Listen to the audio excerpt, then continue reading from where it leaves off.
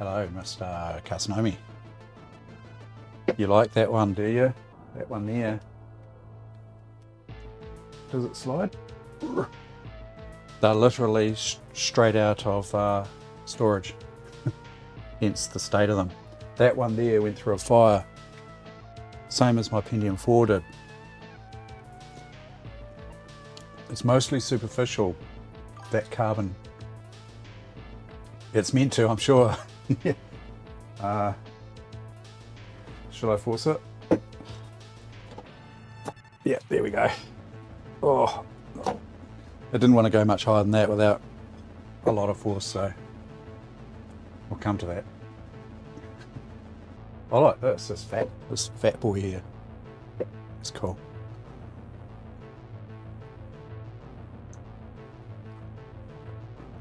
That one on the left there,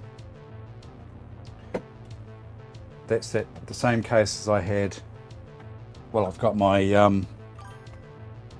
my fancy Pentium 3 in. Well, tan lines. Interesting thing about this one, see that there? It had a piece of paper stuck over the front of it, right? Wouldn't you imagine that if anything, it's going to, you know, like cast a shadow and not do this, where it's actually, you know, yellowed it there, and the rest of it's oh, is it from the paper? So sellotape paper, all sorts of stuff you just shouldn't put near them, right?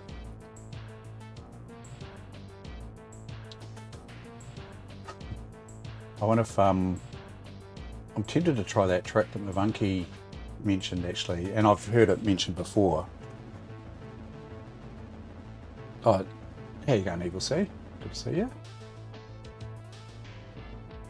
Oh, scrapbooking. No, I don't. I'm not really up with that, but that's a thing, right? Aha, that makes sense. Yeah, that thing that Mavanki mentioned, which I've seen it bandied around before, is put your cases out in bright sunlight for a day.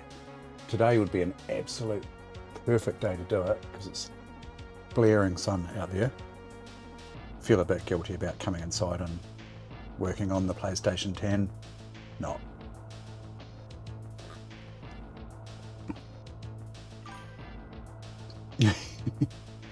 Yeah, scrapbooking, no thanks.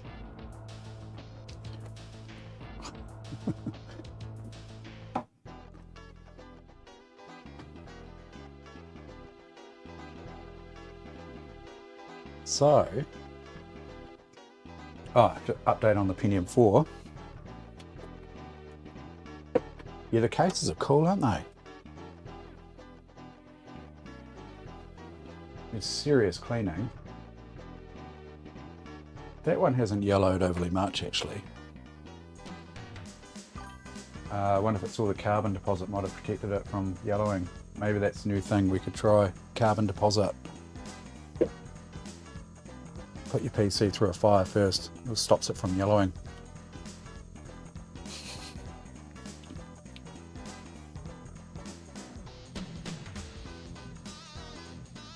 Oh yeah. Oh yeah. So, plan is to whack those on the bench and fire them up. They do work. I haven't tried this one for a while. That actually had a label on it. I had that. That's modern-ish, in quotes. It was running a Hyper-V server. I had it running at home, a Hyper-V server, just to host a couple of machines, probably server 2008 machines on it.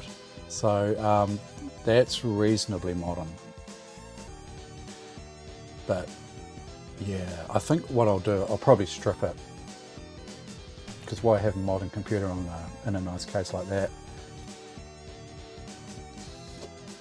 The other two are Pentium 2s, as you can see, one's got a sticker on it.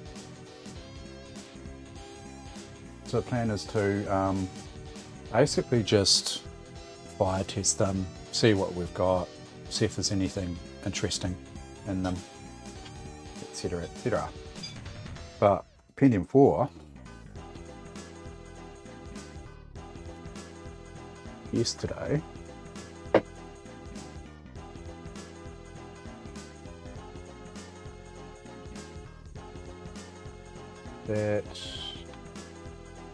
that's the 160 I've got the OS on, XP, and that's a 250 that I whacked on, was it a 250? Yeah, it's a 250 I whacked in there for some data storage. But I'm actually curious to see what the limit is on this,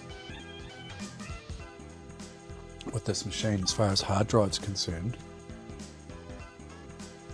Because it's really, I can mount 2 drives in it.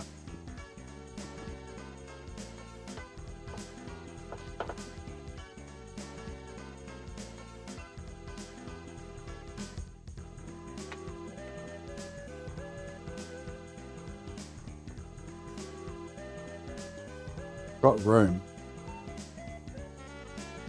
for 2 drives there.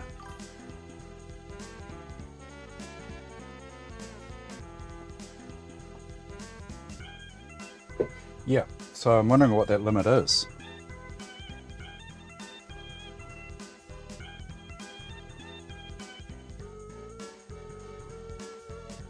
You want to hazard a guess, or you probably know. What's the physical limit of that I can put into that? Because if I can, I'd prefer terabytes. Okay.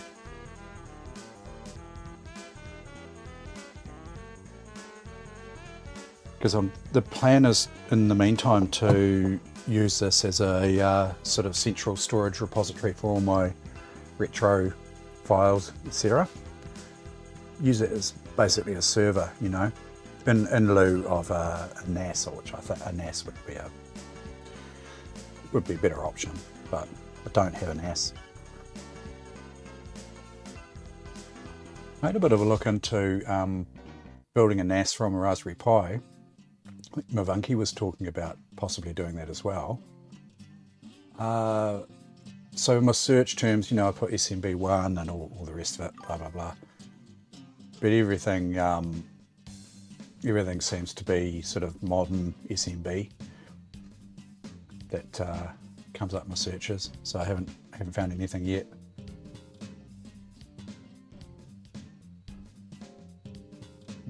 Yeah.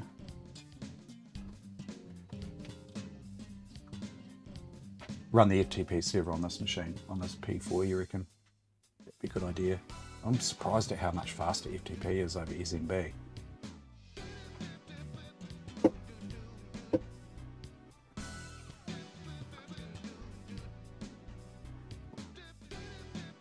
So for all the retro stuff,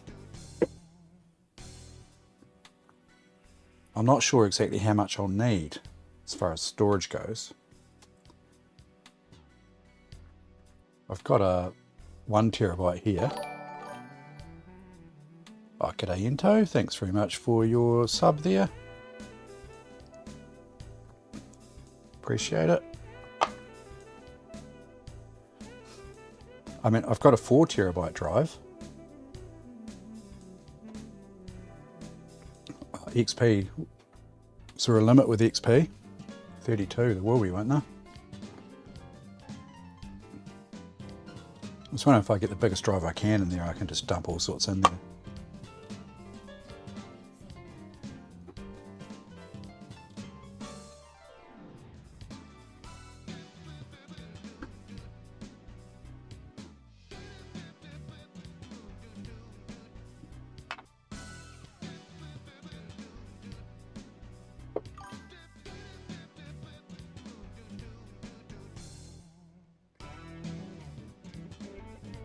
That should be enough then, shouldn't it?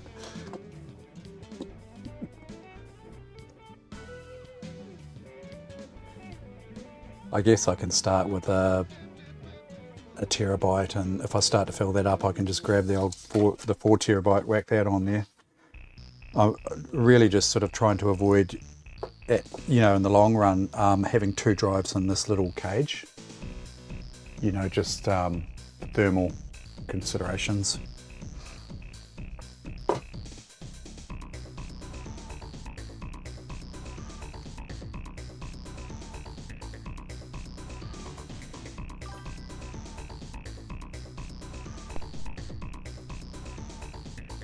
Oh, the fan.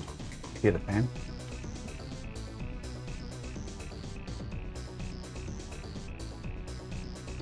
This is my noise cancellation. Hang on a sec.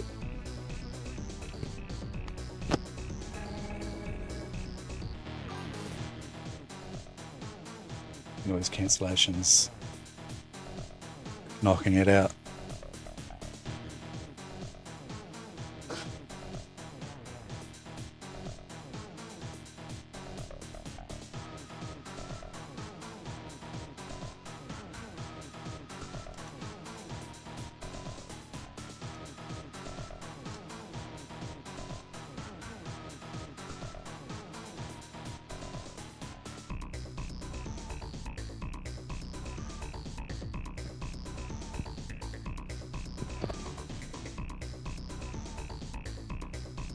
It's definitely detecting 2 gig there.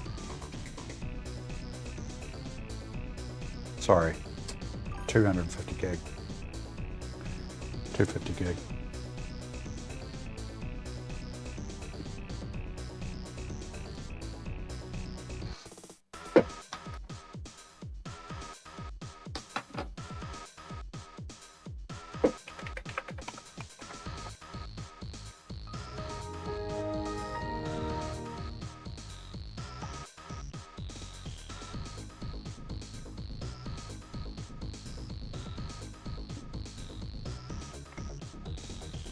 This drive's had a Fedora install on it, this 1 terabyte, so I'll just be blowing that away.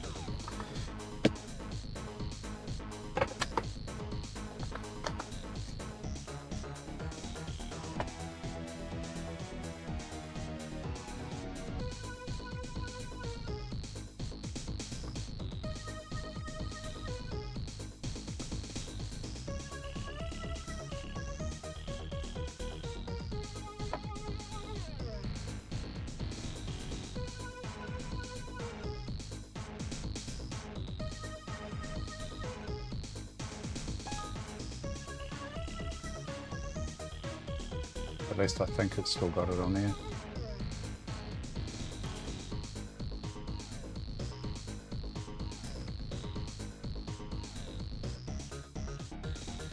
Oh, I see, it's a backup.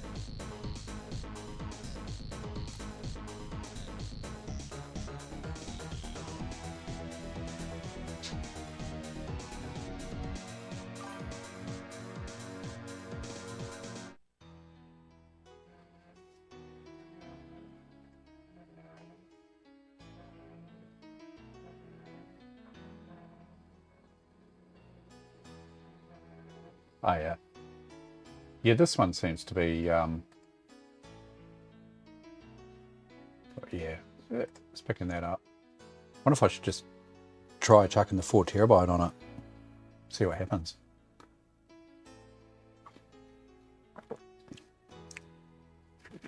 I'll be right back.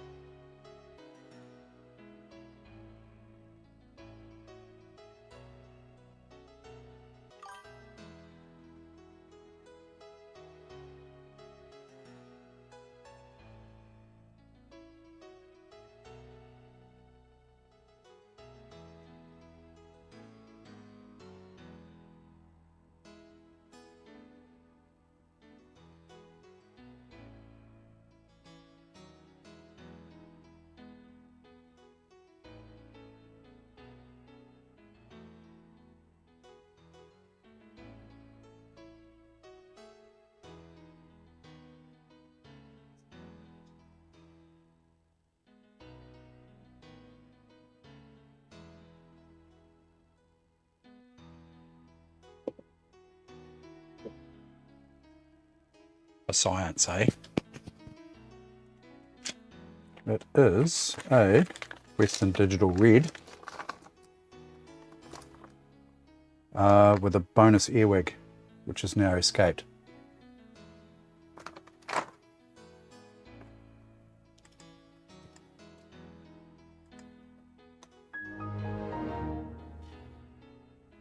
Oh, might have to resort to fan in a minute.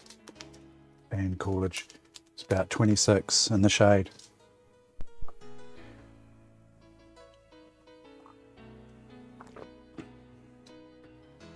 Summer has finally arrived.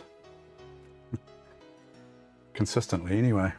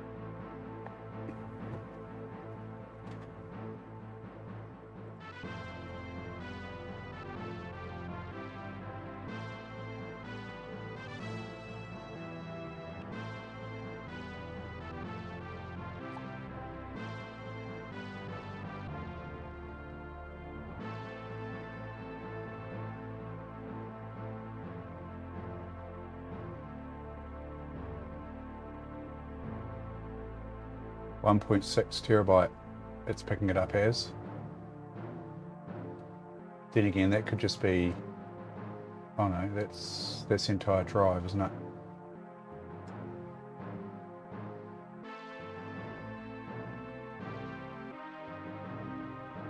Yeah, so that would be a waste. I'm not going to dick around too much trying to get it, patch it to work at this stage. I'll just put that 1 terabyte in the meantime.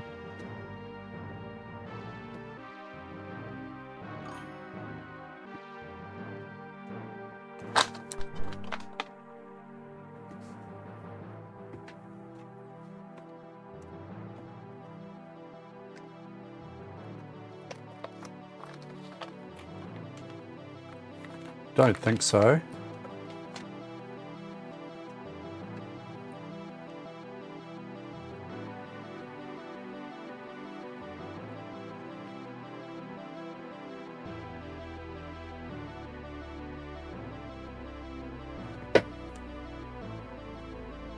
And that's my 40 that's apparently failing, although not 100% convinced. That one there.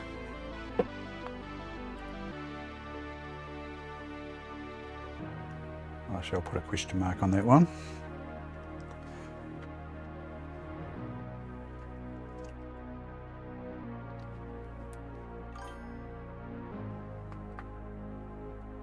Oh, does it? This part. Okay.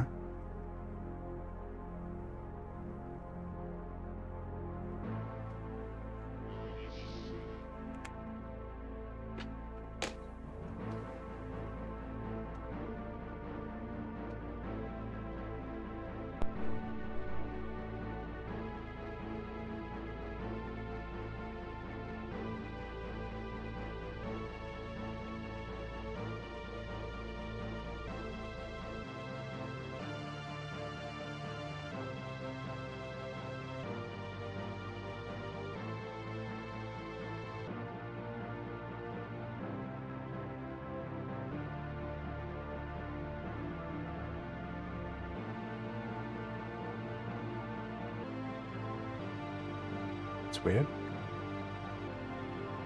No power. There we go.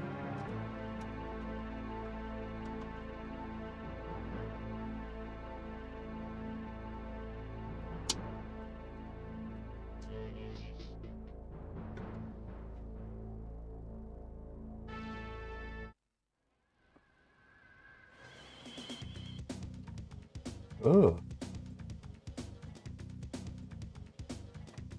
Got a little, I've got an LED on the motherboard that is just flickering now. I wonder if that, I think this power supply is shit itself.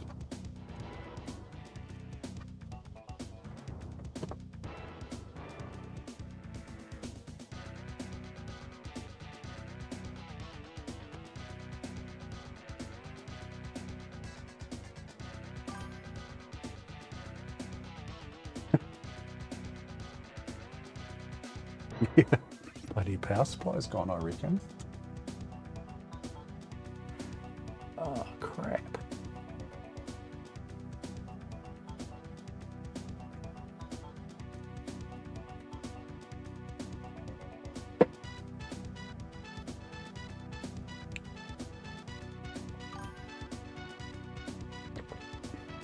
You could have, but I prefer to not have smoke and sparks. Okay, well, I've got to get that up and running before next Battlefield session. Then again, Battlefield will run on my P3, won't it?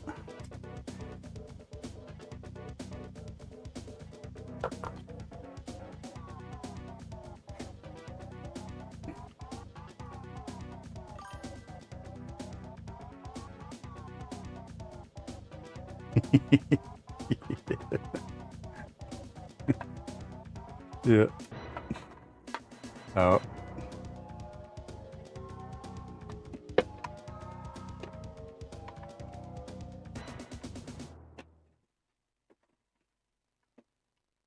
That can go aside for later. A later repair. I don't have a power supply handy. Temporarily pull something out of another machine, it's no worries.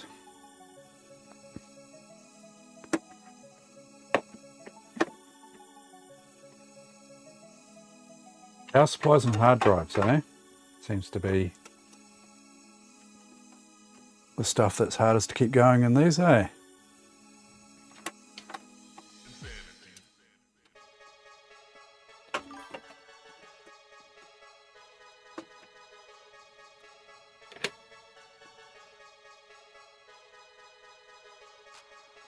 I wonder if it didn't like that 4 terabyte drive.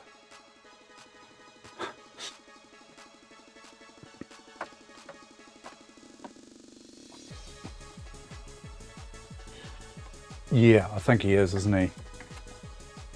Playing it on a P3, sorry.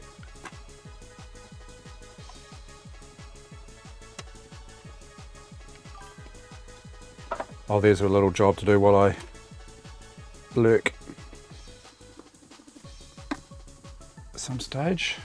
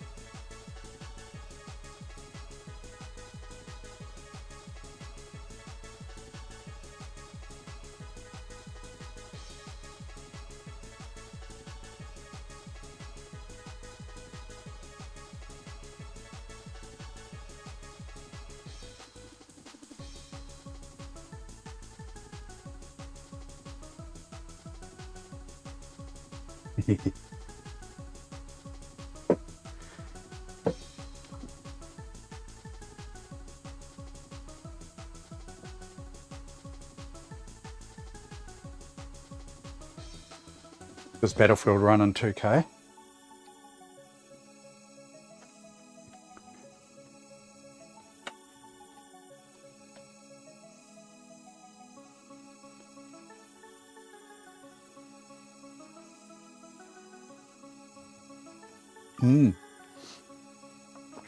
Oh yeah, that could be a laugh.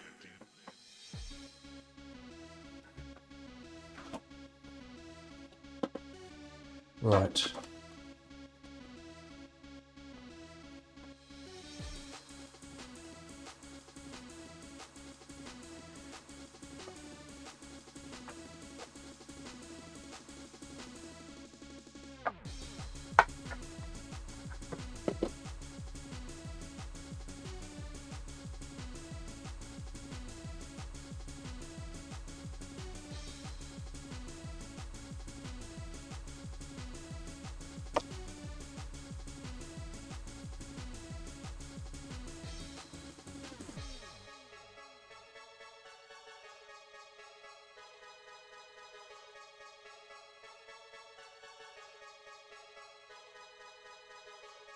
Probably shouldn't use the Amiga as a workbench.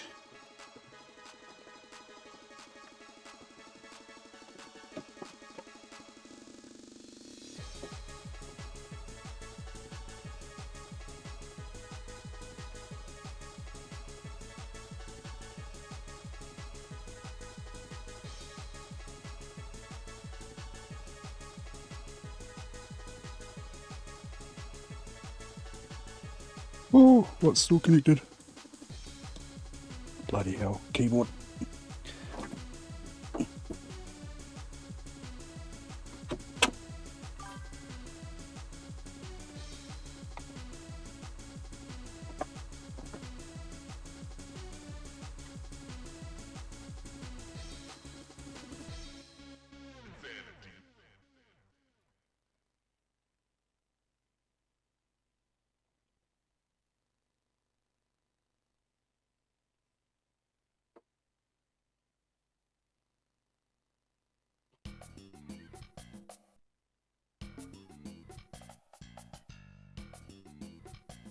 Yeah. Yeah. Using other computers as workbenches. Is it? It's probably not ideal, but anyway. Curious to just get this big beast out of the way. The more modern beast, I'm kind of curious.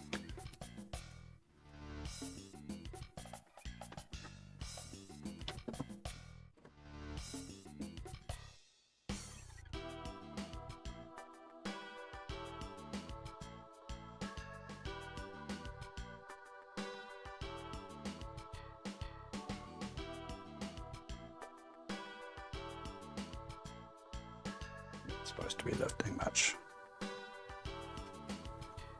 Anyway.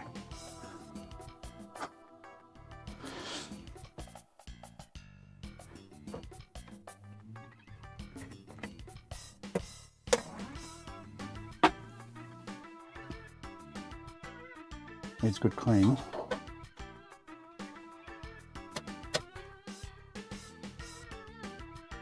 I can see DVI on board, VGA on board, Firewire, 6 USBs, a NIC,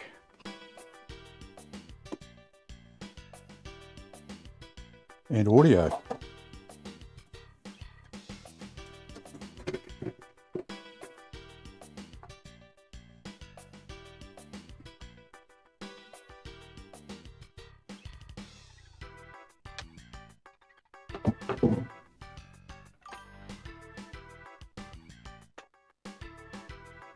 Yeah.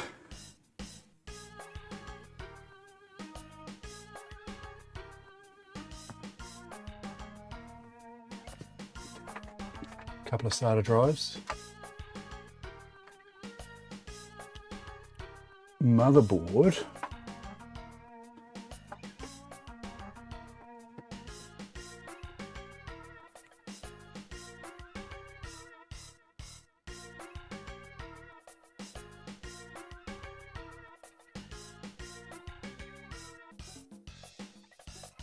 Intel.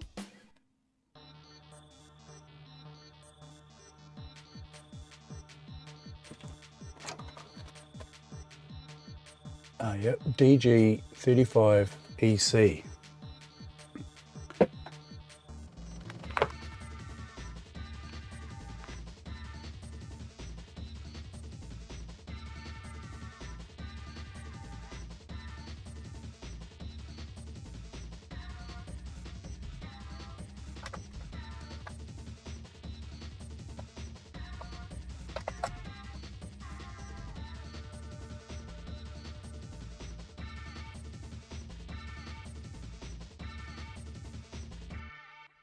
DDR2.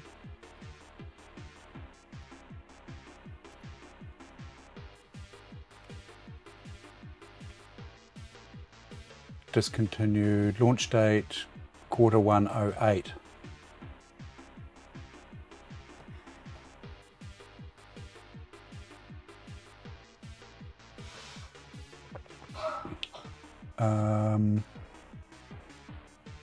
Max memory 8 gig, 4 slots, DDR2 667 or 800, 2 channels, ECC no.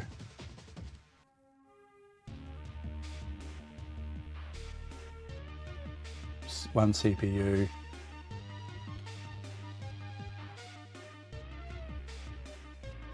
micro ATX,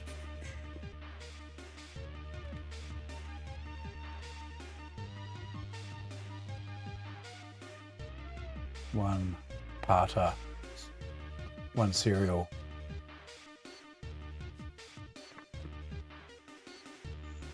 SATA ports 4, USB 2,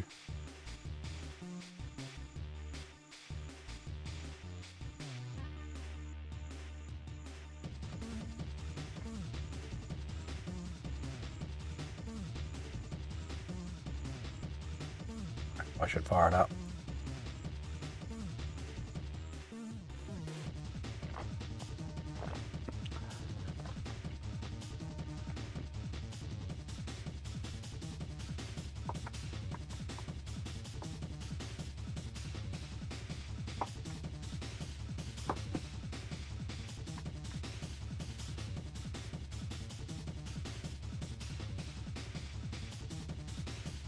Might get sparks.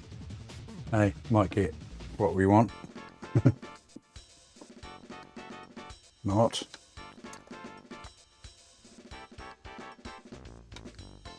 Ah, no point plugging that in. Let's fire test this thing.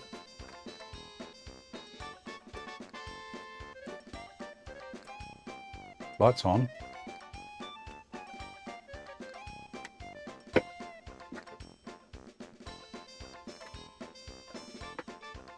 Fan spin. Oh, no fan spin.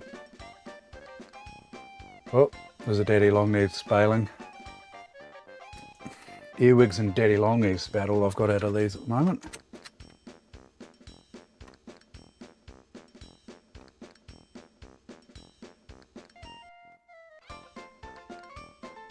Fan spin, then no fan spin. Not a good sign, is it?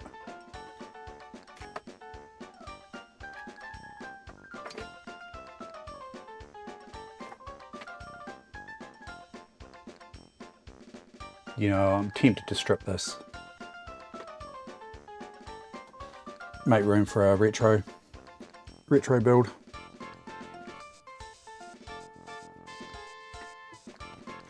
My K6. No, got steady light here. Got steady power. I'm sure that's probably okay.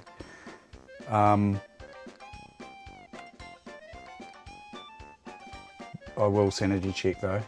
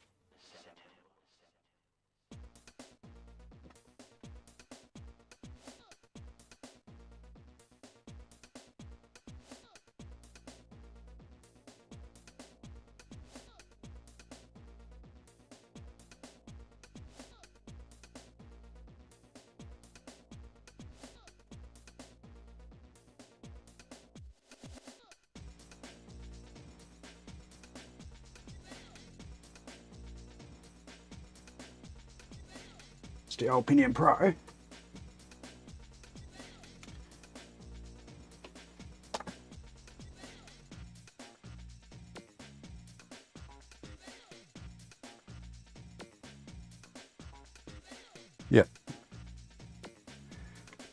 Power's good.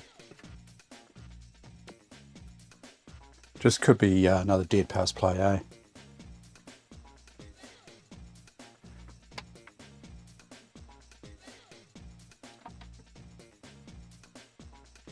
Maybe we'll get one that will spark. We'll see.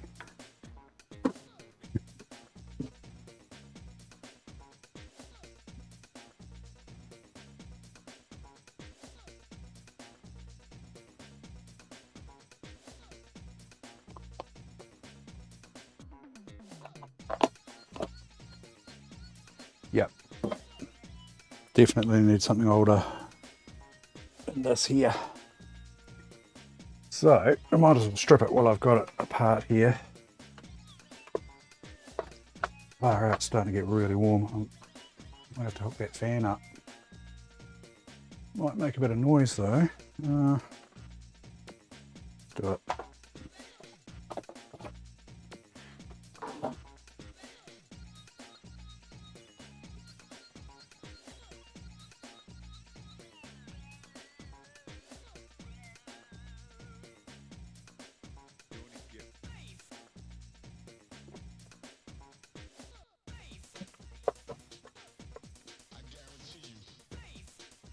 Haven't had to use the fan much this year.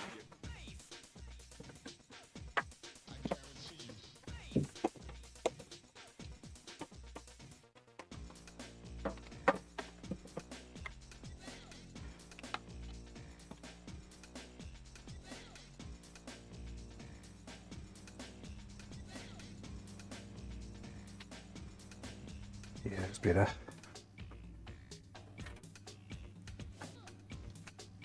Hopefully you don't get too much bloody wind noise.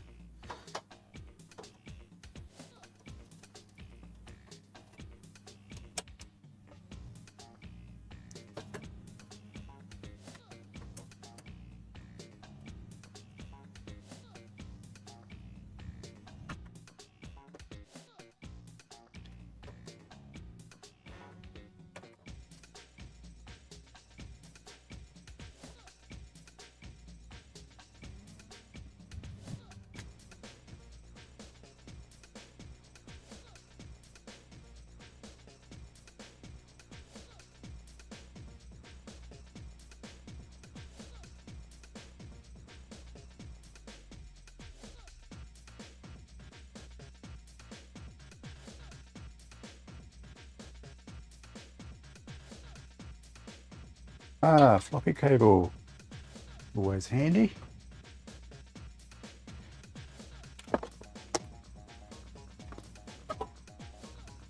A longer floppy cable, always handy.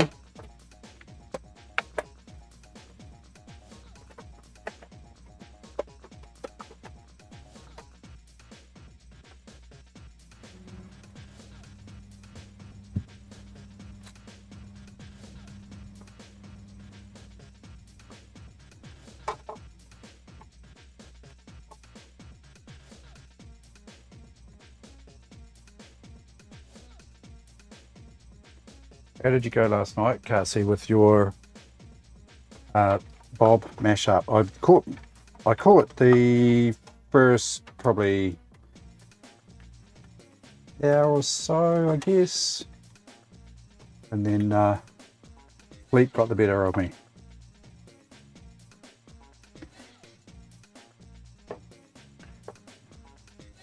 Floppy drive, always handy. Looking a bit crusty though.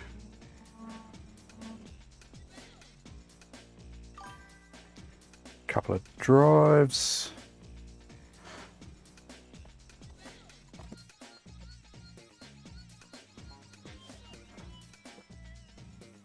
Oh, didn't he?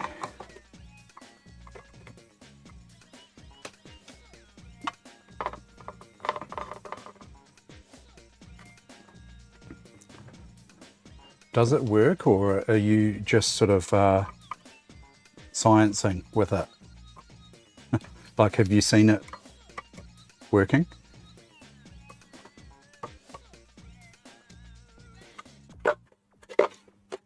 What's this? That's a 250.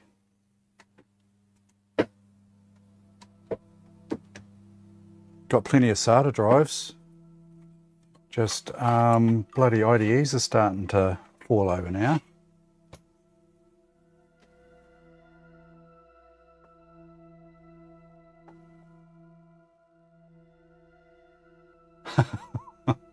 Jeez. Yeah.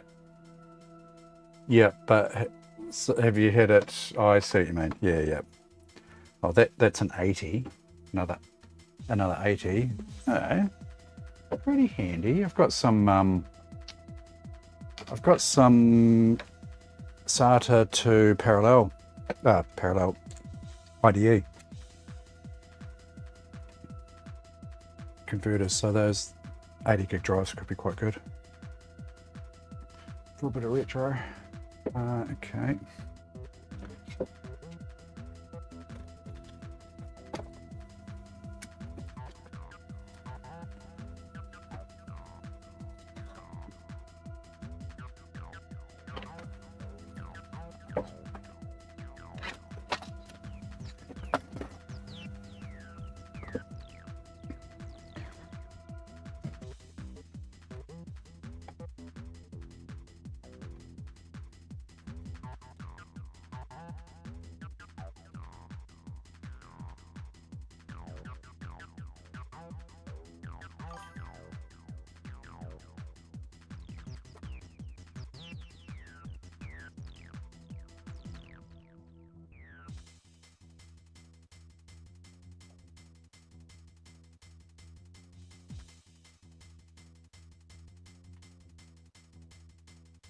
Got the 5.25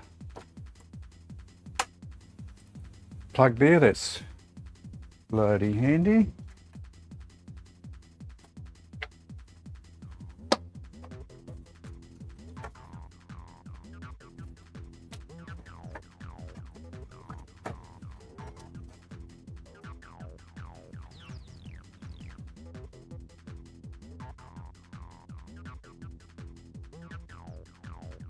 Oh, that's awesome.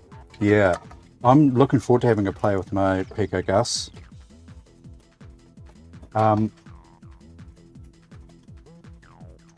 So yeah, it's good to see what you guys are doing there.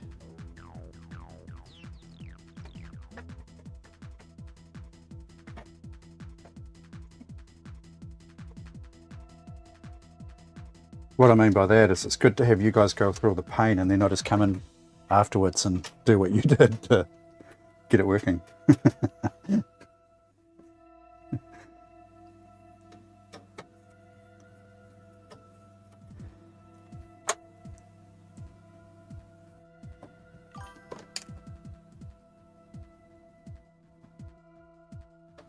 Yeah.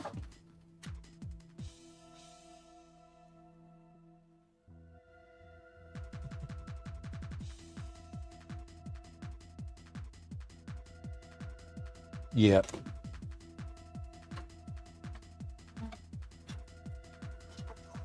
I will remember.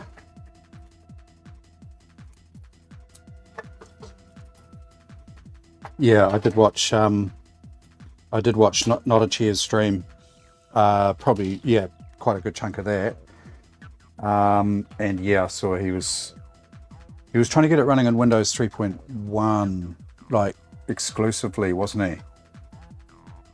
And I do remember you saying there that the original wasn't really designed for Windows. Here we go.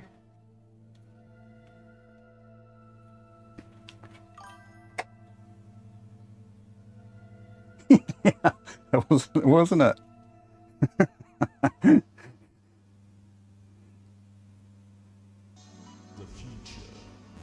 I always worry about being chaotic, but I think it adds a certain charm, doesn't it?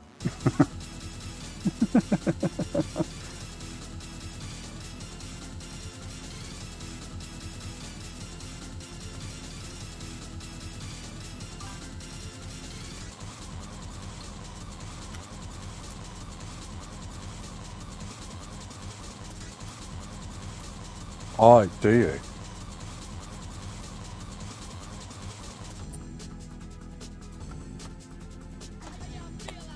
A real Gus.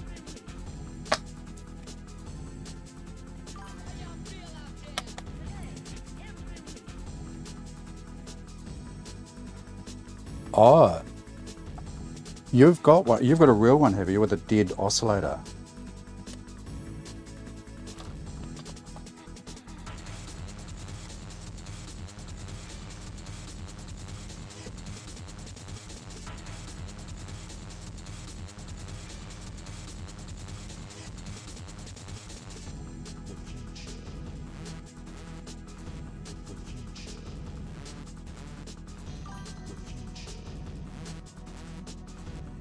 Oh, okay.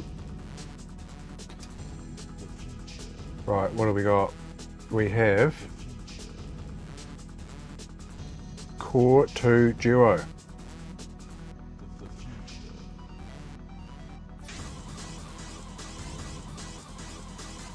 Vista build? What do you reckon?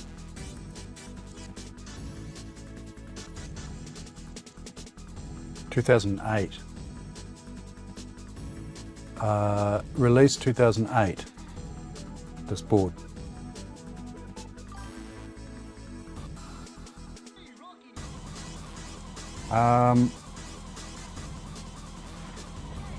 You just clean it off.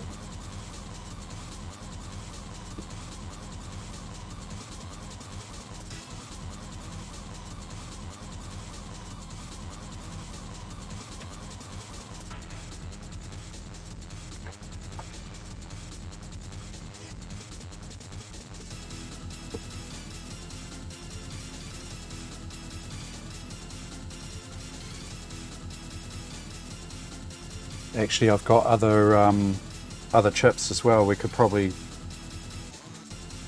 have a wee look at what else I've got. It's a E8200, 2.6 gigahertz.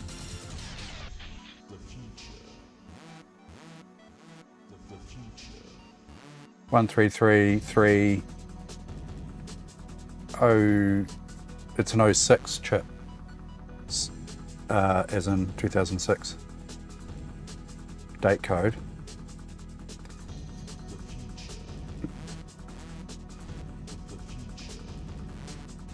That thermal paste is really quite dried up. That, I mean, is it possible that could have caused this thing not to start? It's gone into thermal overload, or it's pretty unlikely, eh?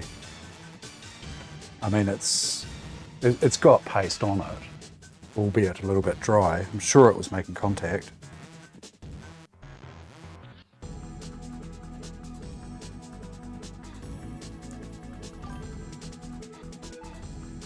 Yeah.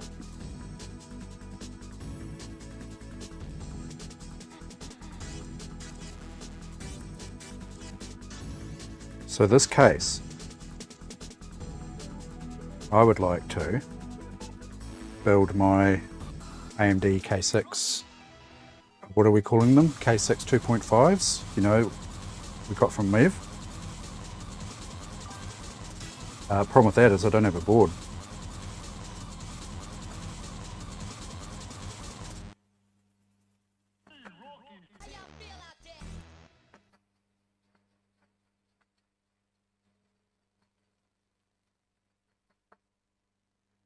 Oh, okay, yeah.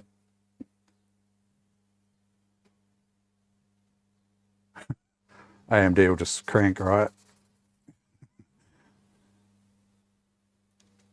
Yeah.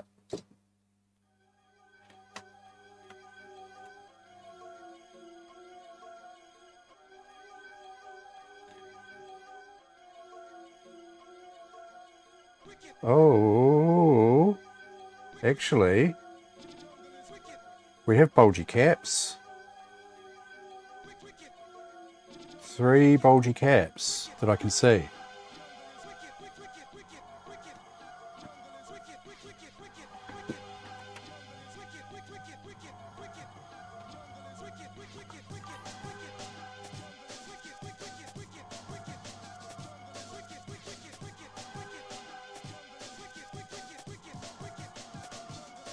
That one. that one, and that one.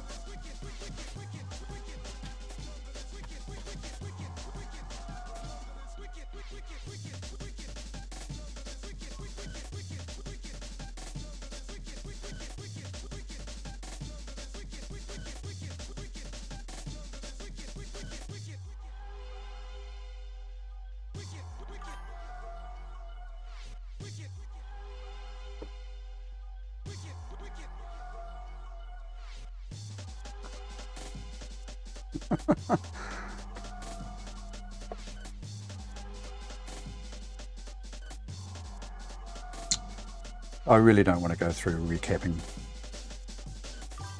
if I can avoid it. Yeah. Yep.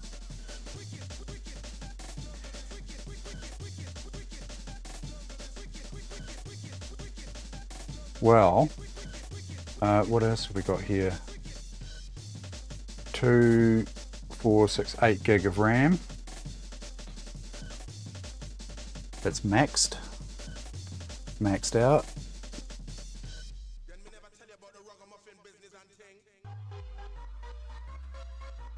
I suspect I've got other boards that I could use for Core 2 builds. So yeah, I'll put this aside as a last resort, recap this.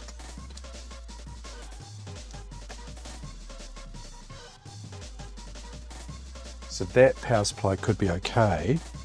In fact, I could build a machine into that case. I'm not sure I've got enough to do that right now.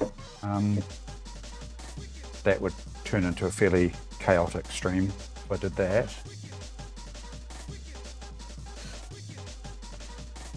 But this actually needs fully stripping and cleaning.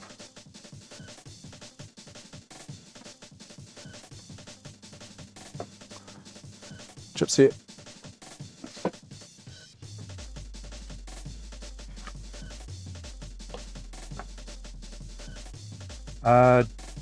DG35 is the model number. Chipset 82G35, graphics and memory controller.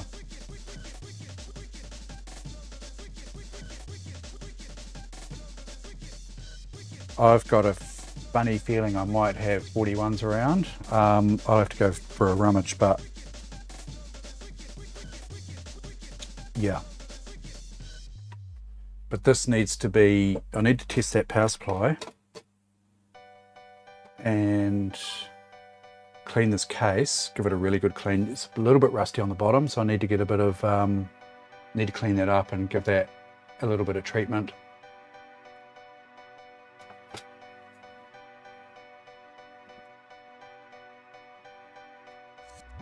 Give it the treatment.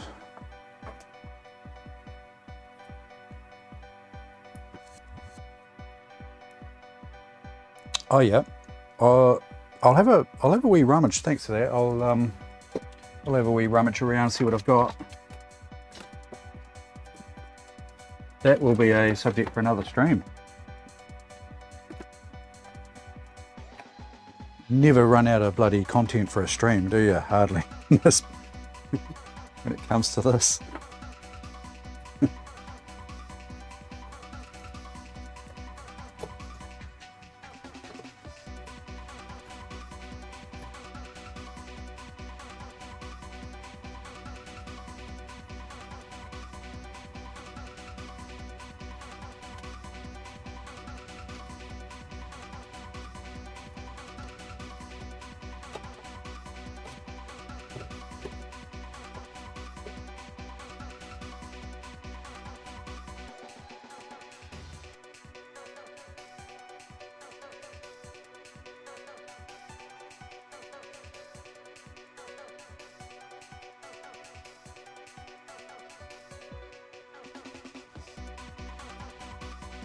ROM drive, DVD, light on, model, LTD-60,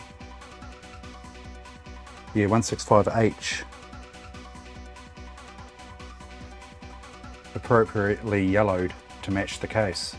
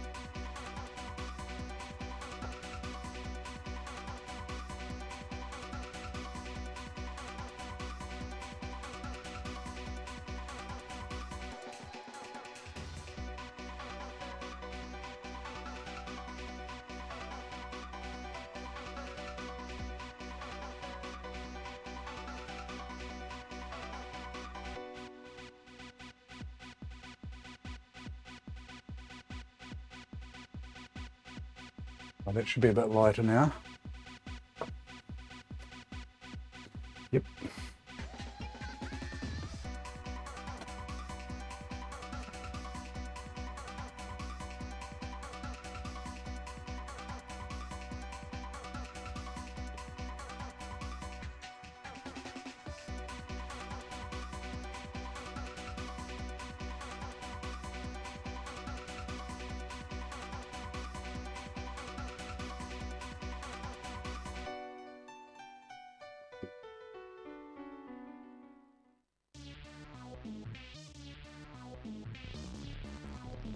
Welcome to Cybernet.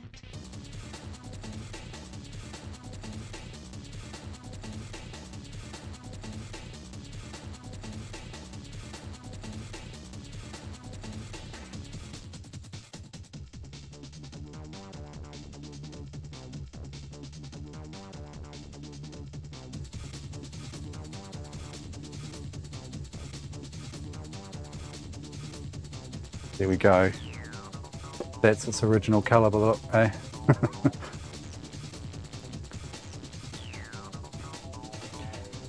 I should do a science experiment, eh, and actually do that trick where they say just put it out into sunlight, high UV.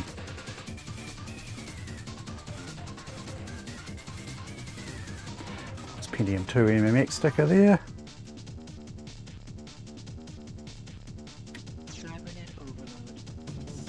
Yeah, I think I've got some silicone spray here somewhere.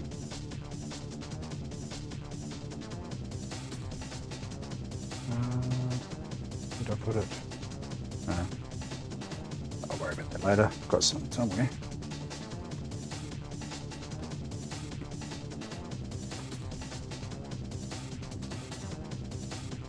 Oh, it's in the work. Ah, that's where it is. Oh, worry about that later. So just let's have a wee look, see what we have here. This one didn't go through a fire, which is always handy.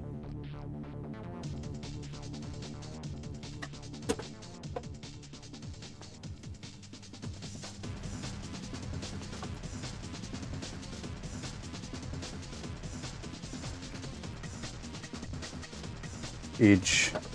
I see an edge sticker. What do we got?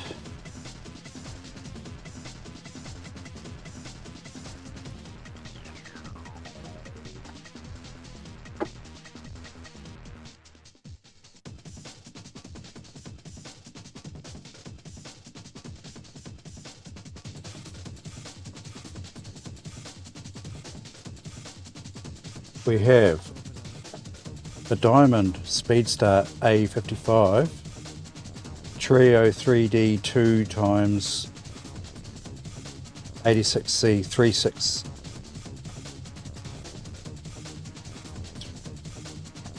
86C 368.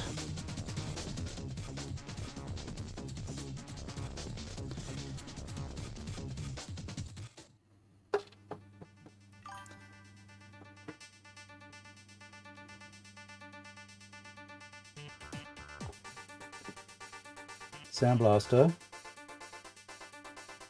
CT 4170. I think that's fairly common, isn't it?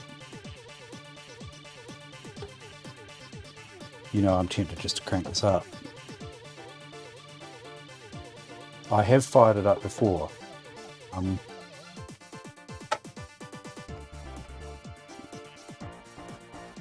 years ago.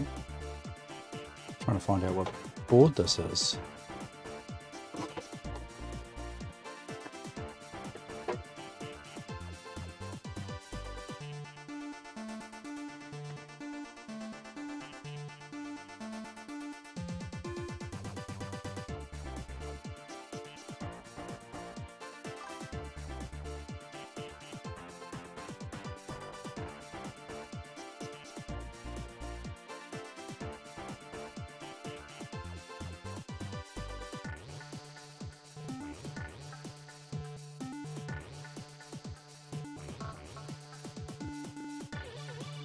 Lowest HGP, yeah. Horrible.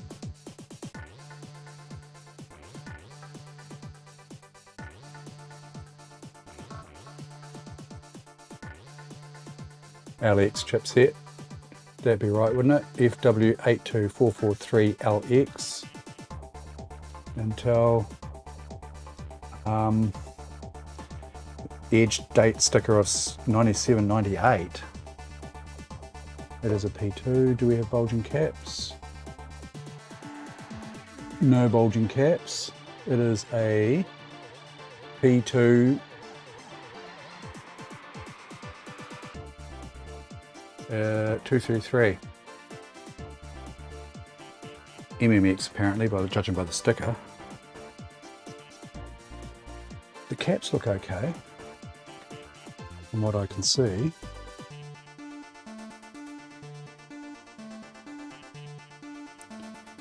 I can't see any sort of model apart from Rev.A1. And I don't know if I really want to go digging too far for it. We'll boot it A and see.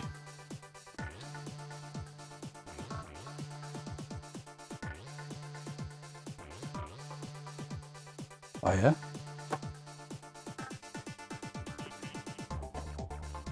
Now I did see Mr. C talking about building a nice Pentium 2, and he was talking about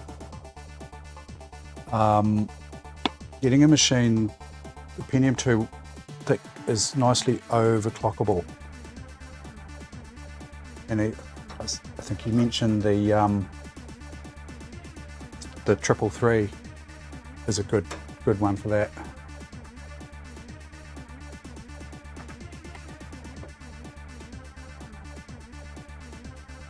It's got a nick.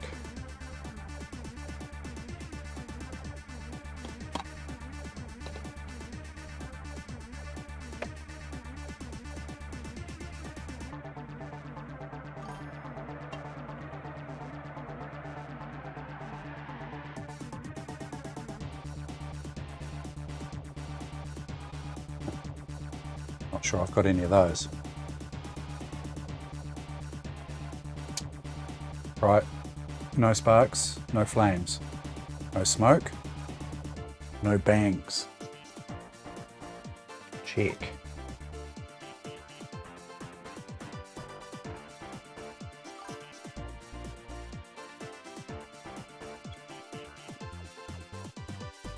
Hard drive spinning up. Oh. Ooh, we've got a dead drive, I think. Oh no, we've got more than that.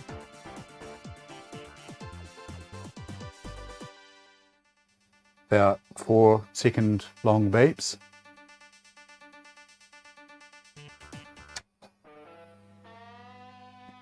Oh God. What sort of hell is this? Oh, I can see a chocolate box terminal. You know? You know what I'm talking about. What it is.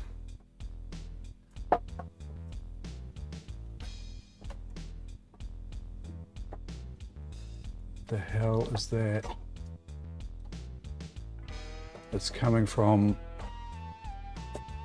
it's been spliced off the hard drive power and is feeding, oh my god.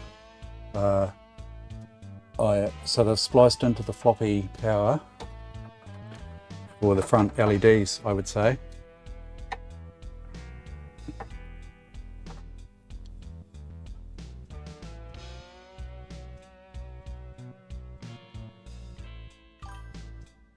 Yeah, I think that's what they've done.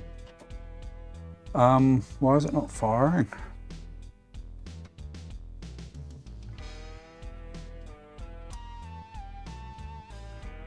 Let's remove that hard drive power.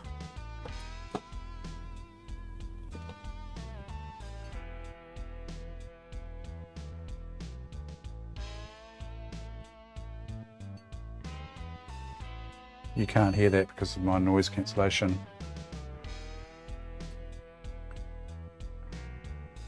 Long beats. I'll probably just reset that RAM, reset CPU, take cards out. I'm going to hazard a guess. I'm going to go for the, well, it's not so easy because it's under the power supply.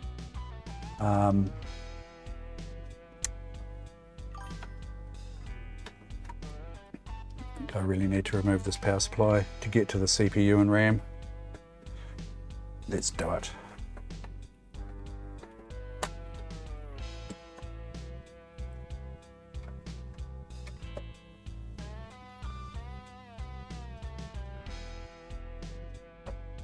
Yep, okay. I'll get you the...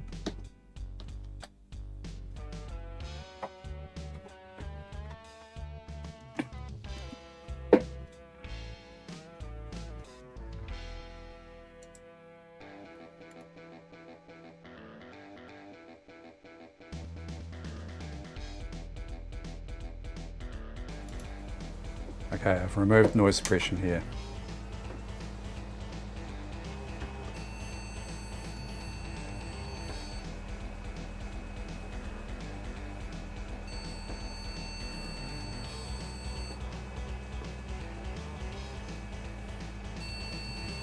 Can you hear it all right? Something's...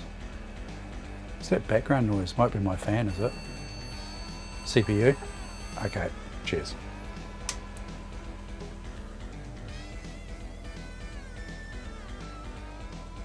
That might be back the fan noise that I can see is coming through that mic.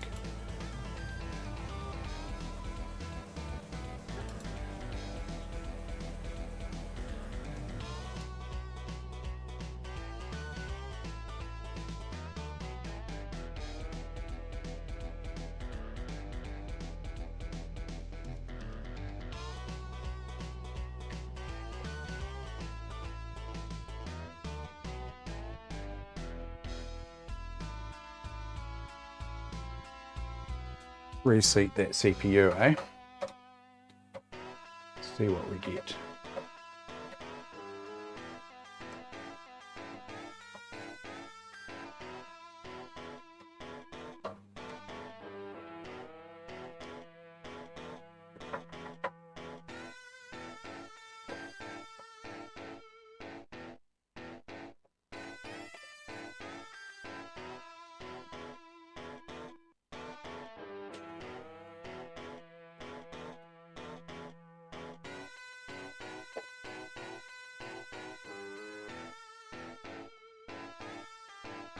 Oh, what a shit case. Look at this.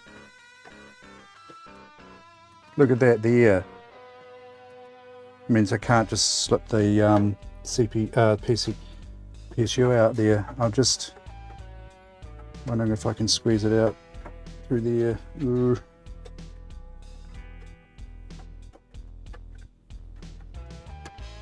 What a turd.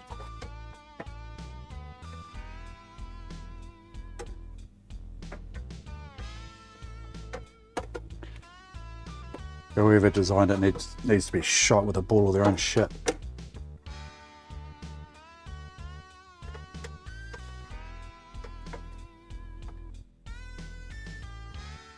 I might have to move the CD-ROM forward to get, might get a bit there. Was the style at the time, arseholes.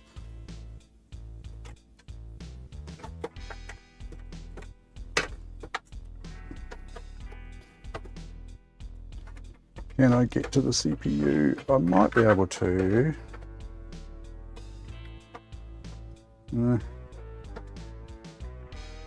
Damn it.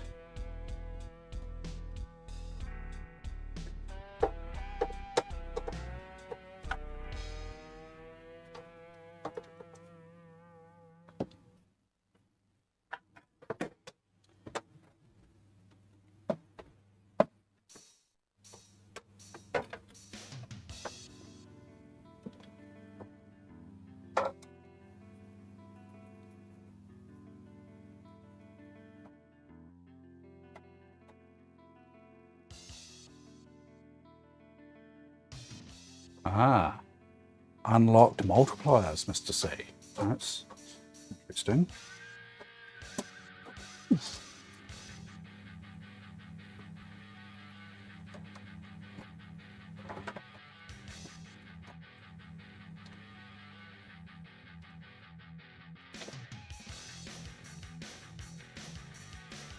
Are we going to be able to talk you into coming to the Easter meetup, Mr. C?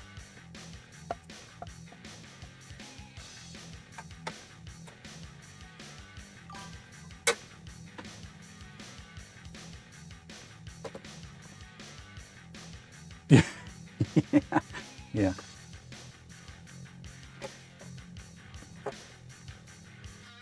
Yeah. Yeah, Mr. C.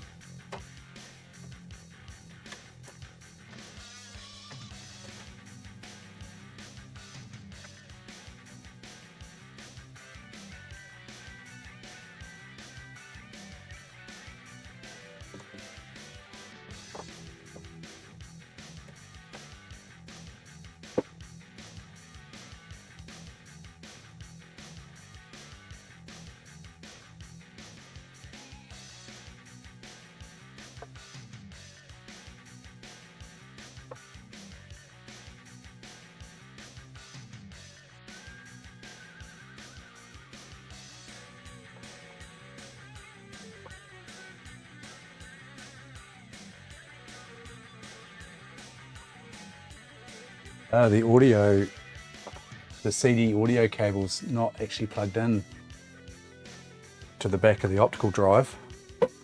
It's possible. Oh, that's good.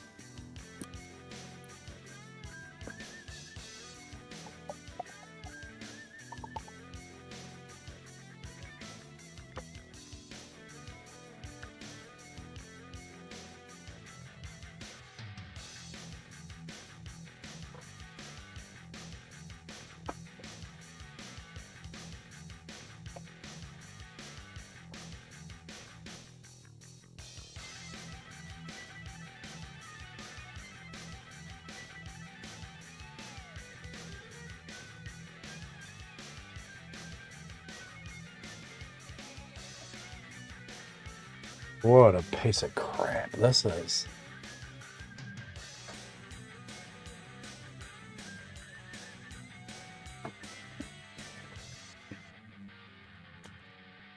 Might have been the style at the time, but geez.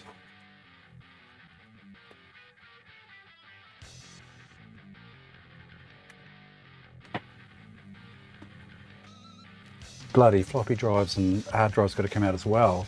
I don't remember them all being this bad, or not. I know all of them, but far out.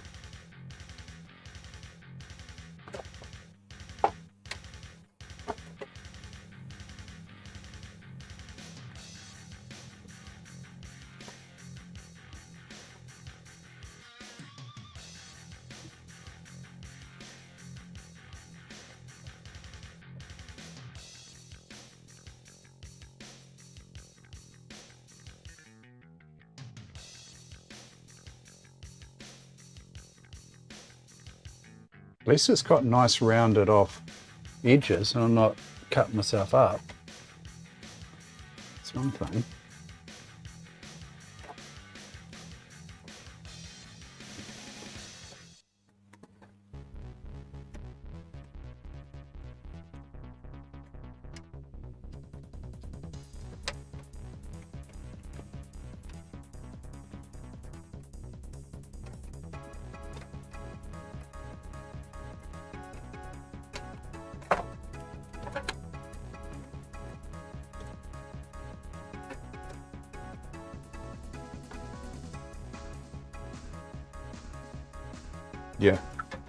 But even those other cases I've been dealing with, right?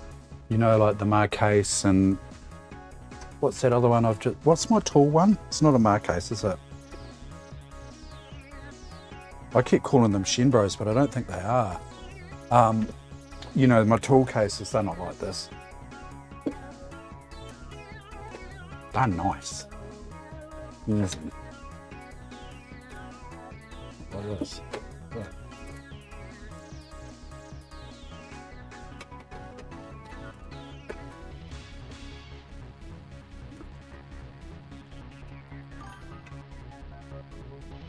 They're my cases as well. What am I? Oh, yeah. So that what I built the Pentium Pro into, that's my case. That's a little baby. And so the tall ones are my cases. I like the my cases. They're nice. I do not like this at all.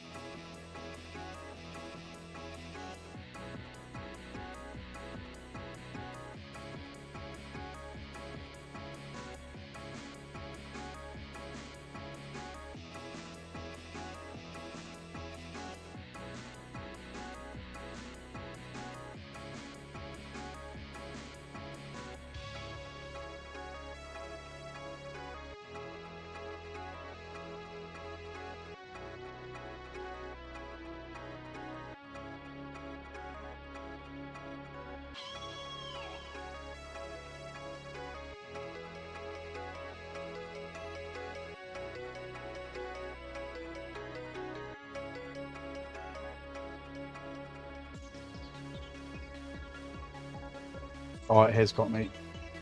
It did get me.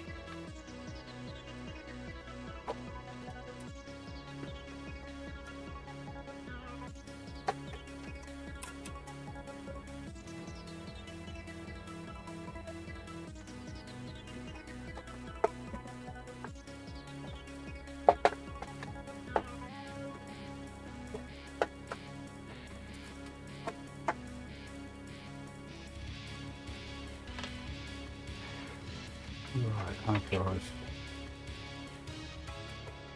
Max Tour.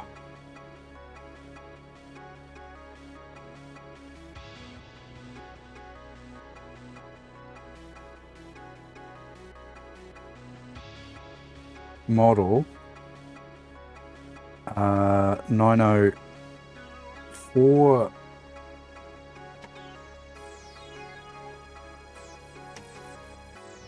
492D3 8374 cylinders, 16 heads, 63 sectors. If you do the maths on that.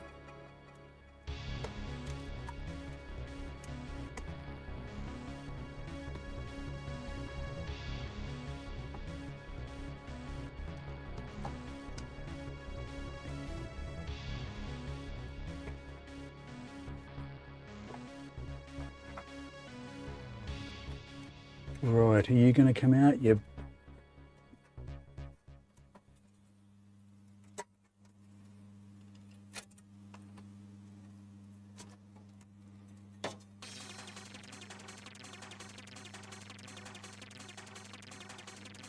I suspect you'd be able to change the RAM without doing this, but that's touch and go as well. Take your brain into another galaxy, without existence, without memory, breaking it down for y'all. Breaking it down for y'all.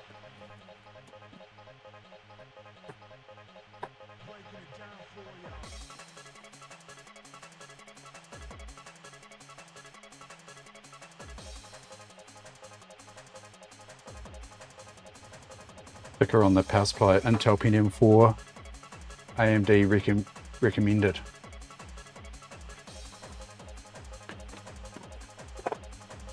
Hyena.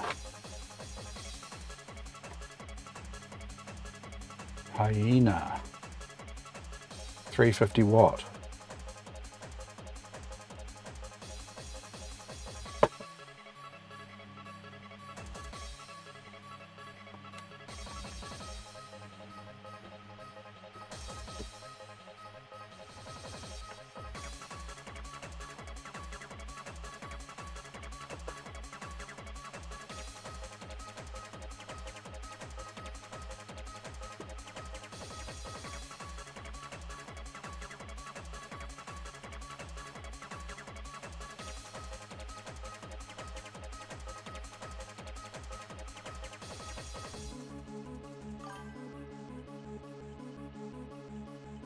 Magic smoke guarantee.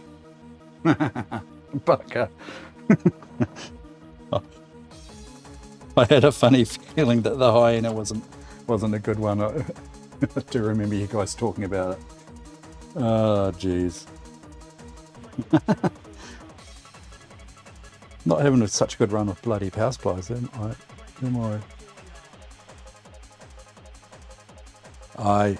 Yep. I'll see if I can find another power supply.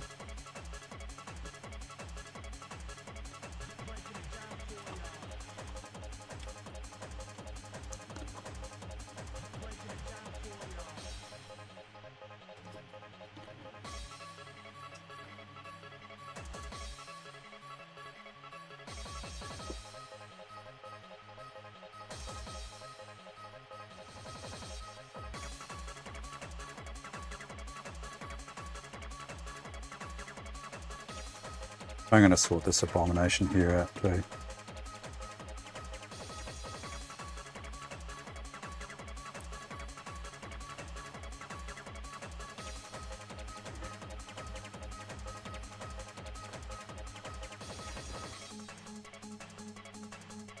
Oh, I do have a... do I? Ah. I'll be back in a sec. Guys, I'll just go and have a look for this power supply.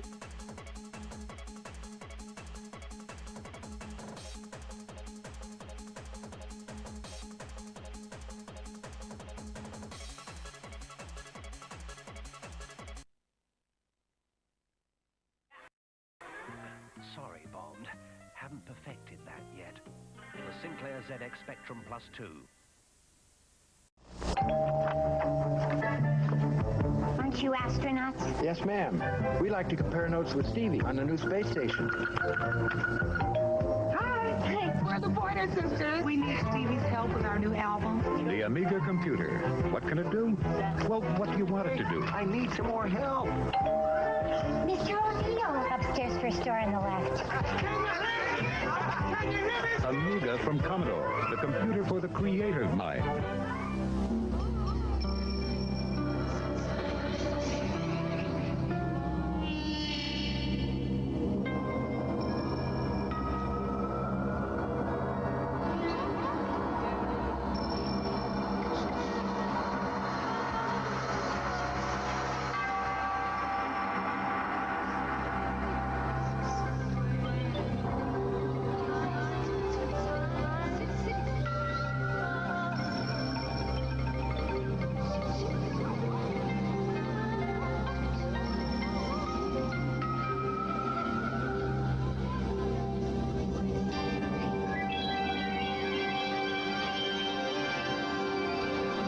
Experience the mind unbounded.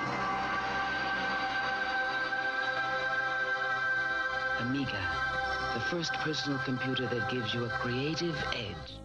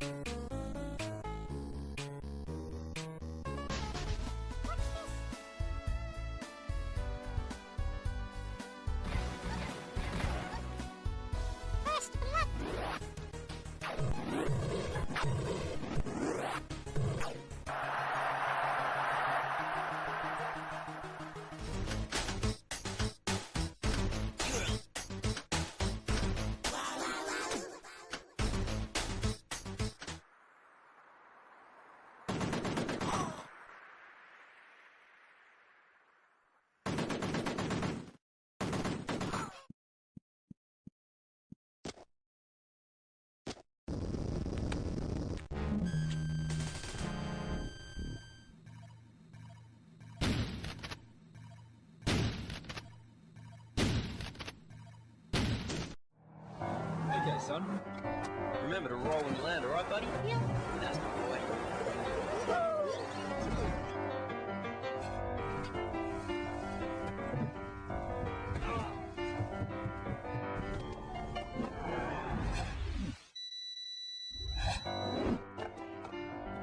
Dinner ready, honey?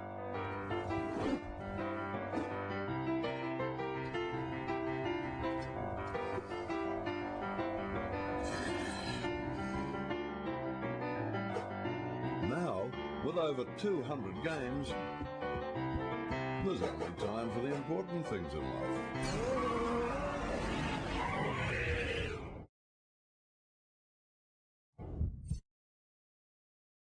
Microsoft, ready to play. From the co-designer of the hit title Civilization comes Age of Empires. From the Stone Age to the Iron Age, experience 10,000 years of amazing discoveries as you build your tribe into a great civilization. Will you explore new lands, amass great riches, or conquer all in your path? You choose your favorite form of world domination. Age of Empires. Are you keeping up with the Commodore? Because the Commodore is keeping up with you.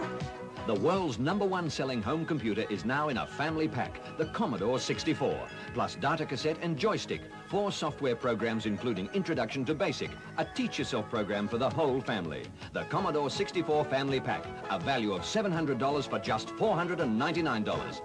Are you keeping up with the Commodore? Because the Commodore is keeping up with you.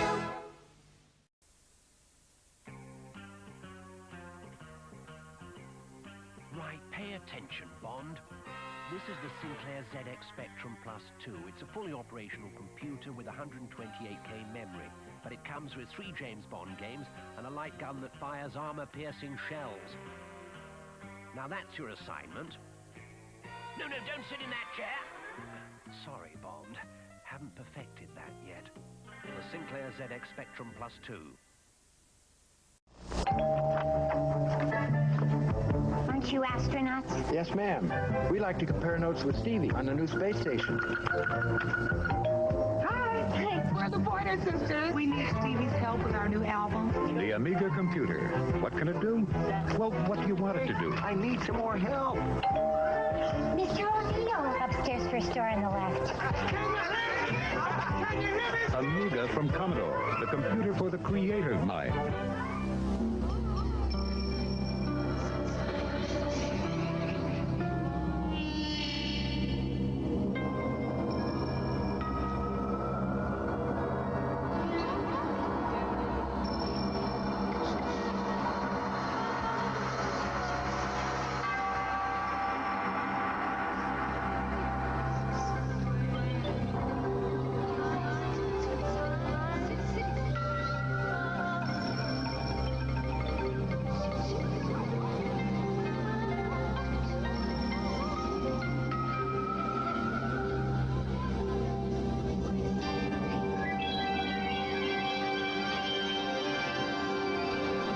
Experience the mind unbounded.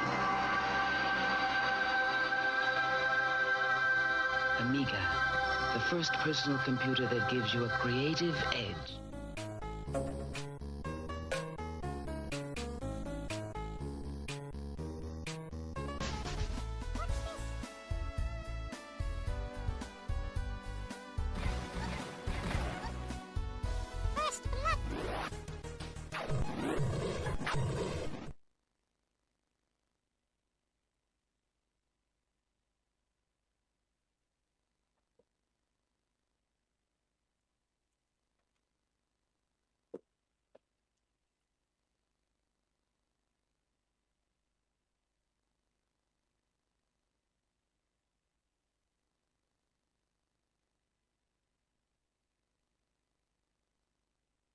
Modern,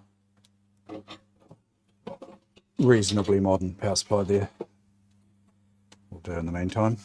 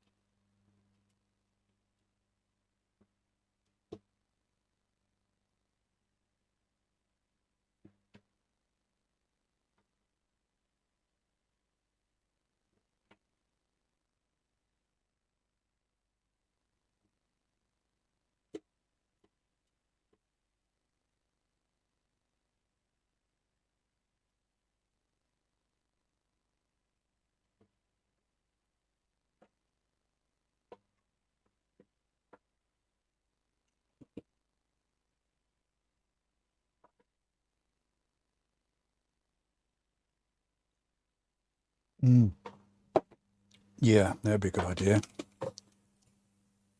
Make that Molex.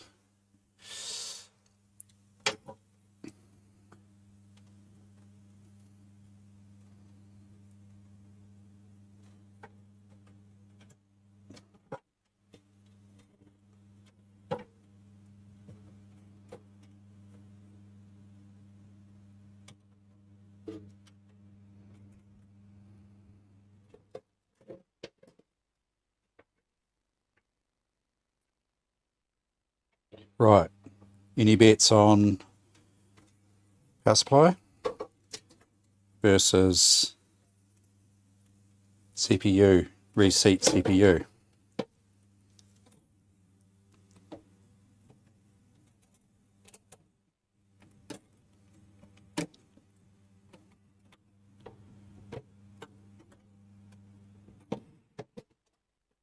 Or both? Or neither?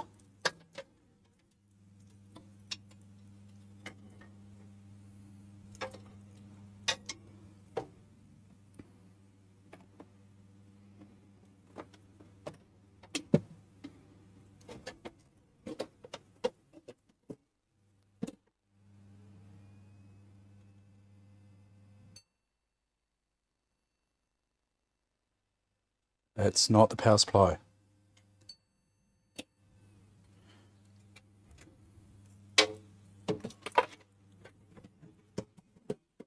Long beeps again.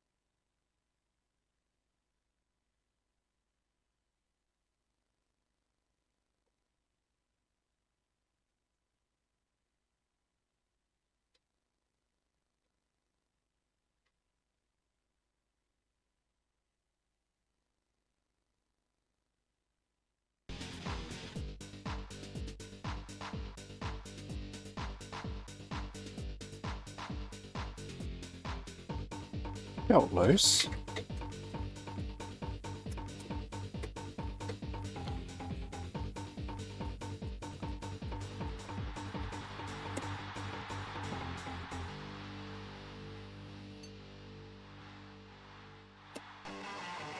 No.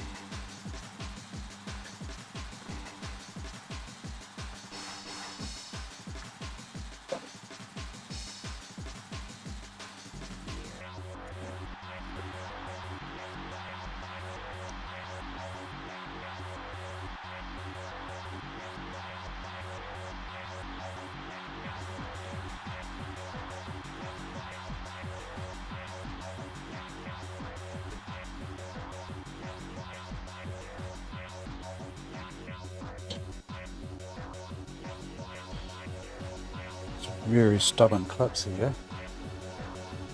Ooh. Extremely stubborn.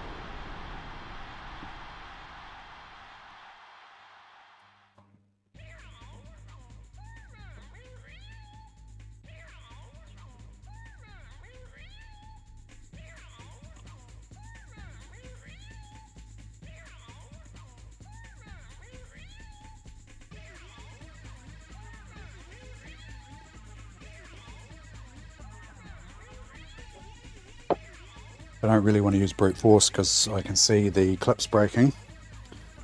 You're probably familiar with these.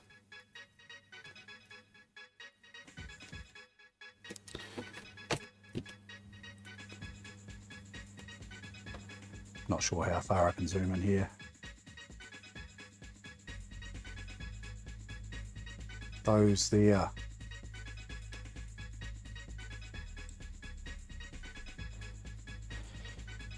I know they should just pull back, but I'm having to use a lot of force and they're not budging.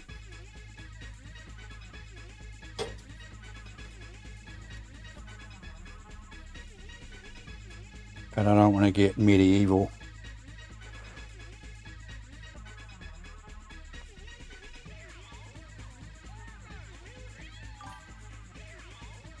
Be belligerent.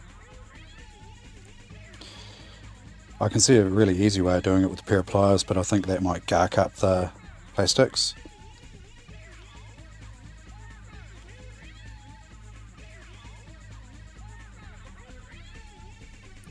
And I don't think I've got the strength in my fingers to do that, to actually push it back. Oof, nope.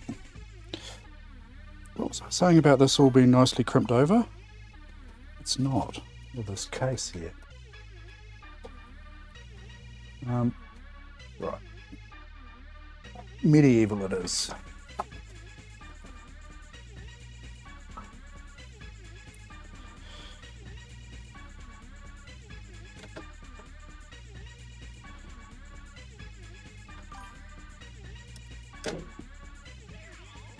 I got it. Jeez.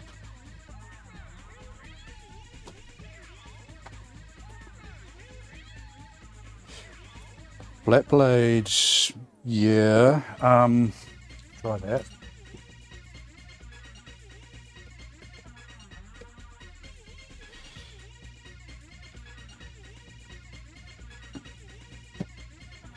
Just can't really get a good handle on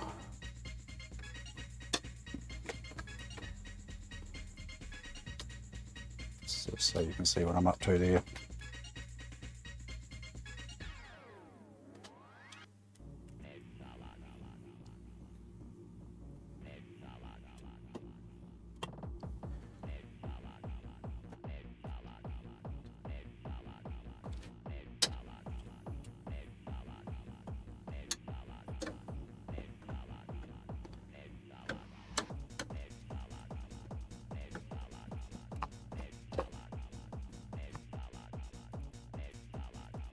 Ooh.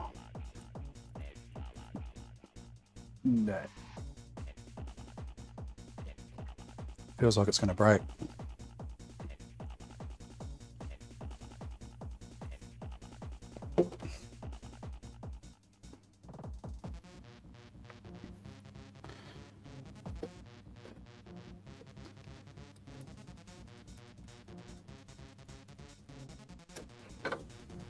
Yeah, pliers work.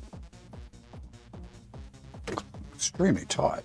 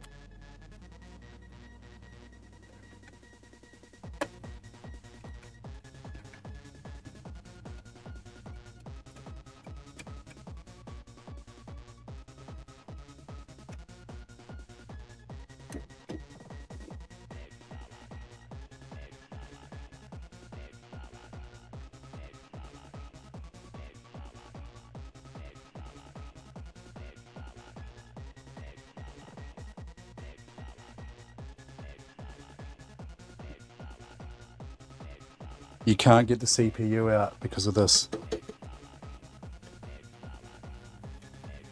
You can't slide the board out because it's not on a tray as such, not a slidable tray.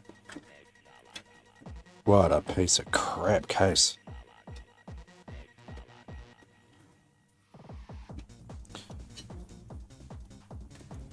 My temptation would be to cut this whole piece out, but I'm not going to do that. I'll leave it original, but jeez, what a piece of crap.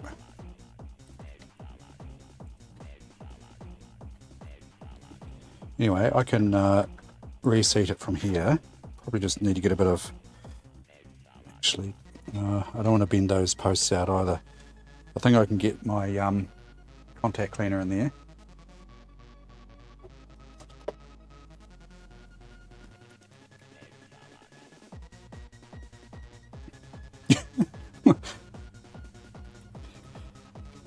Not my favourite case in the world, Kelsey.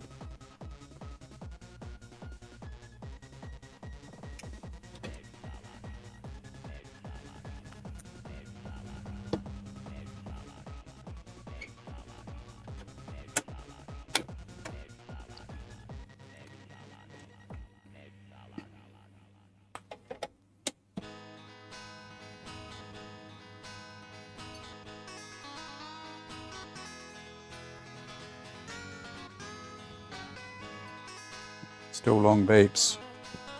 Let's try RAM.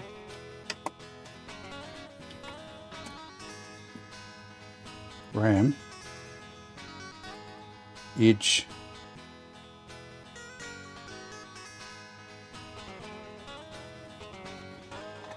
And of course I don't have a graphics card in, which I'll just shove back in case it's complaining about that as well.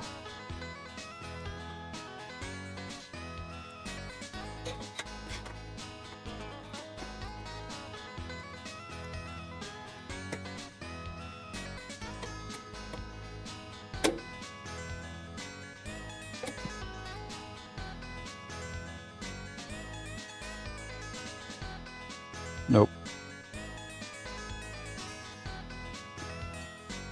Long beeps.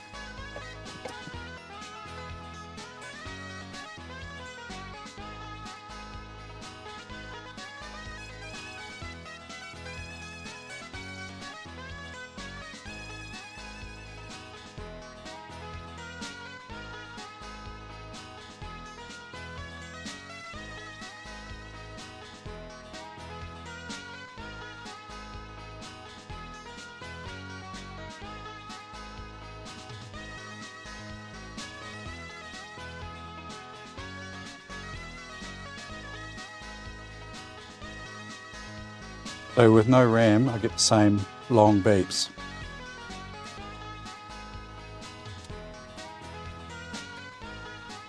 So, which would point to the CPU, wouldn't it?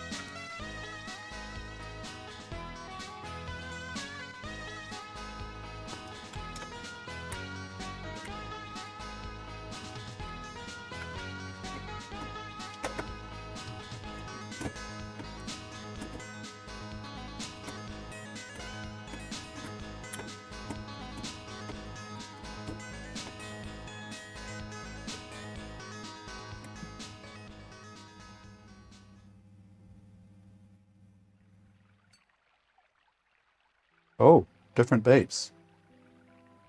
Long beep, dirt, dirt, dirt. Different beeps.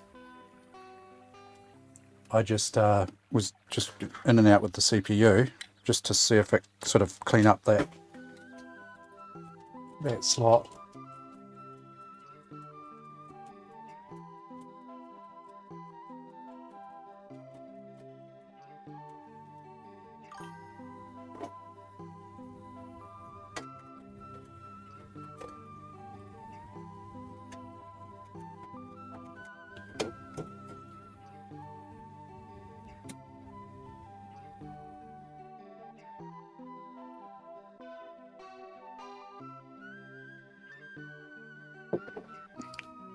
Beep.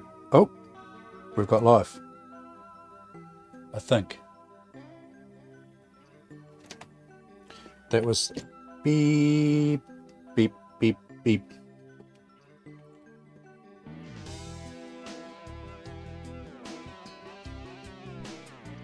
Yep, we've got video, I think.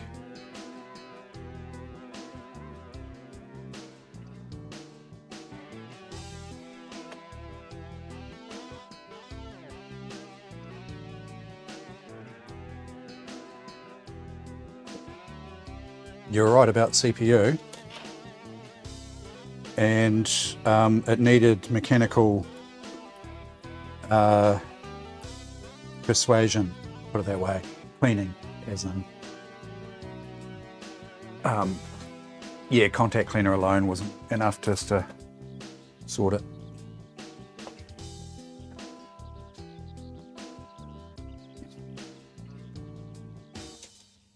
Interesting thing though is it's coming, the machine's just turning on, you know, when I apply power. I don't have to hit the power switch.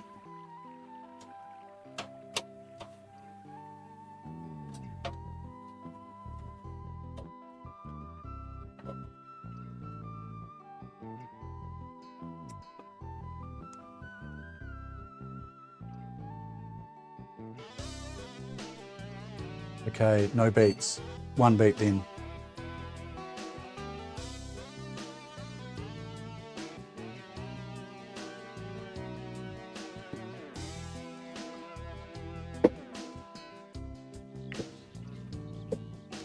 Let's chuck the hard drive in just for shits and giggles, eh? See what happens.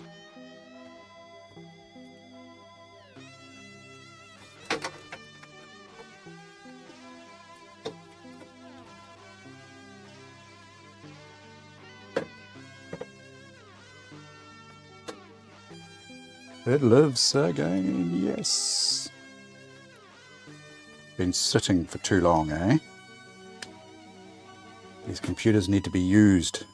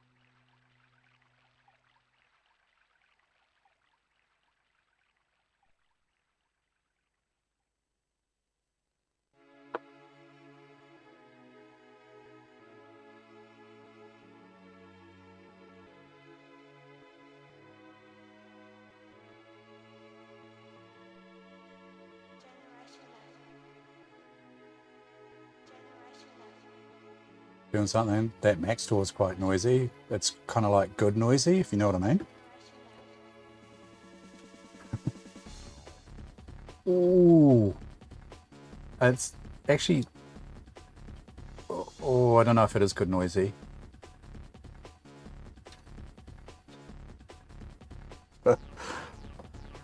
I need to get you that. The sound of that.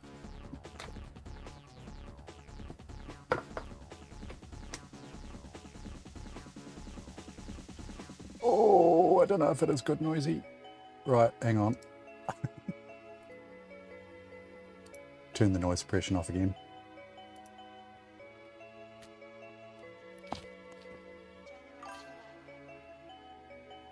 It was a little bit more than rattly just then.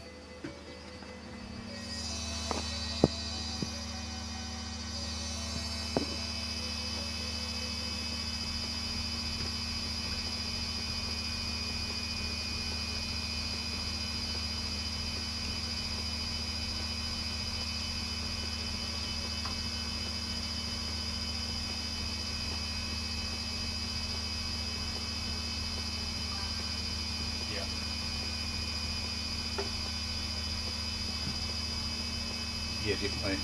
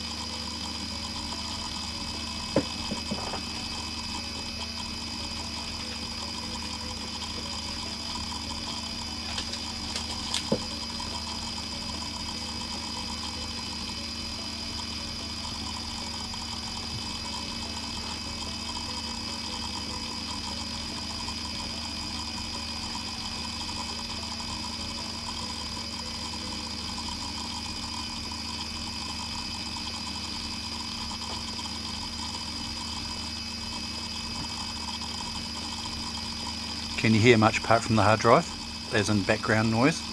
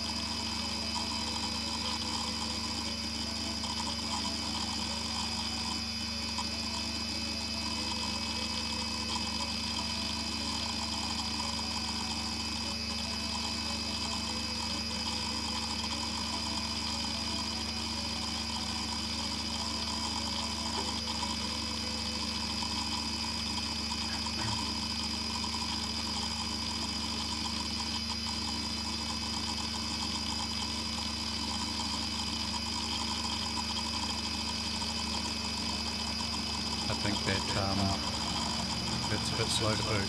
There's probably potentially someone else's data on here too, so I won't go digging too far. But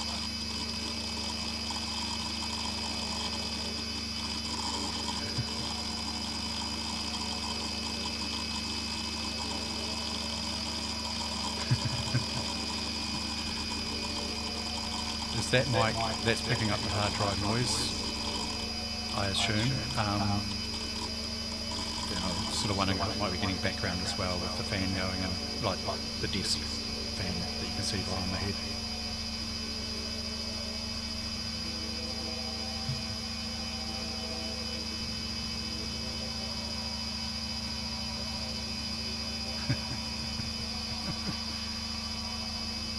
There's no speed demon, eh?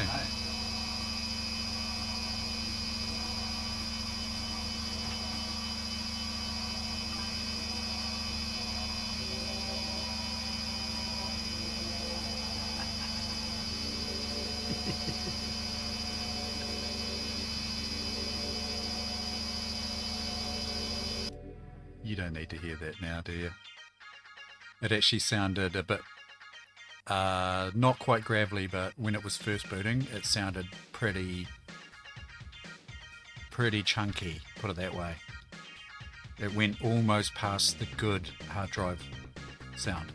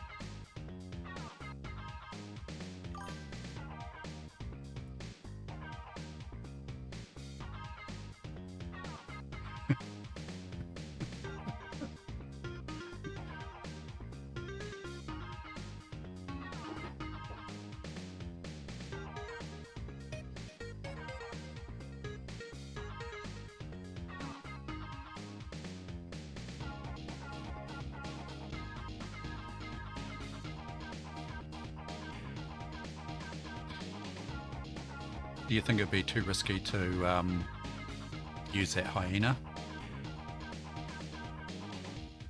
You know, in what respect do they go bang? Poof. Are they? Is it just something that I should probably just recap?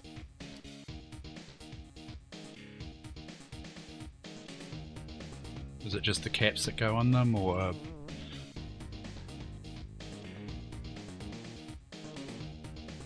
Do they have like dodgy transistors, you know, diodes and crap like that goes in them?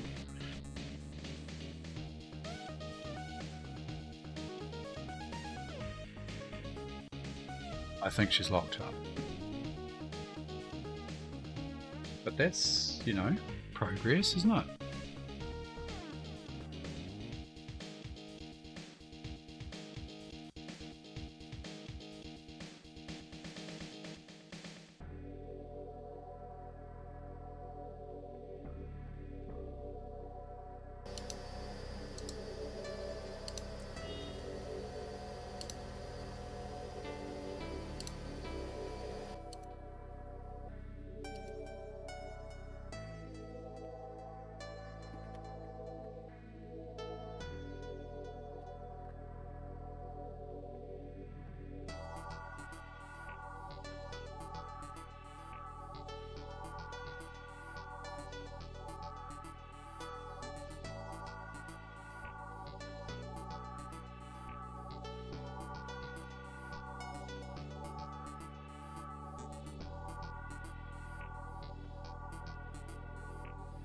So just reading that, the comments there, Evil C, are you saying there that probably the default option in BIOS being as in machine turns on without having to hit the power switch? Is that an option in here? Just wondering if I reset. load optimal settings.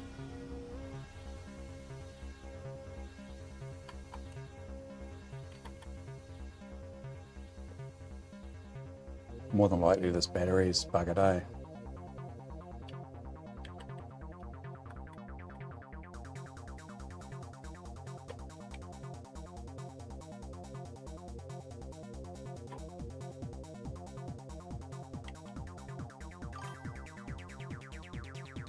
Power on after AC fail. Okay.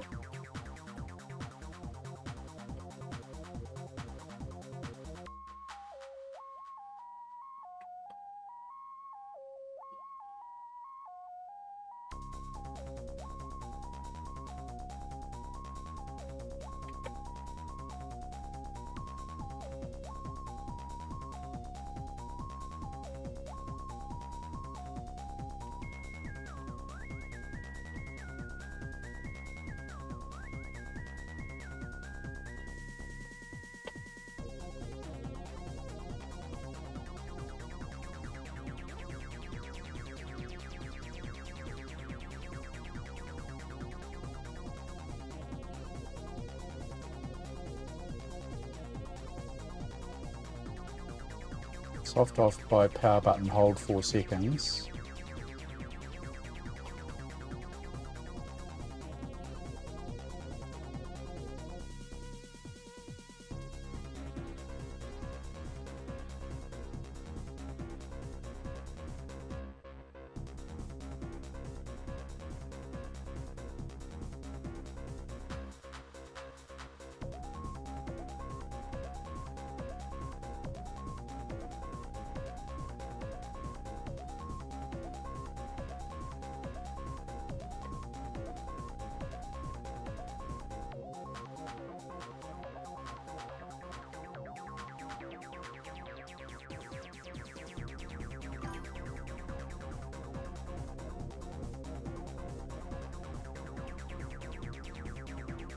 Yeah, I wonder if I actually, you know, like shut it down properly from an OS. In fact, from the switch on the front, maybe. I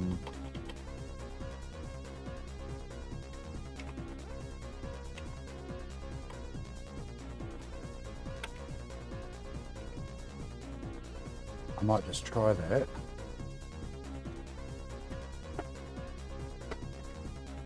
Where's the bloody thing?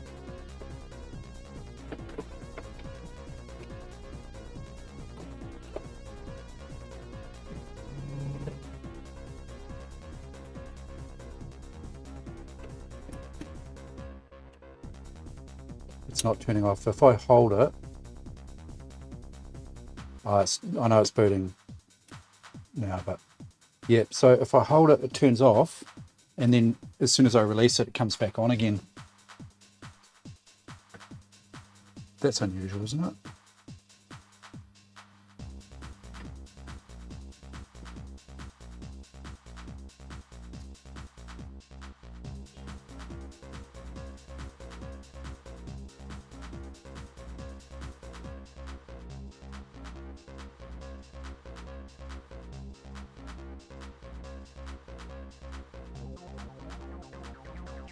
Yeah. Oh, does it? Okay. Hard drive sounding a little bit spicy then. Oh, okay, yeah.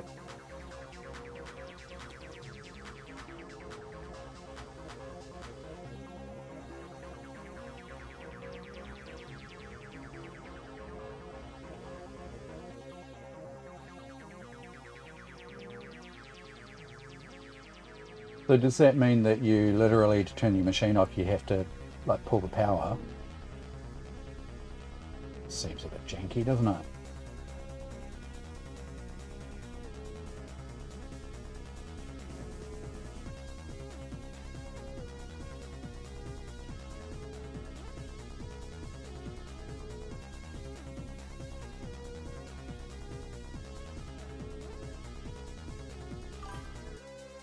Right, yeah, that's what I was wondering, if that's the case, yeah.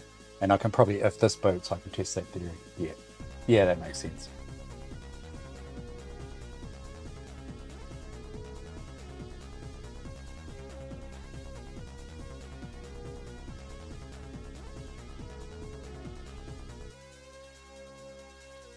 Yeah, turn on randomly.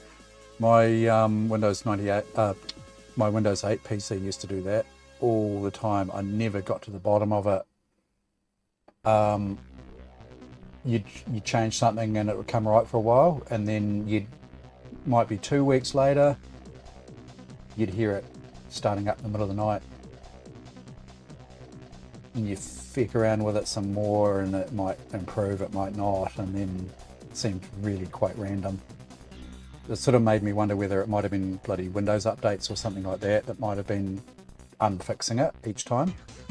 So, had the BIOS up to date and everything, you know. Double checked all settings in the BIOS.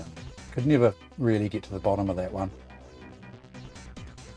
My Windows 10 machine, my new in quotes, Windows 10 machine's fine in that respect. It never starts up randomly.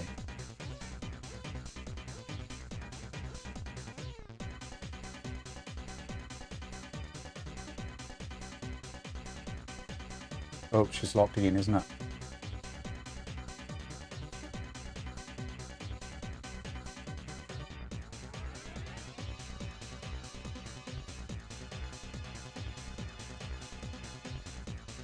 I wonder if I should try installing an OS on it.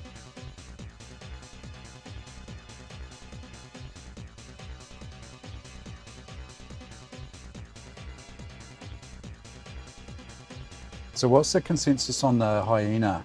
Do I recap it? And does that make it safe?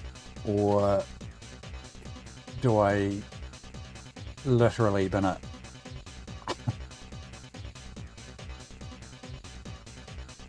Or send it to Boris the Spider?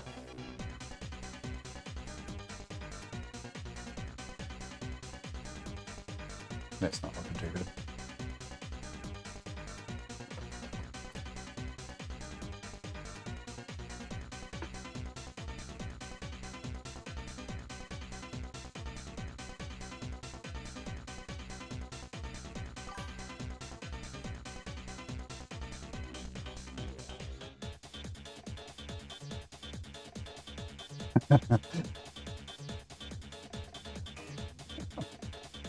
I'm running out of bloody PSUs though.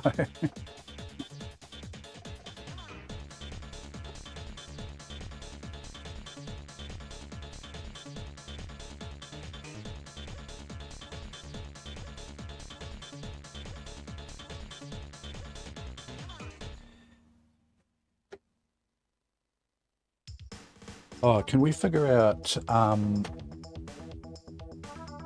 we can figure out what sort of board this is, can't we?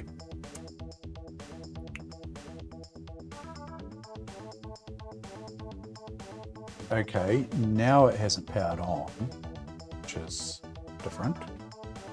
Okay, as in when I apply main power. Oh yeah, button's working now. Right, yep, that's pretty much all I really need to know. I don't want to risk any of my gear. Now, we can figure out what this board is from here, can't we?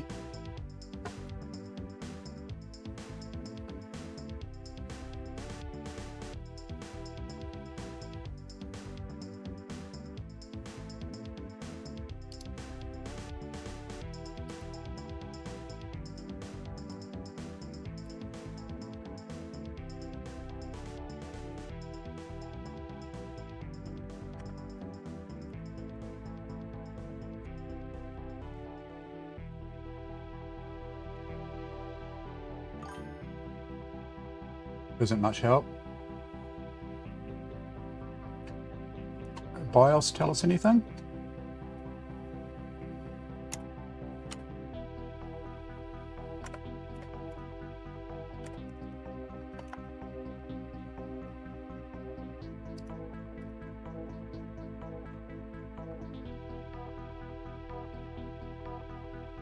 Doesn't really, does it? It's like just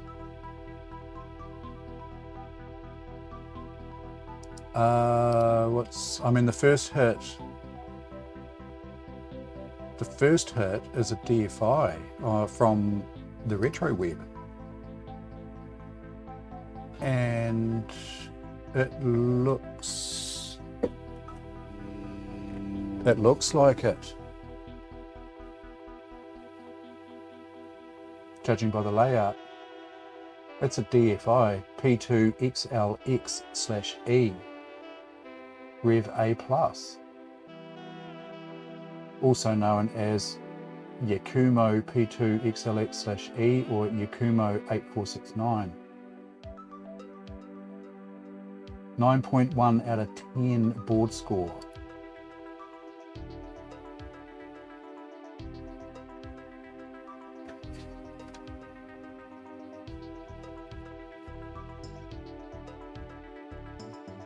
Yeah, that's the one. It is it.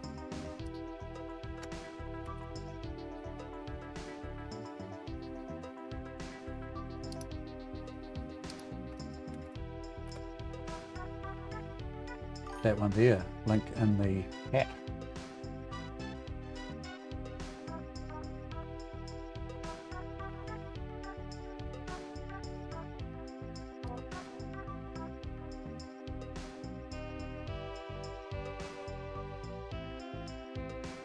Yeah.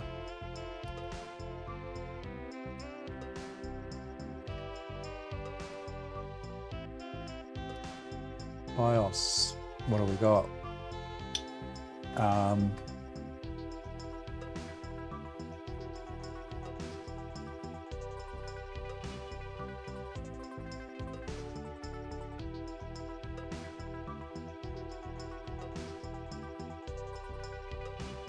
It's 4th of the 3rd, 98. It could, yeah, so the latest the BIOS date is 4th of the 3rd, 98. The latest BIOS is 5th of the 8th, 98. That's translating the American date format.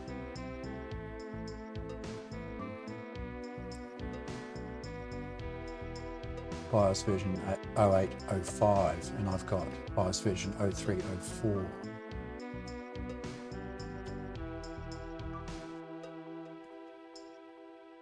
Well, that's cool, because I mean, part of this is looking to build a nice Pentium 2.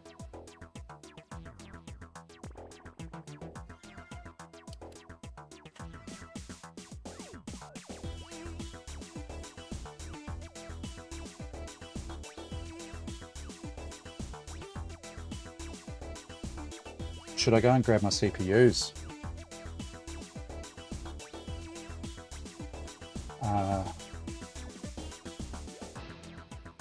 At least we can see what, I don't even know if I've got one of those.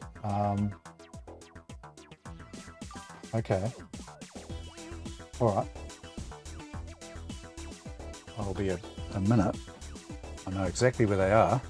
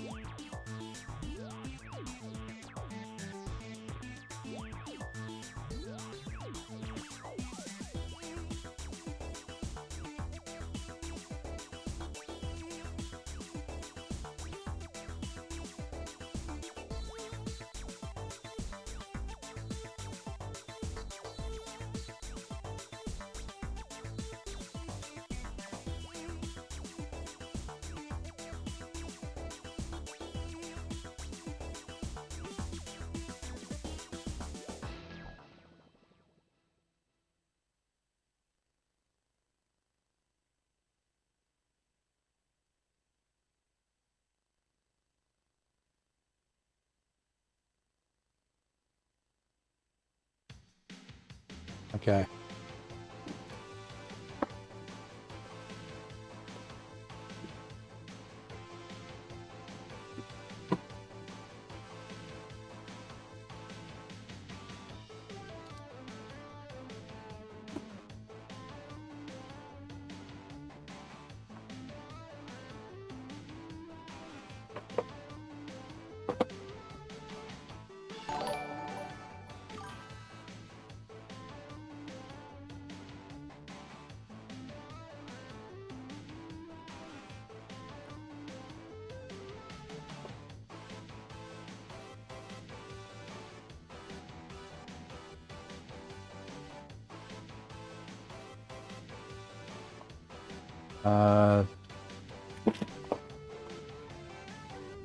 That's P3. P3, 650.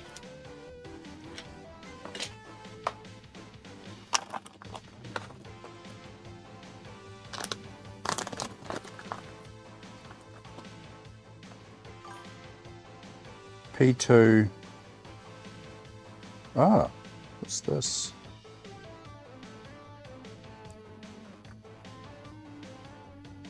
P2, that's a 350.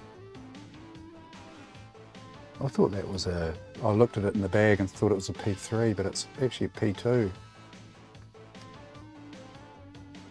350.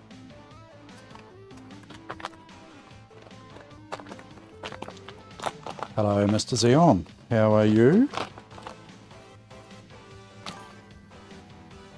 Needs BX. Okay. I don't think I've got what we need, you know, as far as that Celeron goes.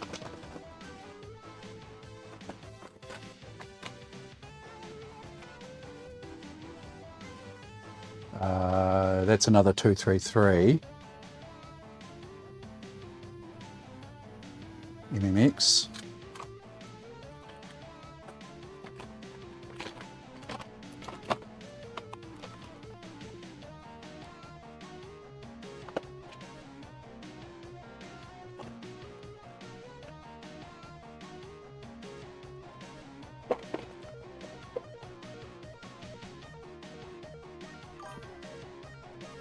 I take it the BX has got the appropriate front side bus speed, right? Yeah. Or is it? What's that? Oh, that's Pentium 3.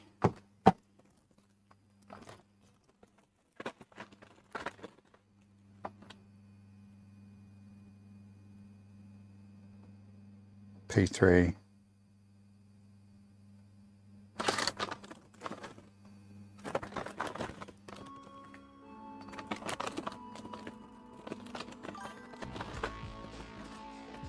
And it's definitely going to be a slot, isn't it? Like, there's no slocket malarkey with bloody P2s, is there?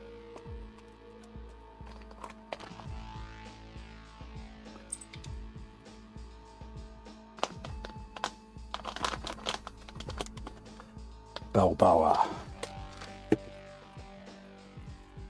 I love it how you got all these names down pat, man. Slocket Acceleron. Well,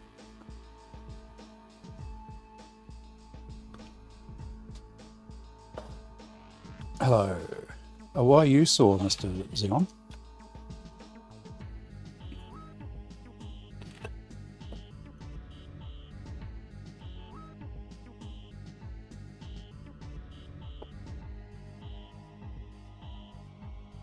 Oh, sorry, I didn't see Certified.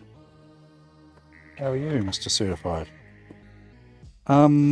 So, what you're saying there, Cassie, is if see, I've got slockets, right? But I take it they need to be Pentium 2 variant. How you going, Mr. Certified?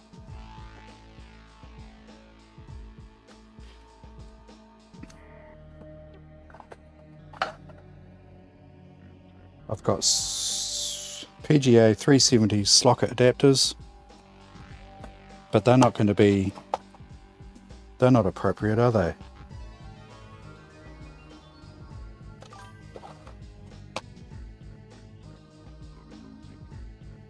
Okay.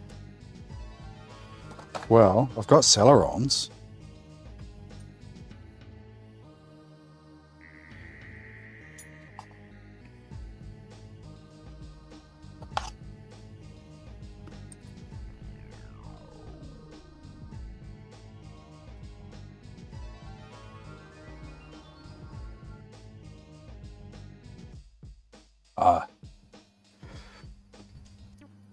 Eggs. Good eggs. Okay, here we go.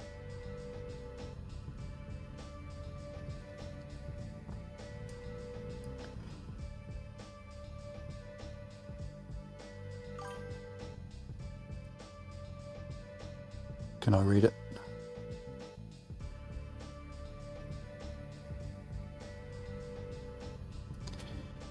That, I'm assuming, is a 400.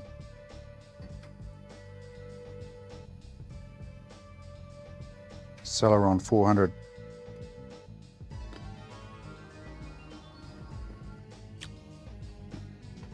So, Cass, you might need a bit of help to identify these without sort of getting down and looking them up. That is another 400. What, really? Oh, okay. There's another 400 Celeron.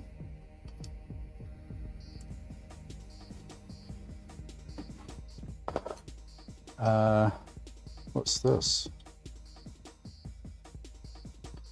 That's a Pentium 3. I've got a Pentium 3 there in this locket.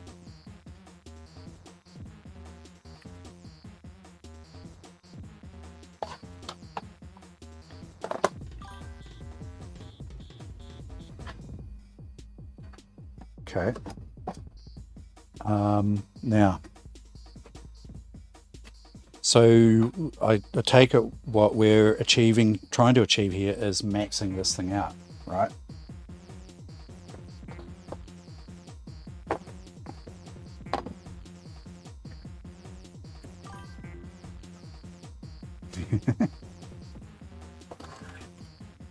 More Celerons. What do we got? Are they? Celeron 500.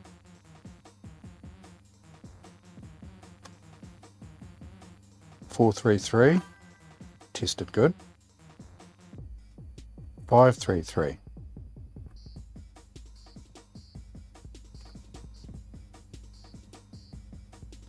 .433.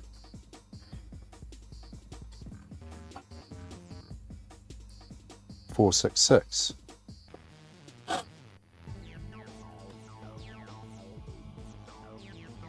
533. We've got this 600 Celeron 66 front side bus.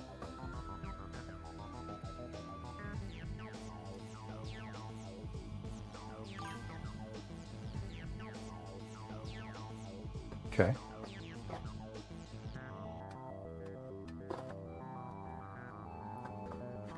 I think that's all of the Celeron goodness.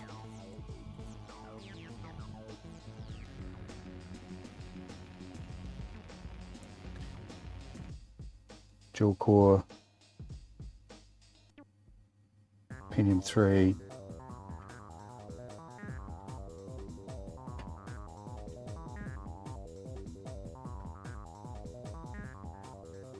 Yeah.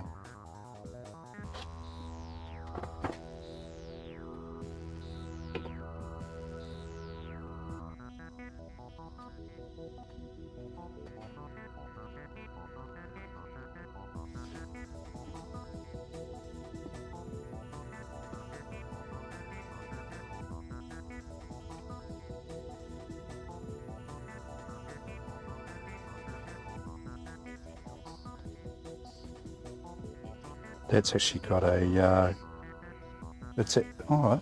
I've got a tick on it as to say tested, but it's got a funny looking pin. See that there?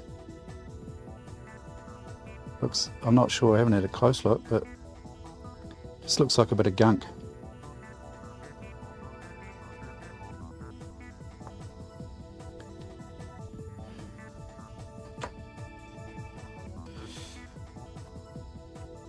So, as far as slocket adapters go,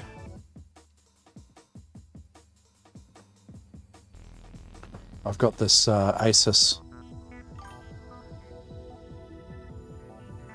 Okay. I've got this Asus one here, and I can set the voltages. Yeah, set the voltages on the jumpers.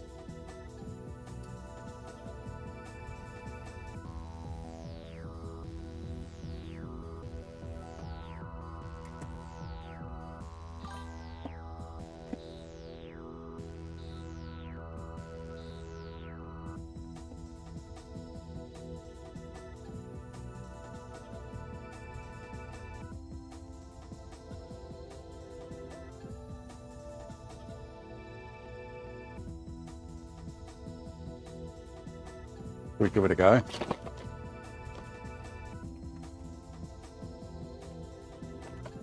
See what you can squeeze out of this beast.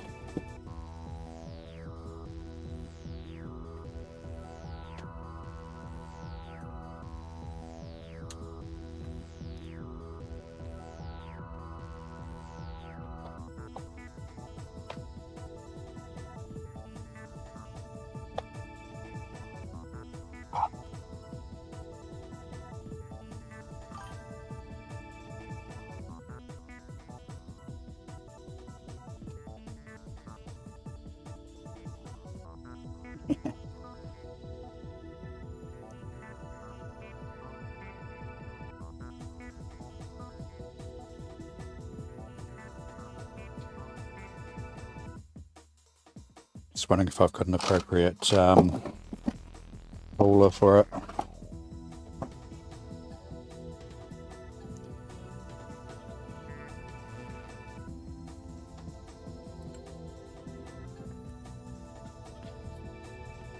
I think that one will do.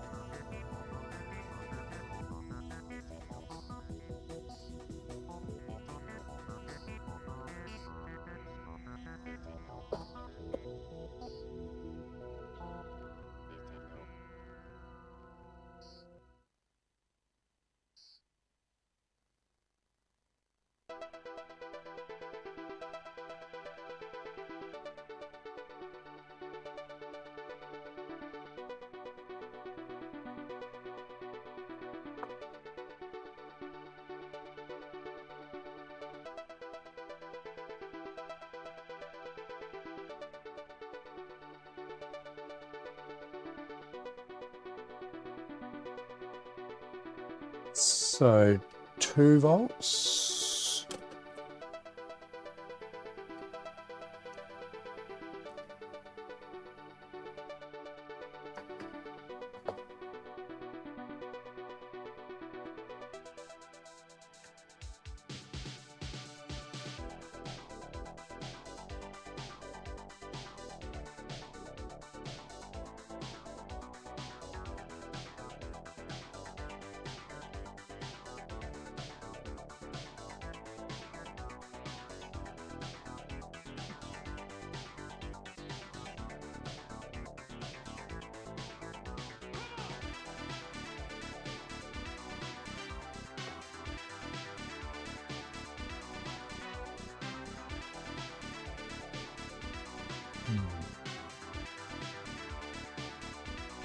Yep.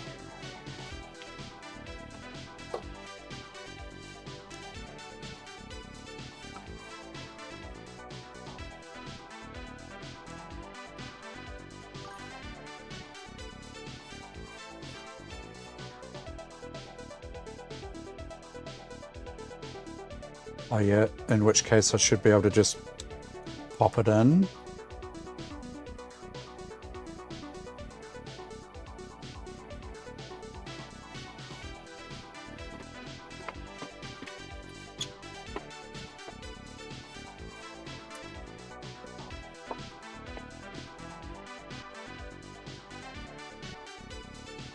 Volt JP1 off, and the rest are all 2-3.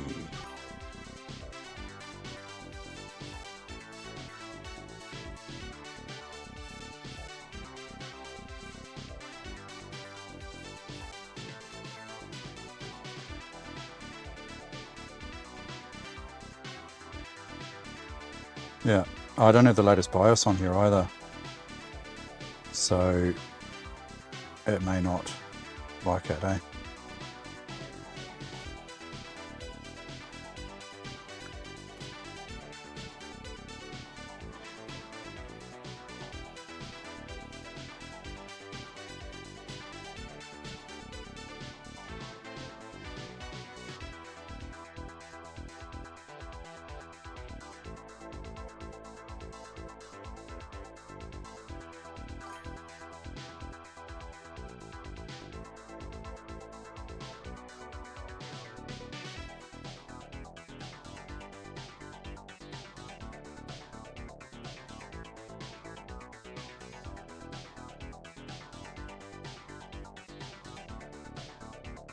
Yeah.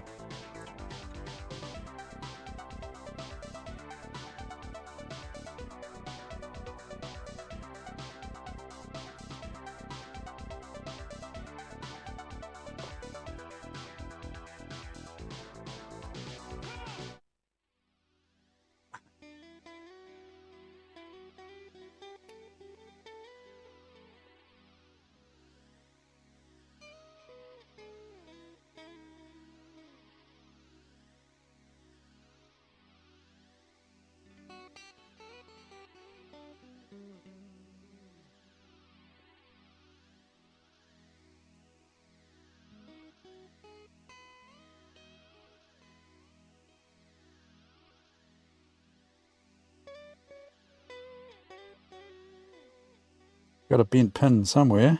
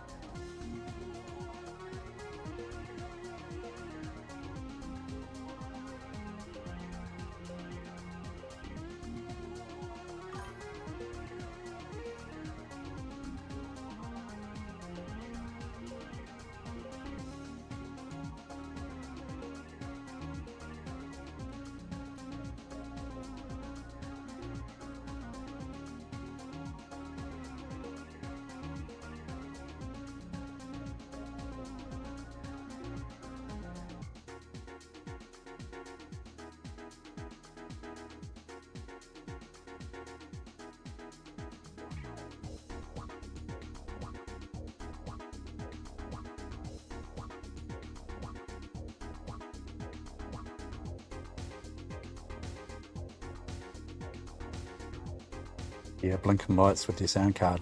Sounds like a good plan.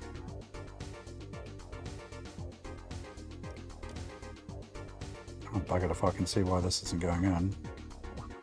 It's got to be pin compatible, right? Surely. Oh, is that one?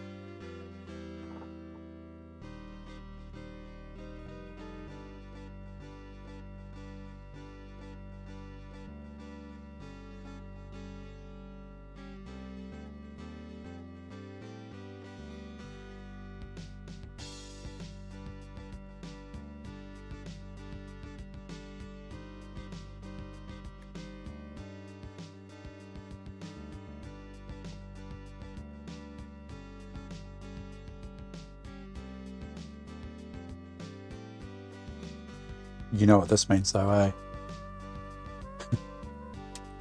I gotta remove the bloody motherboard. That's what it means.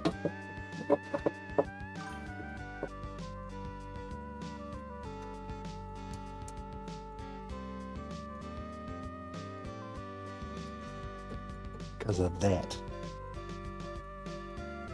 I guess I could just slide the motherboard back.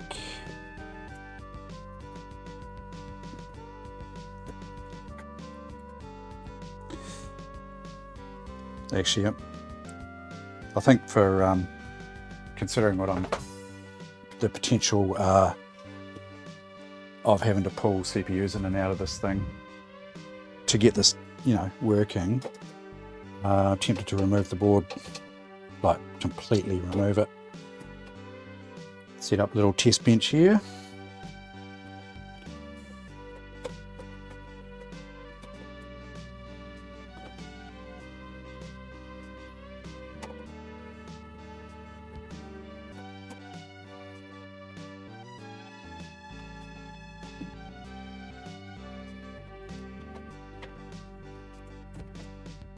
ISO Sound Blaster.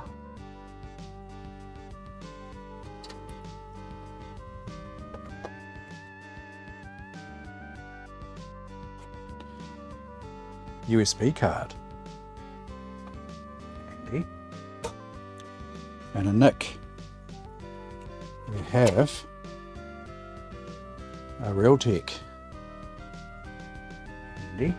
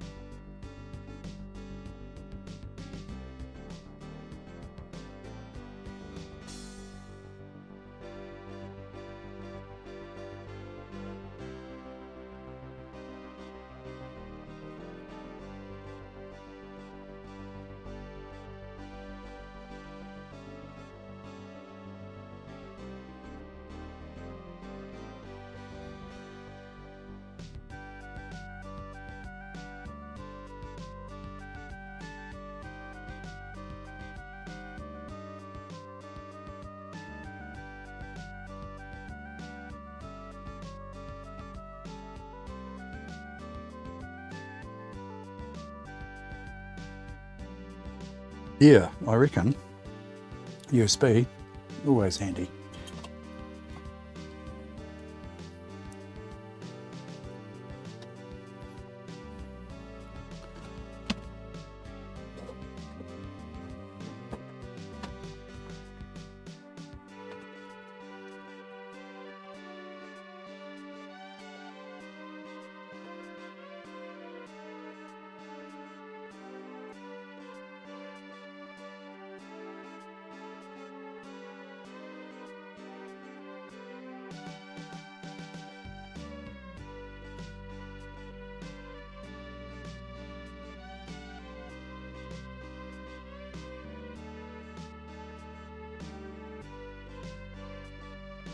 board.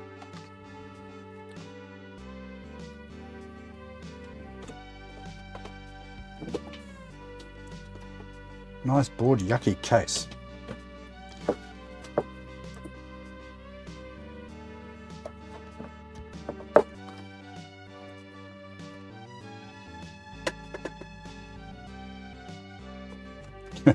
It's funny how this has gone from just having a look, you know, a look through a few machines and seeing what I've got to actually trying to wring as much as we can out of this one of them.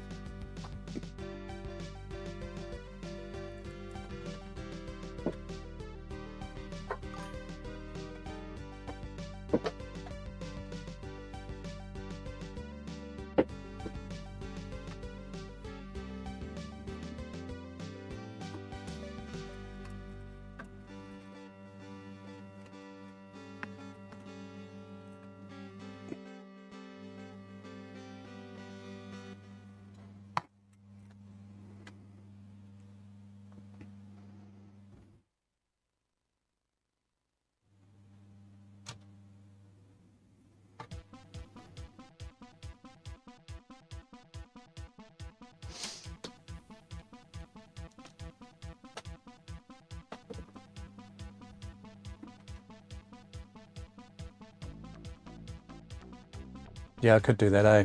Yeah. This will do in the meantime, though.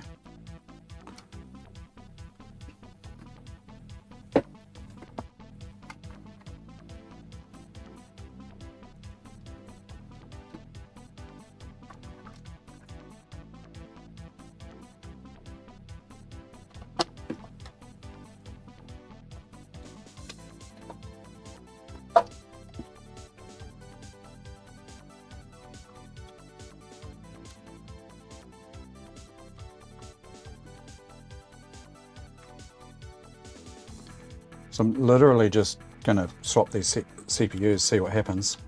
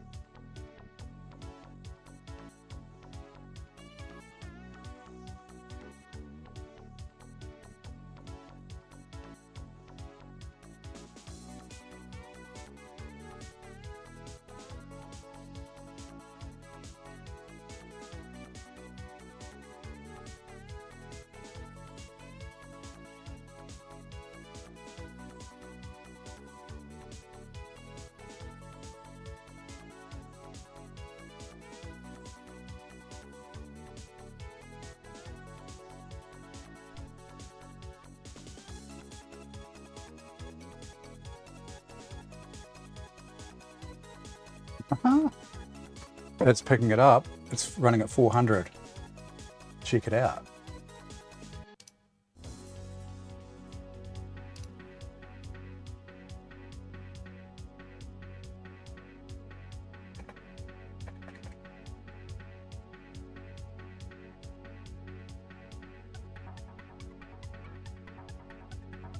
Might not be overly happy with it though.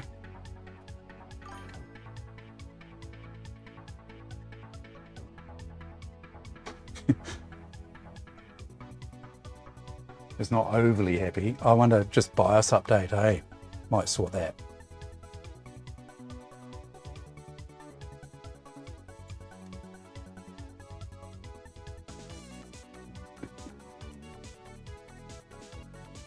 we have live. Wonder if I should chuck in one of those other CPUs just to, you know, just to get it up and running as such. Not that it really matters. I can just chuck the original back in, get BIOS update done. Would be a good plan.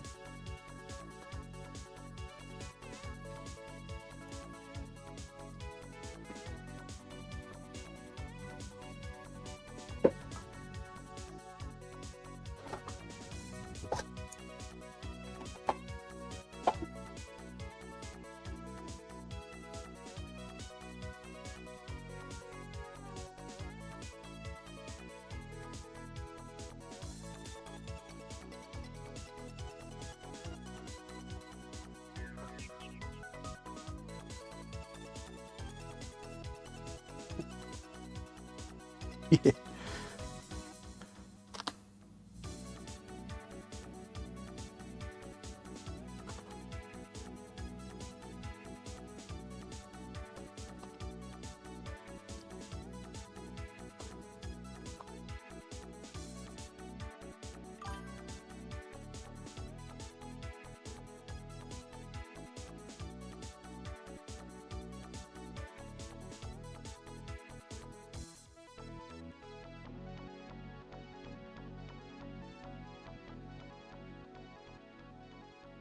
Yeah, I was just looking at putting something, actually I might just put the original back in and get the BIOS update done.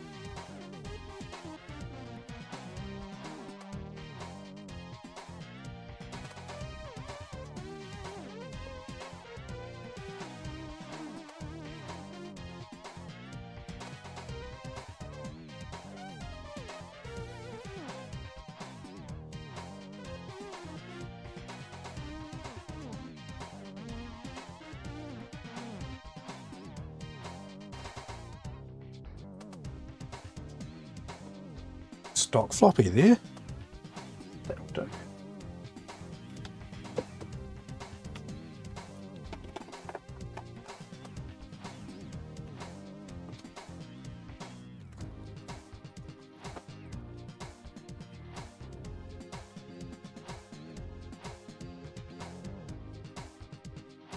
Very pleased with my younger self to be way back then putting stuff like this aside when you know, beige floppy disk drives and whatnot were just being chucked out.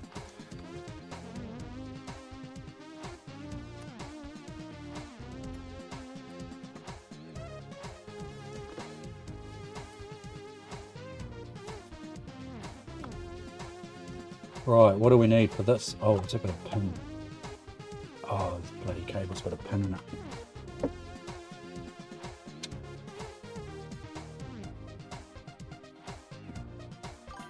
A flash or something. Should do it, shouldn't it?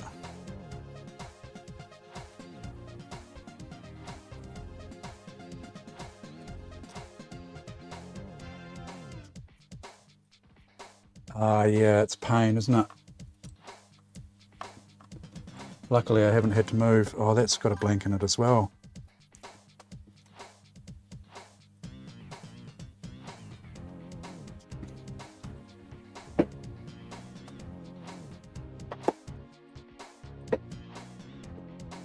Cable that came out of it. That's not it.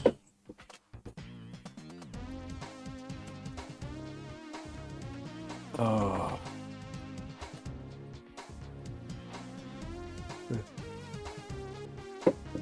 Yeah, that's a good one. No blank pin in it. That's what we want.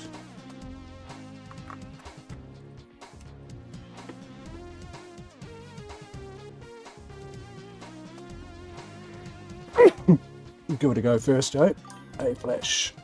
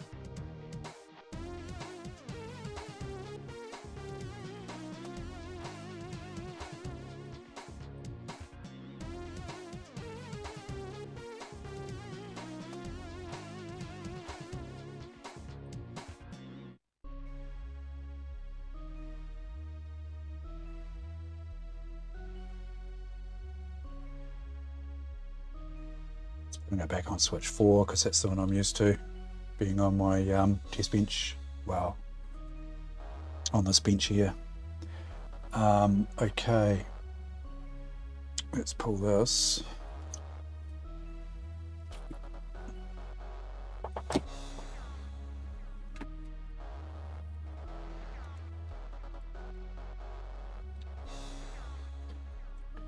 Put the original CPU in there and make sure she's all go.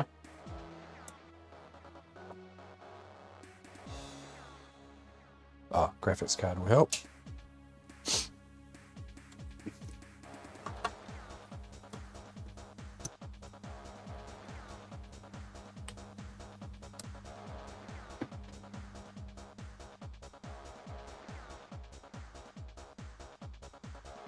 Zip. Better get a speaker on this, eh? Could be just that same issue I had before.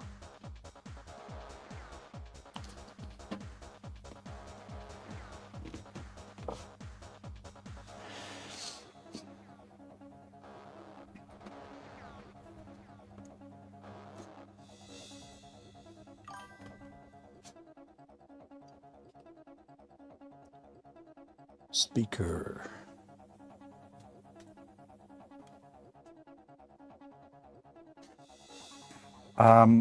Not 100% sure at this stage, Mr. Bogan. Just a Pentium 2 at this stage. I've got Pentium 2s. I mean, this one over here that you can see just behind here, that's Pentium 2 as well. But pretty much all I've got are Pentium 2 MMX, 233 MMXs. And so, you know, wondering if I could get something that's a bit ground here. Oh, graphics card again.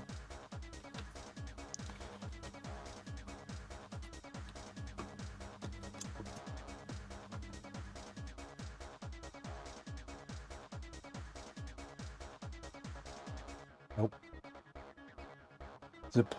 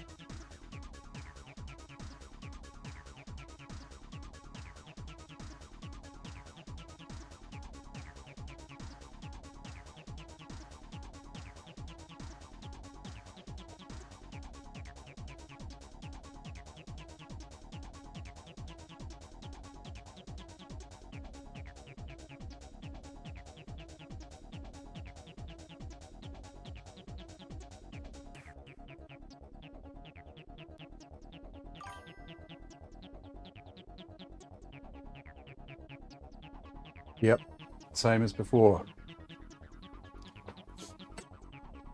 Long beeps. Turned out to be the CPU wasn't very well.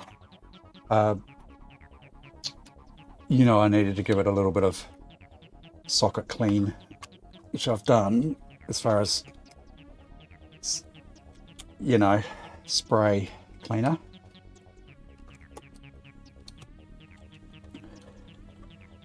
Tempted to remove these bloody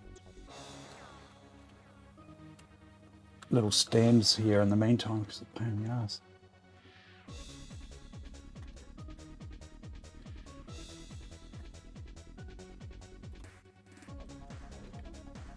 They just slide off yet.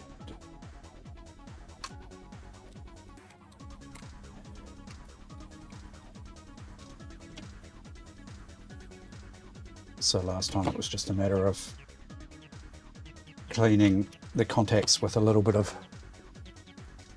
insert, uninsert action. Did I just say that?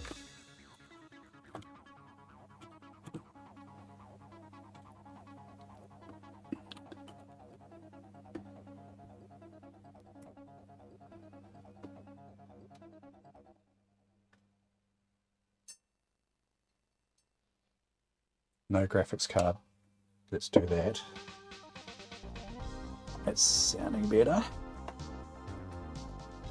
It's a bit fussy.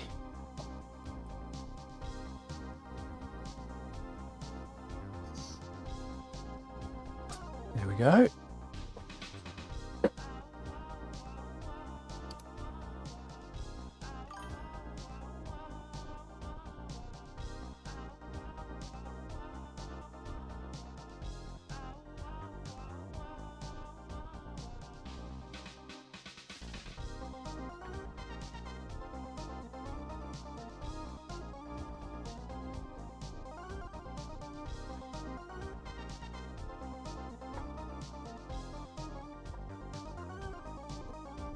Okay.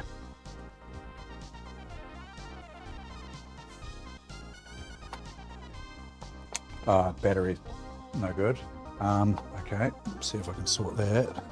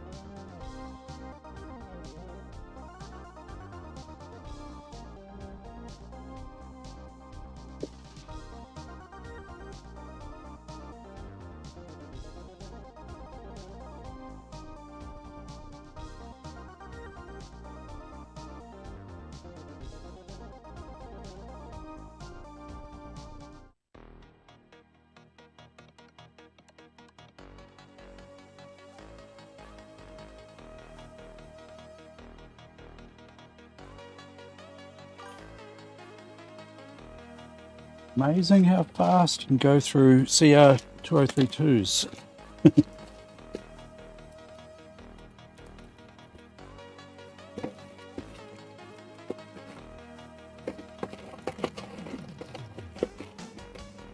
Ooh, I'm gonna have to rob one.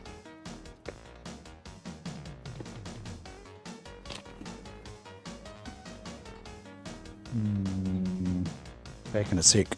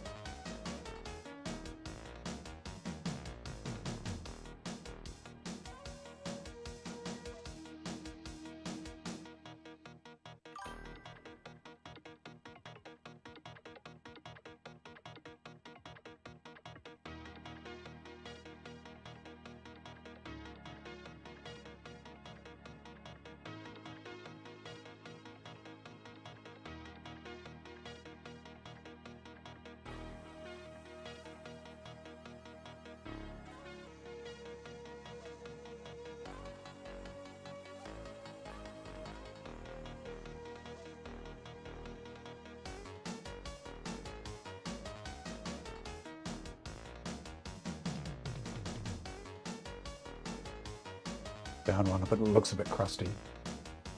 See if it's got any voltage in it.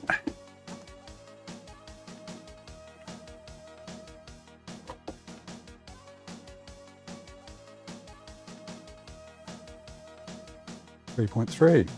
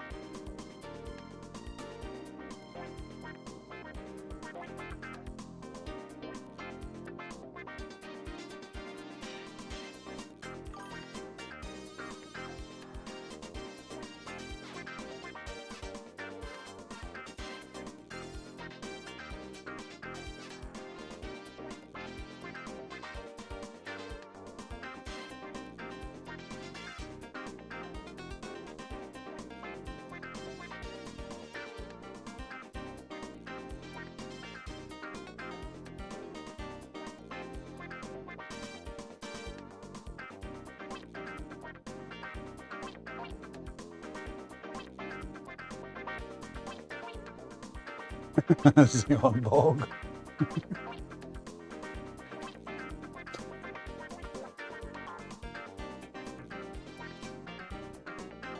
Wait, what?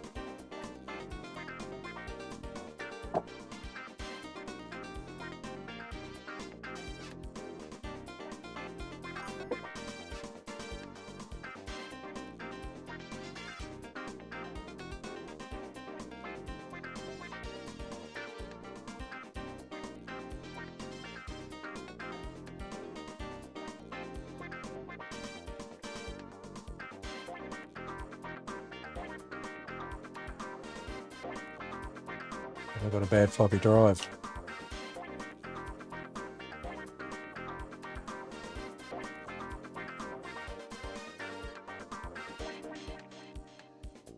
No, bad disk.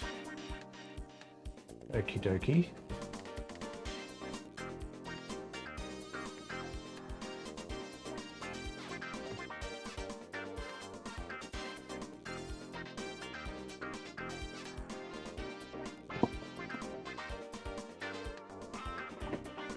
Man, it's starting to get warm. Sun's starting to come around to this room and it's really starting to bake.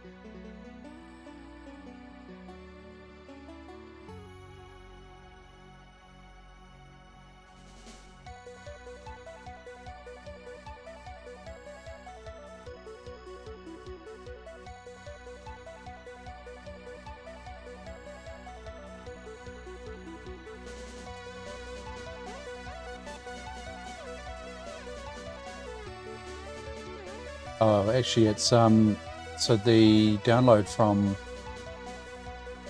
Retro, where is it? The Retro Web, the BIOS, zipped with AWD flash, which is bloody handy.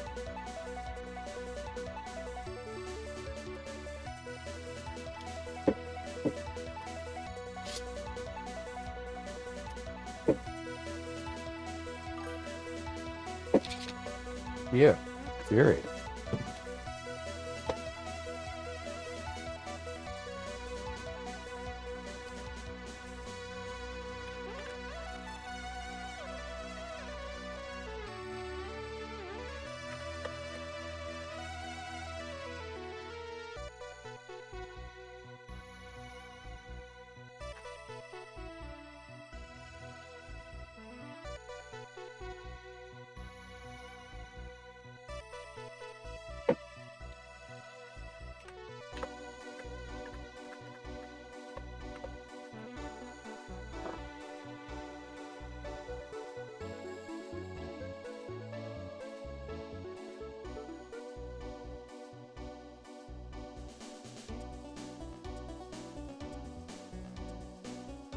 Ooh.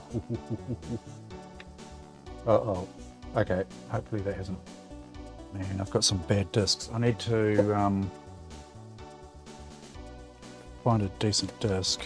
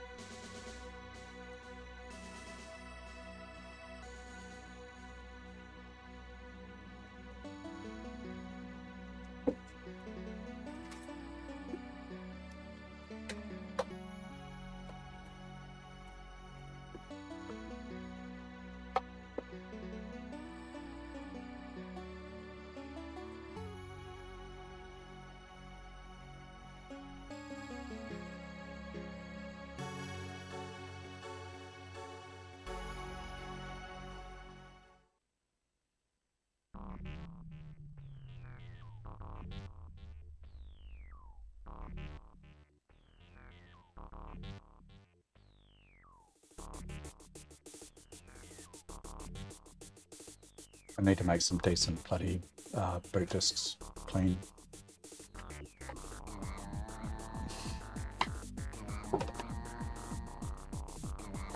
Just finding a few dodgy floppy disks lately.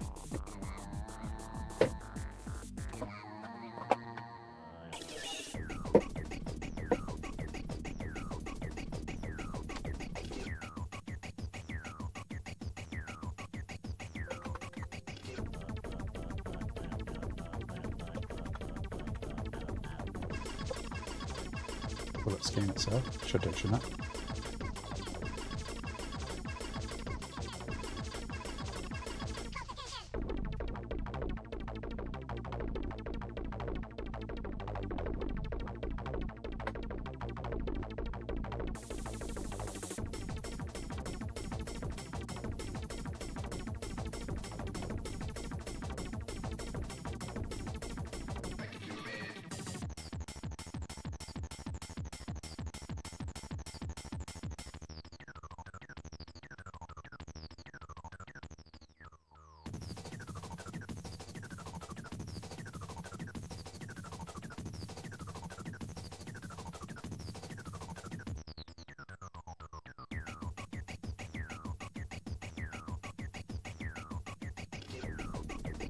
Sure, I could do this on another computer, couldn't I?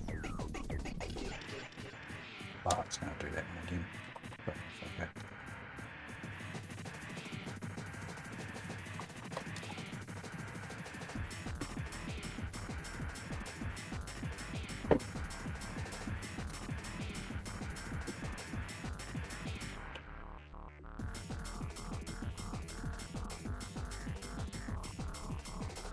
I wonder if I could just copy the file. Can I do this? Copy LEX star to, I don't know, LEX test.bin.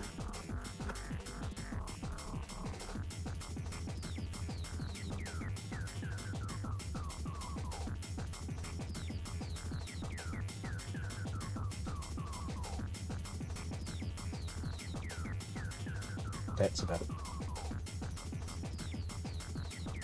That's leading me to believe, because I should be able to copy that.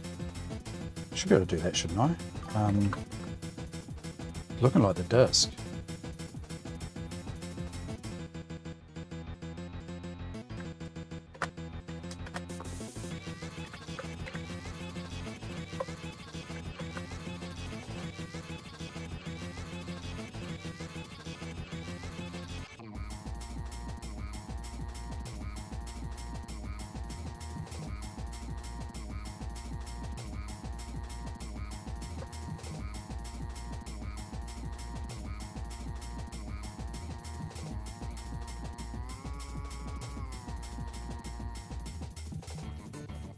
Is it going to have trouble reading this again?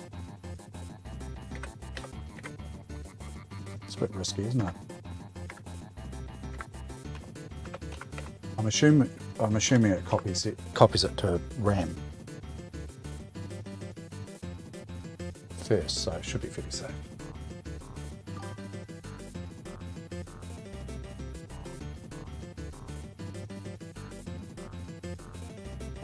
Okay, so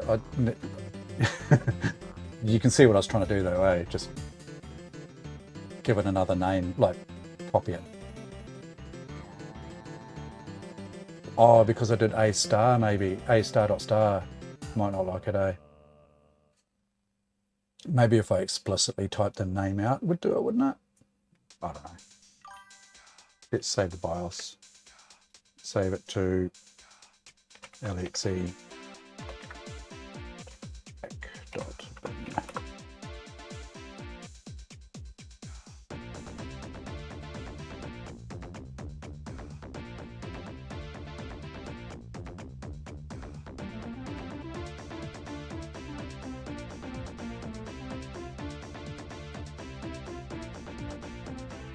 You sure you want to program? Let's do it.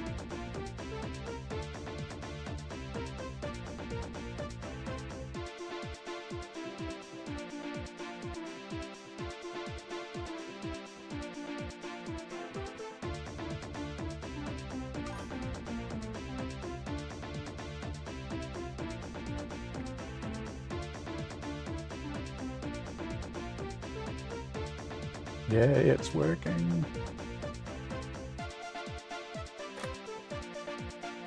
Just check that. I'll just check that. Oh, I thought I hit pause there.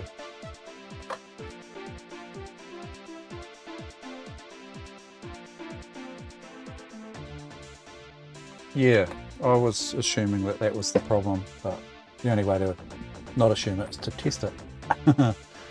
I'm just going to make sure I've got the right BIOS. So we should be reporting BD, yes, 2A69JD 4EC00. That's correct. Okay, that's good. Right, now, so let's whack that other CPU in.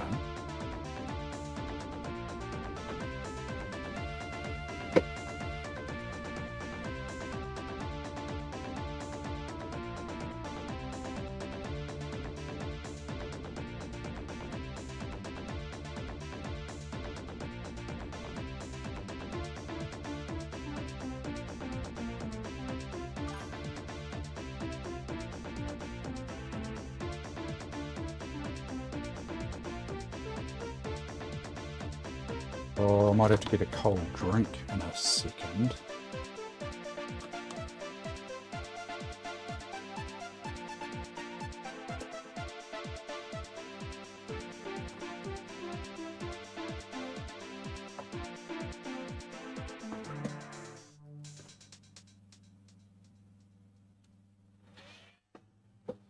Here we go.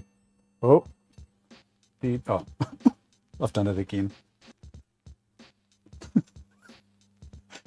Graphics card helps. What a dick.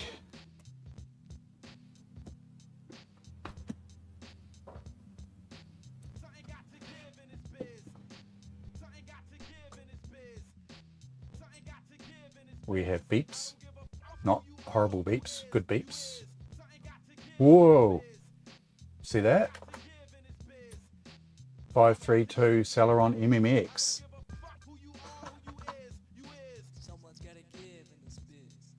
Ooh.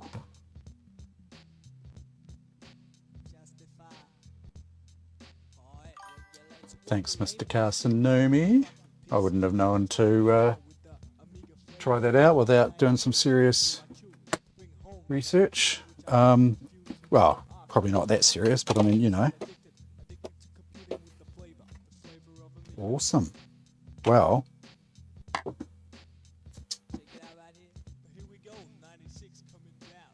yeah. Okay. I'm thinking Windows 98.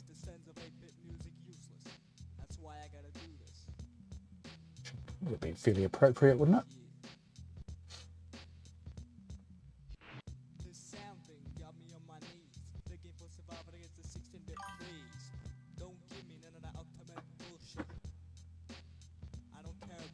Probably SE.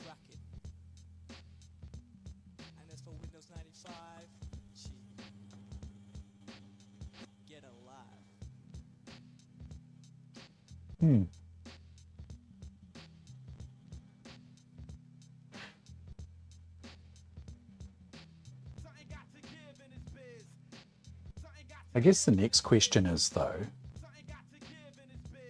I've more than likely got BX Pentium 2s motherboards, eh?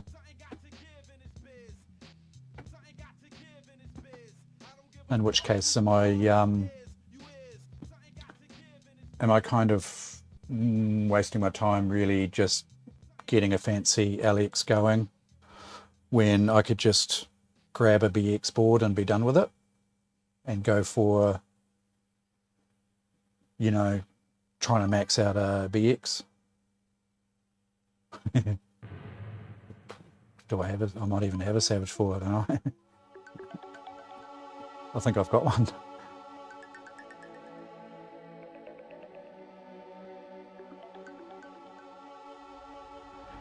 Yeah.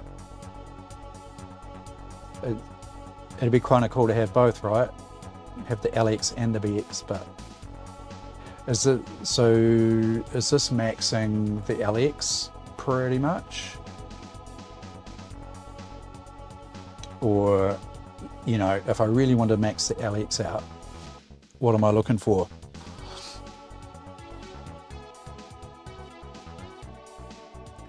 Yeah, we'll be meeting in person. Yep, okay. Oh, that's cool. So have you got your flights booked and whatnot, Cassie? You're working on it? Oh, that's nice to know. That's cool, isn't it? And oh, that's cool. Yeah, so oh man, that would be I mean, you could do Invis to Picton. No, it's massive. That's just really a 2-day trip to do that. I mean, you could if you had someone to swap the driving, you know, someone with you, share the driving. Even from here to like Central Otago is massive. You know, I've done it before. I've done Nelson to Dunedin in a day. That's a big drive. But then an extra 2.5 hours to Invis. Oy, not my cup of tea. Yeah. I thought about taking the car over on the ferry. It's just so bloody expensive. And I mean, if Cassie could have got to Nelson, we could have done that. But then it's just a lot cheaper for Cassie just to fly directly to Wellington rather than come to Nelson, then drive over and, you know.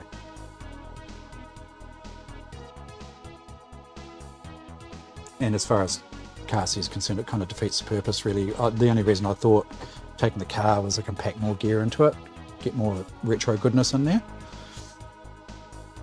I'm not even 100% sure what I'm going to take.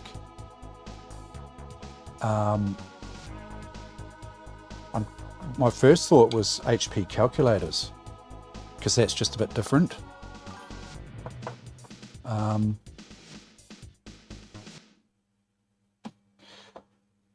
Can't vape on a plane.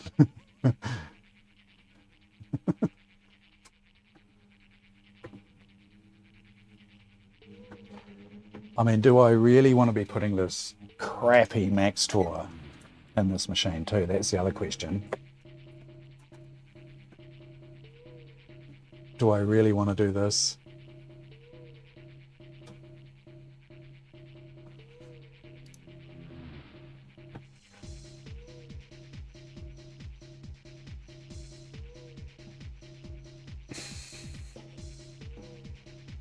That's not going to spin my wheels overly much, that's for sure.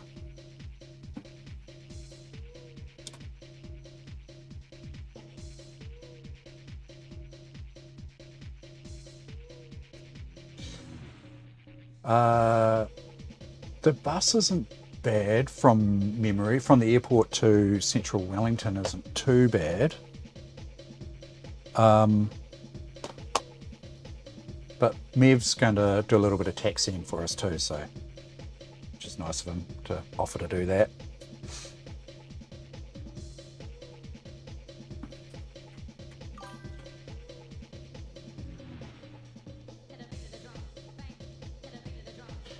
So I'm thinking now Windows 98. So I need an optical drive. Do I have something? Oh, I can't pull this one out of here, can I?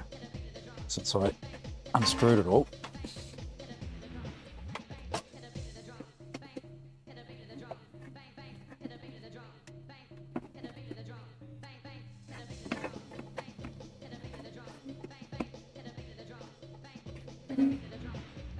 HP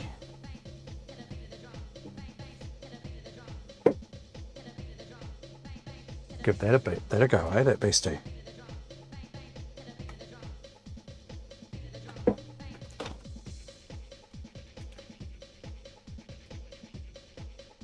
Yeah, Mev Express. Yeah, that's the one. Yeah. Yeah, I'm tempted just to whack it onto this Max Tour just in the meantime. You know, I can always image it. And is it a light scribe? No, no, it's not a light scribe.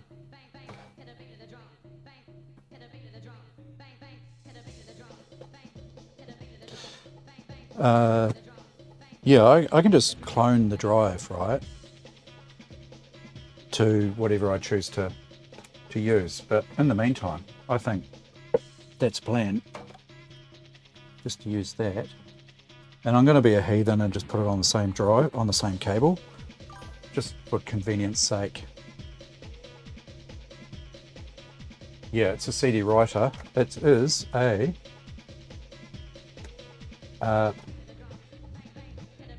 just says 8x 4x 32 IDE recordable, writable model, manufactured date 2001.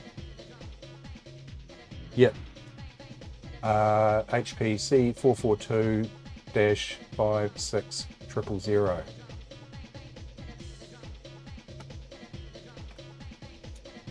9100 series.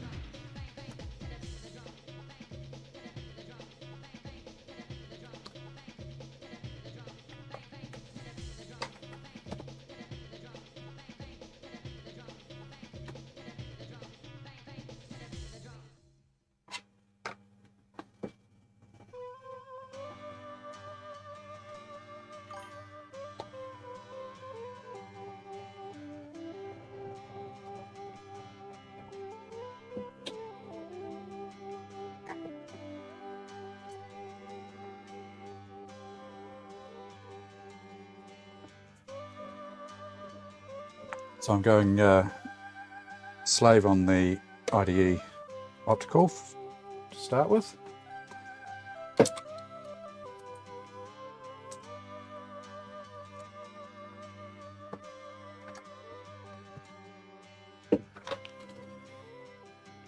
And one.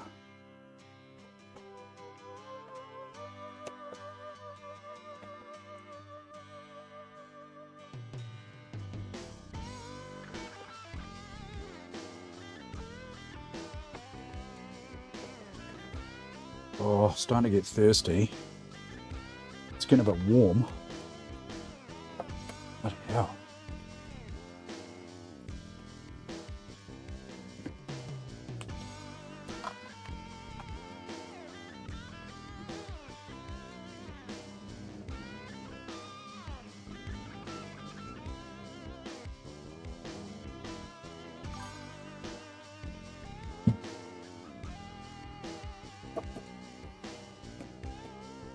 Does that look safe enough? Doesn't really, does it? Oh well.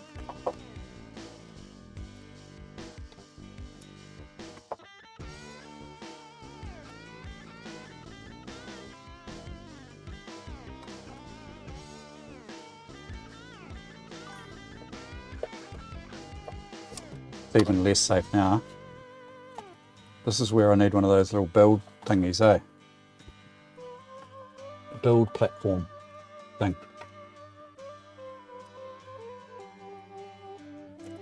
This looks really unsafe now.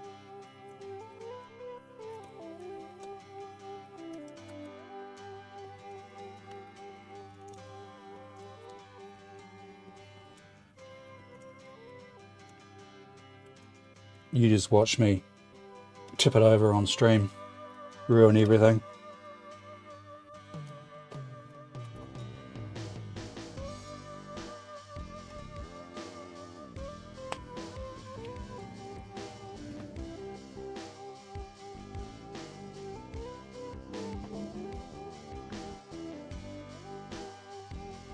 Okay, be careful. Right, 98 SE. Have I got a 98 disc handy? I've got an upgrade. Second edition upgrade. That'd be, wouldn't it?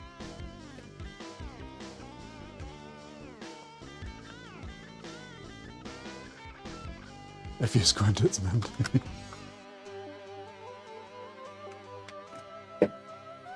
I have been hydrating with water, but I'm thinking about something icy cold.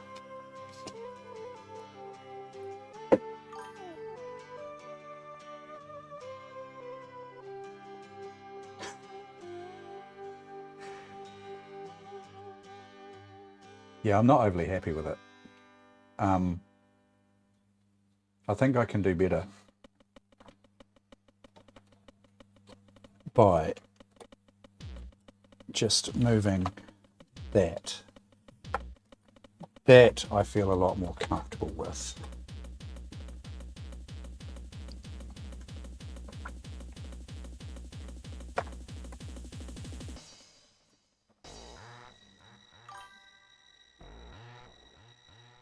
That's a bit more comforting. There we go. Is that better?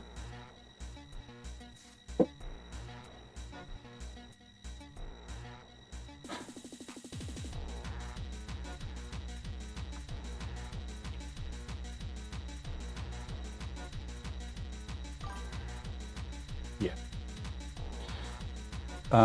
So this being an upgrade, I think, I mean, it says for users of Windows 3.1 X and 95, but from memory, I think I can just install it.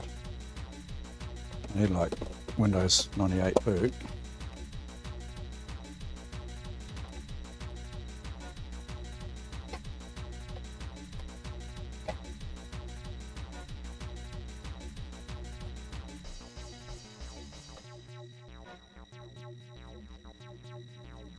I mean,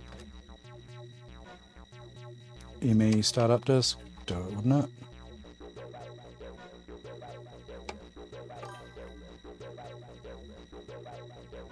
Oh yeah, I've got plenty of 95s.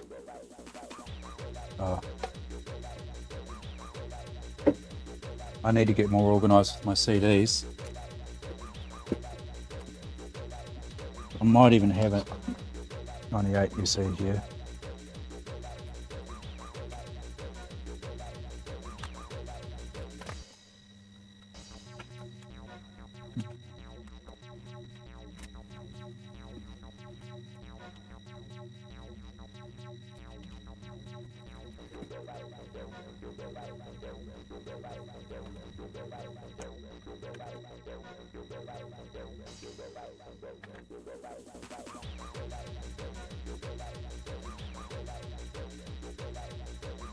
I could put what it had on it, which was 2000. Put something a bit better than that on it. XP Pro, nope. Not better, I just mean more appropriate for what I want to do with it.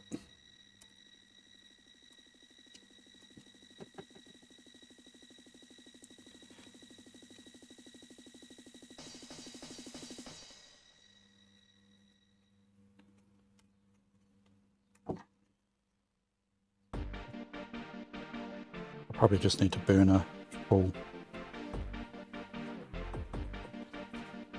copy, you know, burn an ISO. Anyway, let's make a start and find my boot disk.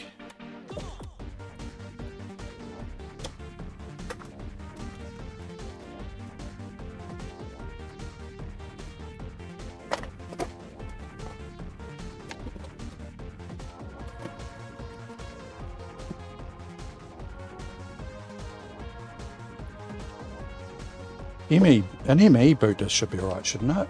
The only thing I can think of here is possibly just different versions.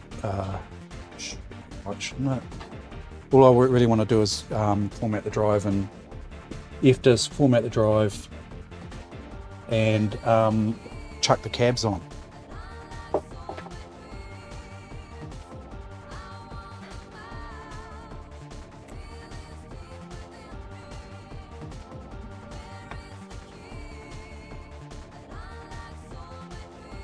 I don't think that HP hard drive's all that happy. Optical drive, I think, is not happy.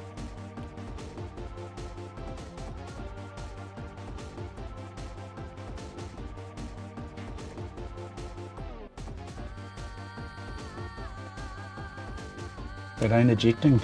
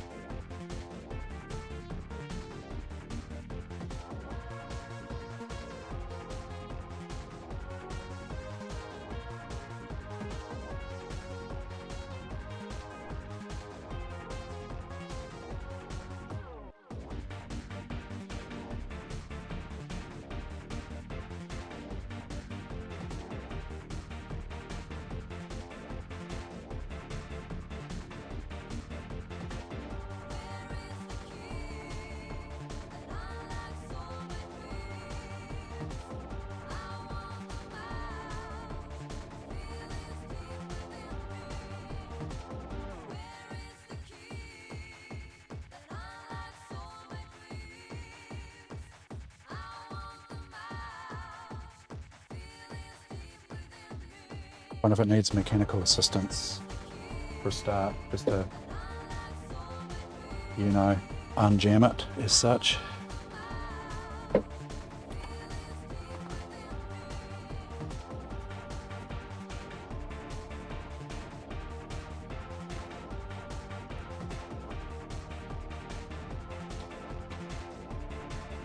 Special ASUS eject utility.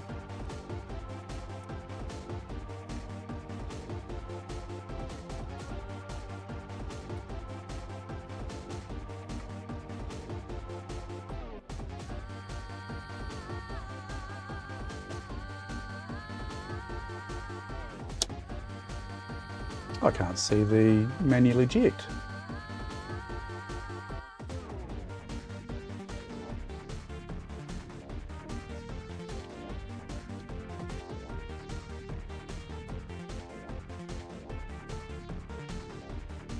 I wonder if there's a one in here.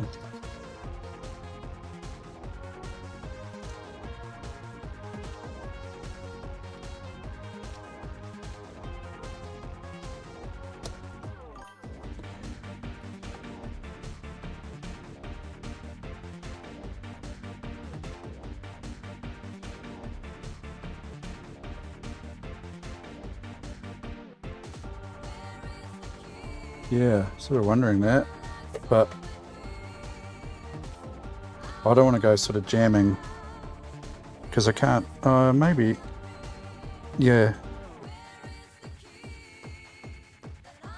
Don't know about that either. Oh yeah, that's it.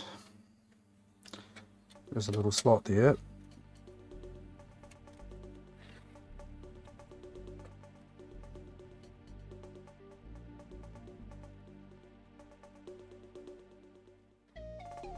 I'll just exercise it a little bit and see whether we get any joy.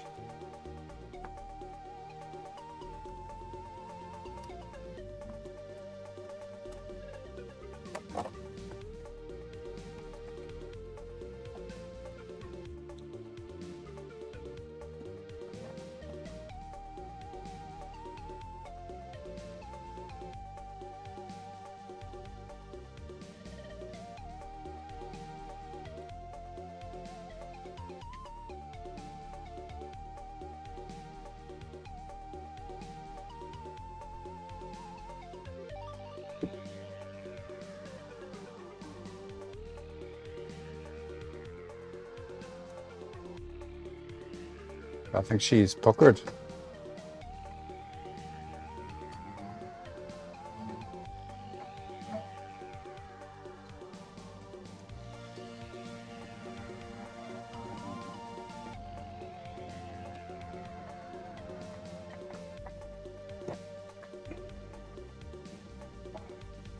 Did.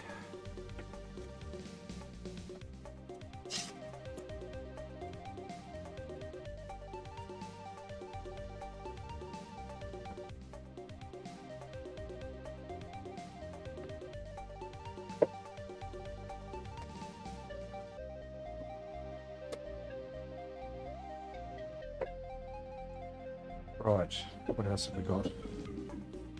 Optical. Ah, here we go. Surely this is going to work. Basis.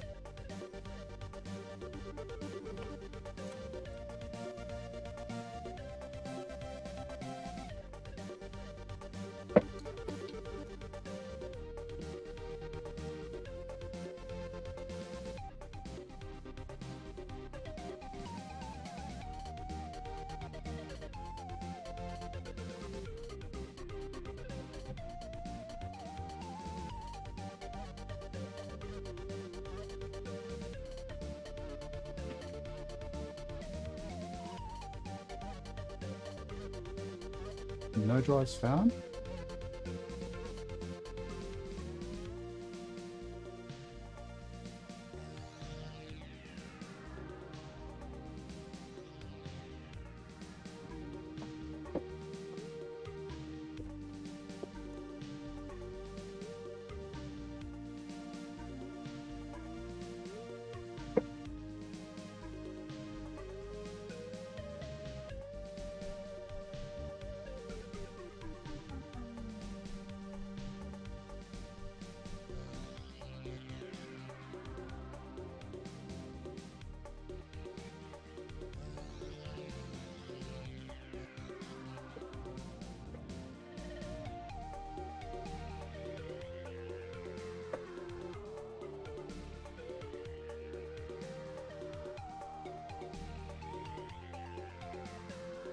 not finding that drive.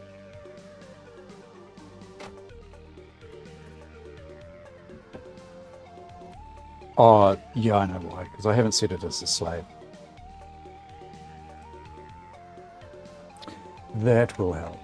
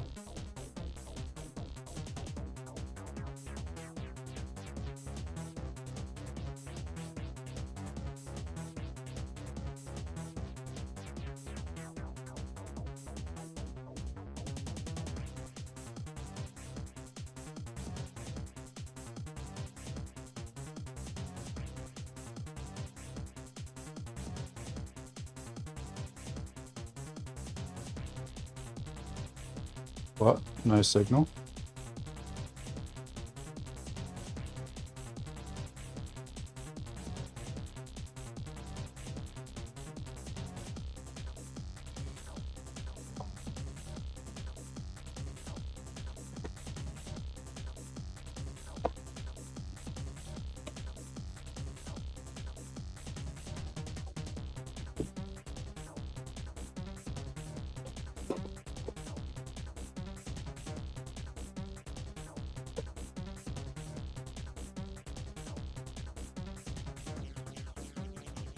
This room is just a complete shambles. And I've got to get this space ready for work tomorrow.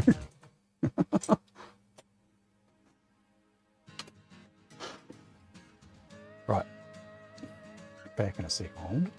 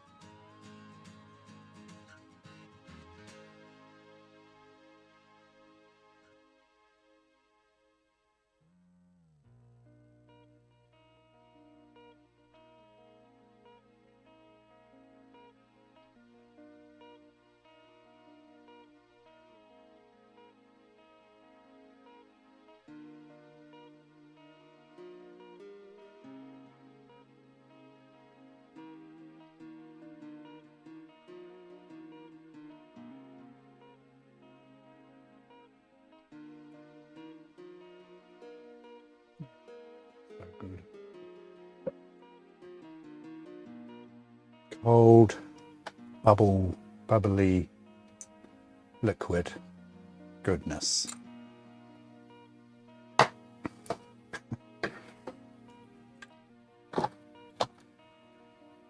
Right, let's just blow this away. It's got a Windows 2000 installed on it.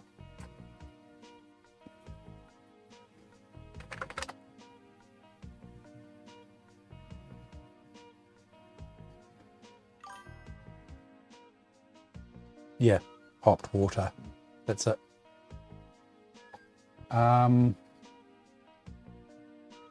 F-disk.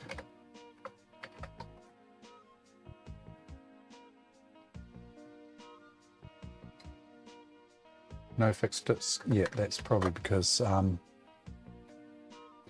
don't have it enabled in the BIOS. We'll get there.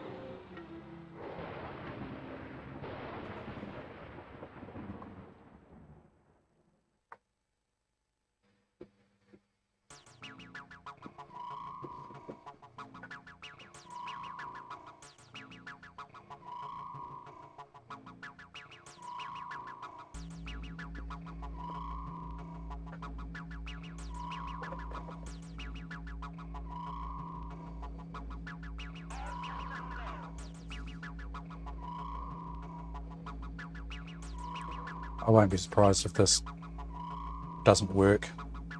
Booting from a Millennium Edition disk floppy for an SE install. Should be alright, I think.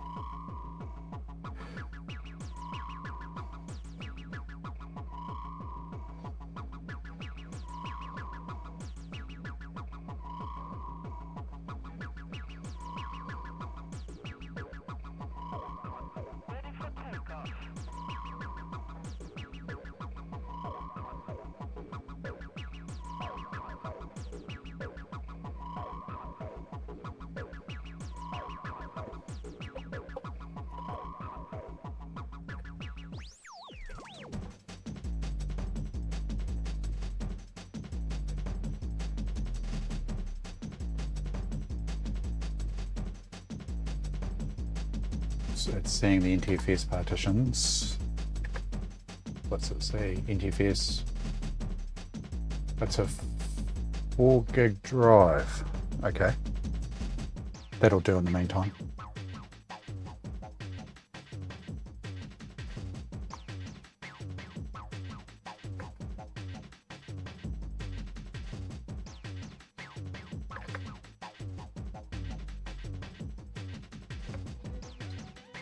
Oh.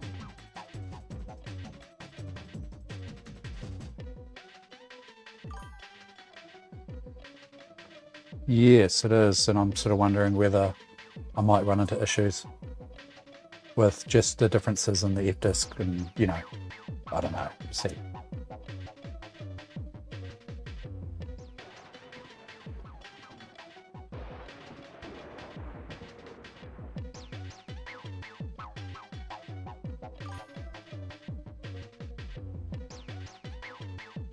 Oh yeah, this disc, I mean, this could be a complete waste of time because this disc is sounding a bit on the edge, if you know what I mean.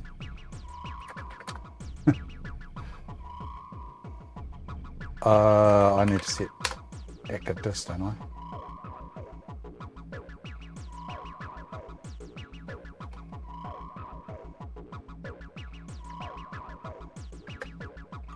I? It has already, that's all good.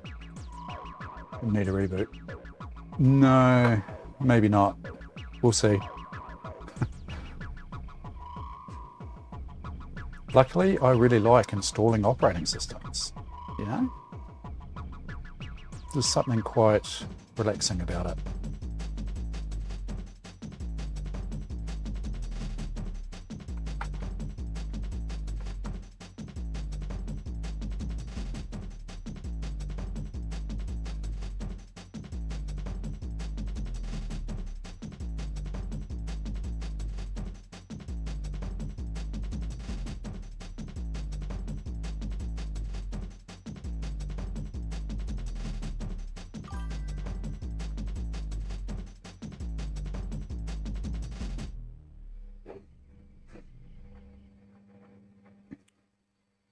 Yeah.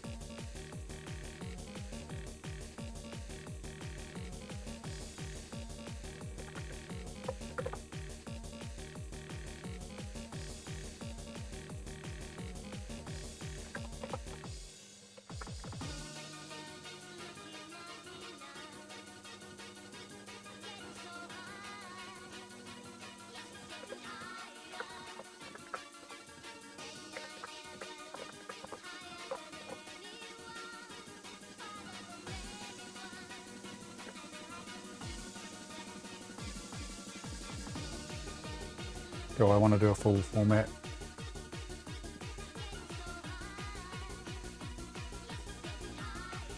How long is that going to take?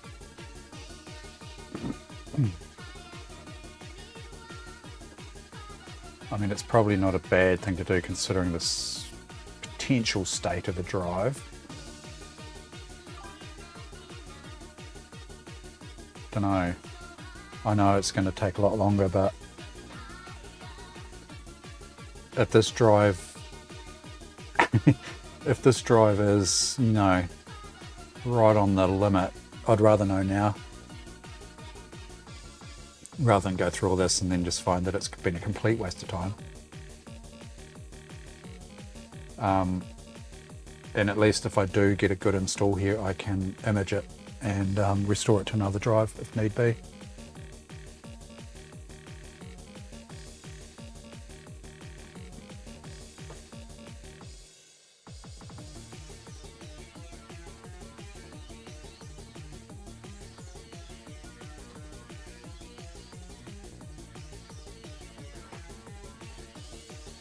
Do you want to hear it?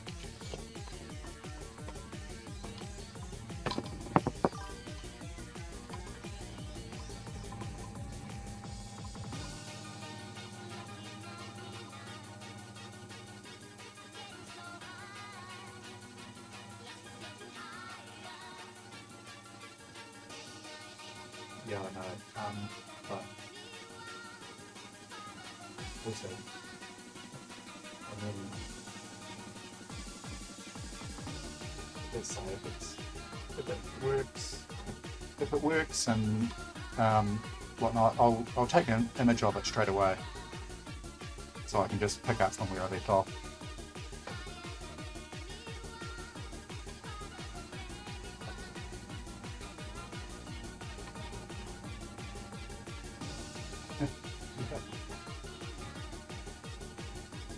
Yep.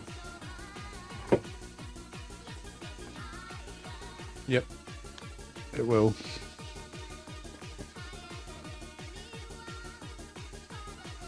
This process will pick up any bad sectors, so if it's got any bad sectors at all, I'll just can it. I'm just trying to think of what other options I've got for that. I've got compact flash.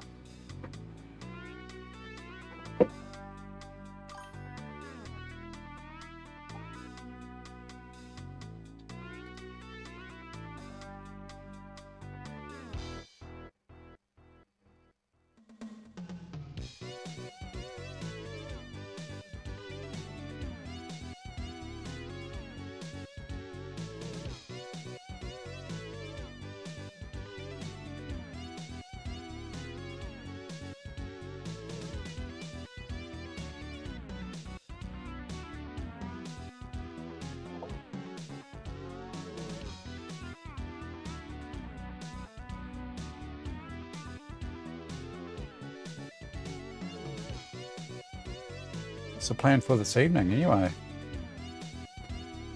I'm going to have a barbecue.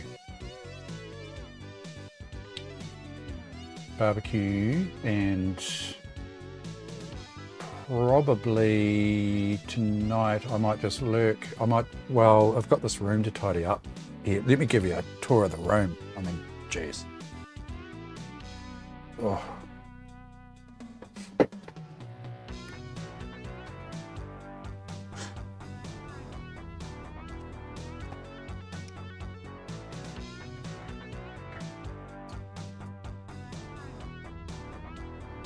That's my workbench.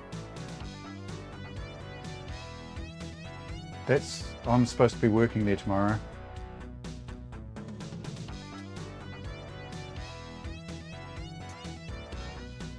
.386 there, it's got my toolbox on it. I just put this tool chest in a couple of weeks ago. That was in my garage. Oh yeah, that's cool. I'll probably just lurk on your channel while I tidy this room up, to be honest, Cassie. And look, I mean,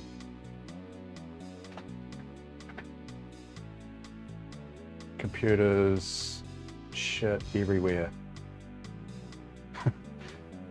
I can just get through. Just got a little walkway through there.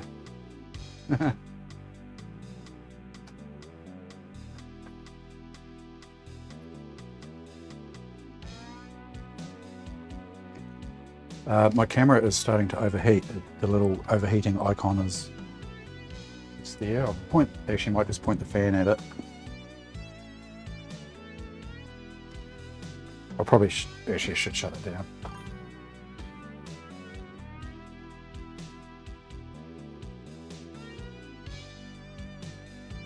No, there's no bacon. I make beef burgers, and then I do the beef burgers and the onion and the egg. What else? Yeah, I do that on the charcoal barbecue. And I toast the buns on there as well. It's one of those old school, I don't know if you've seen them, but they're like really old school. We used to see them all the time in like 70s. They're like a kettle barbecue, aluminium with little three steel legs coming outside. Made in Christchurch. They don't have a hood or anything like that. They're really basic. And yeah, I've been charcoaling with that for bloody 20 years probably. There's a lot more pissing around than just cranking up gas, but I quite like the process. I quite like the lighting process and standing around and just, you know, have a bevy and listen to some music.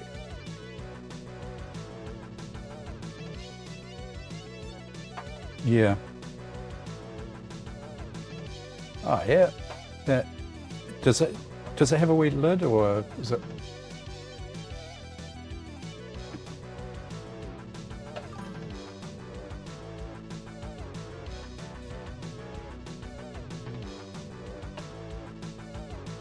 There's a process to lighting them. There's no bad sectors on this drive. Yeah, mine doesn't have a lid, so you can't sort of roast or anything like that. But you get it cranked up, and it's got a split tray. So the tray is actually, it's sitting right here. I'll show you.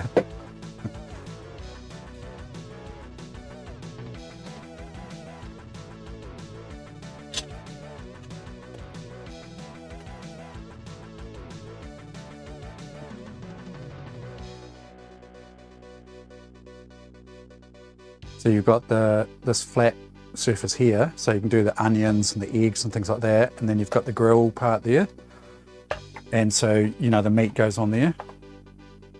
Works pretty well.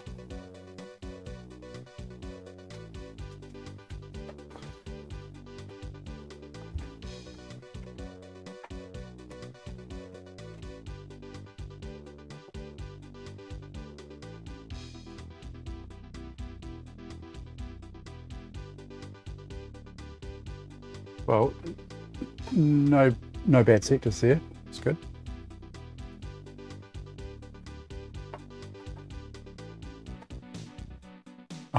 Yeah.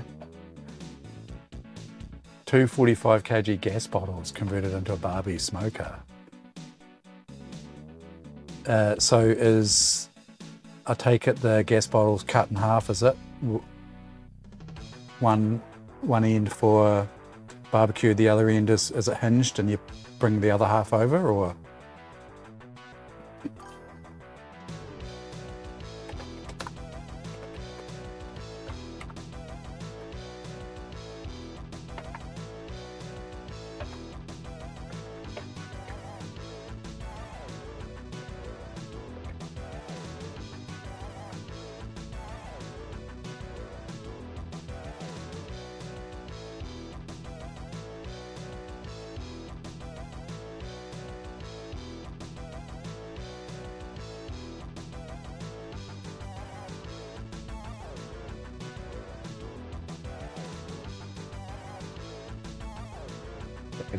Cabs.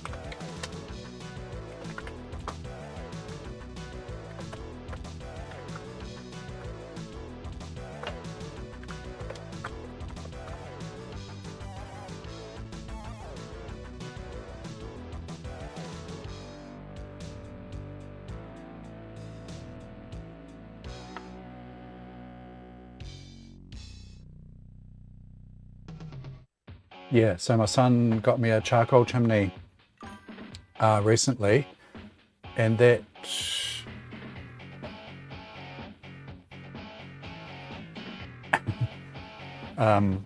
that speeds up the barbecue process immensely, because the old school way of lighting your barbecue was to pour like half a cup of methylated spirits on your charcoal, leave it for 5 minutes, and then put another half cup on it and light it, and then basically walk away. But the problem is some of the modern charcoals, that was fine on that charcoal you used to buy from the service stations and whatnot. It seemed to be a little bit more porous and not so dense, and you could just walk away, and you walked away basically until all the charcoal had produced ash, covered in ash, and then away you go. The problem these days is it's getting really hard to get that charcoal that we used to get back in the day, and so a lot of it's quite dense, and you can still light it that way, but you have to use a bellows to go around, and really it's like running a forge, you kind of gotta, you get the bellows in there and get it really pumping, because if you don't, potentially it'll just go out. So that might be the problem you're having, Xeon, is modern. Yeah, and so chimney sorts it, but if you're going old school, especially with the modern charcoals, is that might have been your problem, is that you light it and it will either go out or it'll just fart around and be completely wimpy, unless you get a set of bellows onto it. Go for it. Before I had the chimney, that's how I used to do it, and that works fine. It's just a bit more work, but the chimney, you basically just chuck your charcoal into the chimney. It's got like a grate at the bottom, near the bottom, so a third of the way up.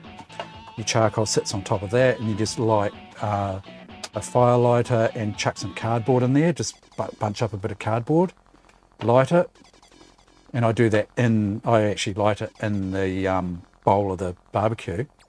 Light it and walk away. It makes a shitload of smoke, and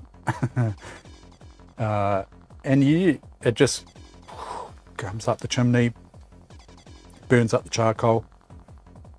It doesn't burn it up, gets it going.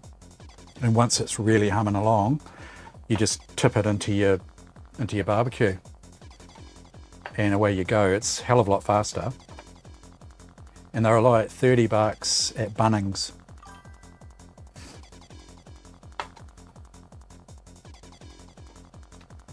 Yeah, gas, a lot less farting around for sure. But yeah, you do. There is a certain taste you get from the barbecue, from the charcoal. Yeah.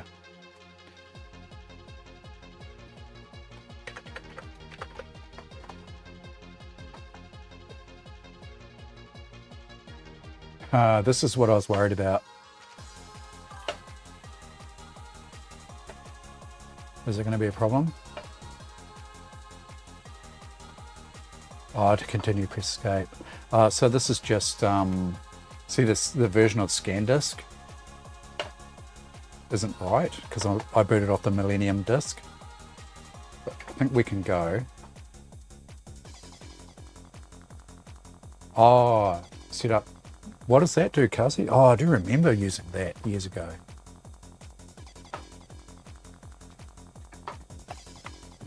Do you think I should do that? No mouse, that's all good. Why is the keyboard not working? Ignore ScanDisk. Okay, yeah. Weird thing is though, I've got no keyboard.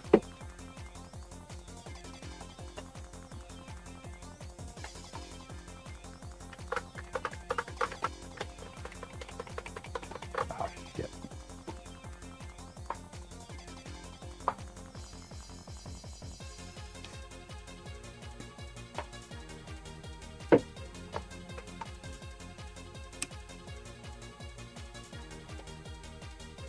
Yeah.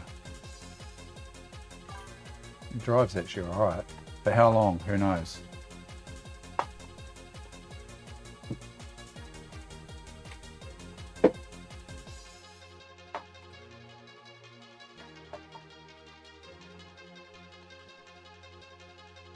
Keyboard wasn't working at all.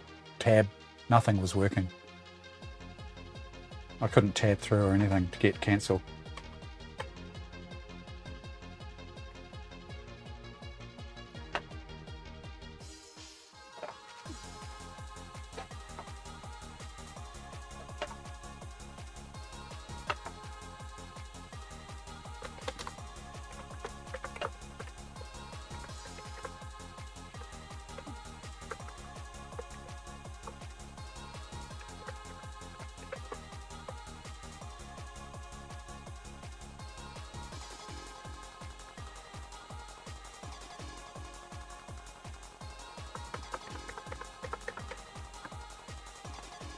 This is weird.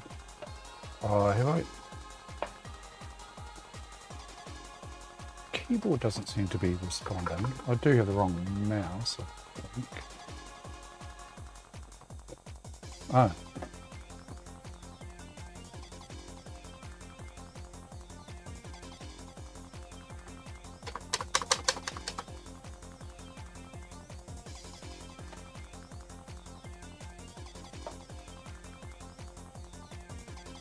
Bizarre.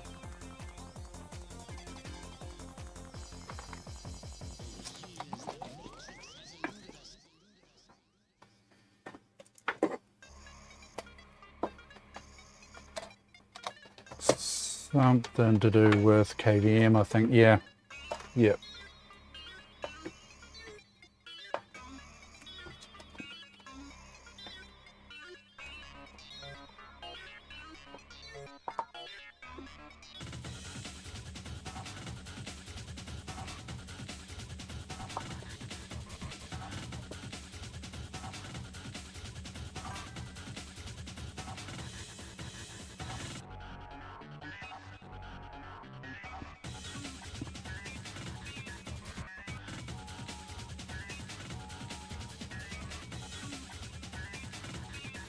Yeah, it is an option. I've just taken the mouse out of the equation.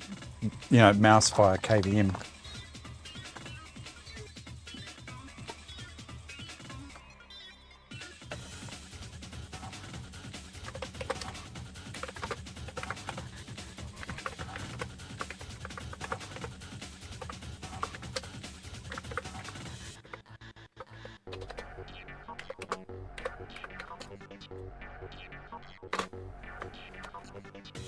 It's weird that the keyboard dies though. Well, yeah, it's still dying. Okay. Righto. well. Let's take the KVM right out of the equation.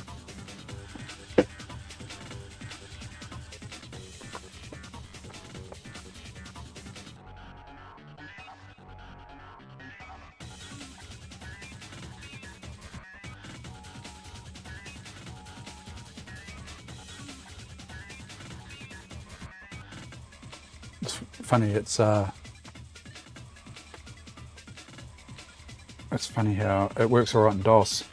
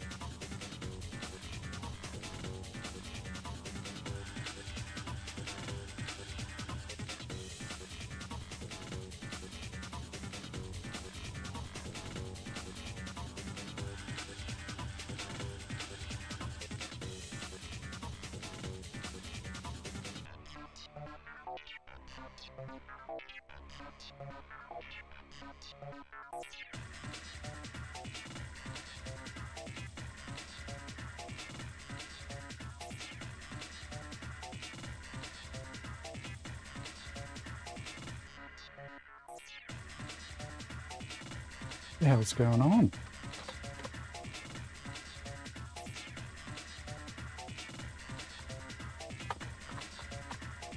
It's weird, isn't it? No keyboard, no mouse, but only when I get into setup.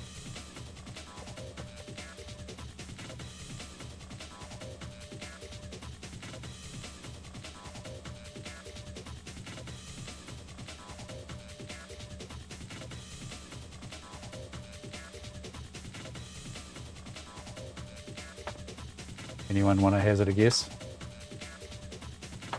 I'm wondering if it's something to do with Millennium Disk boot. I don't know, but that's all that I can really think of at this stage.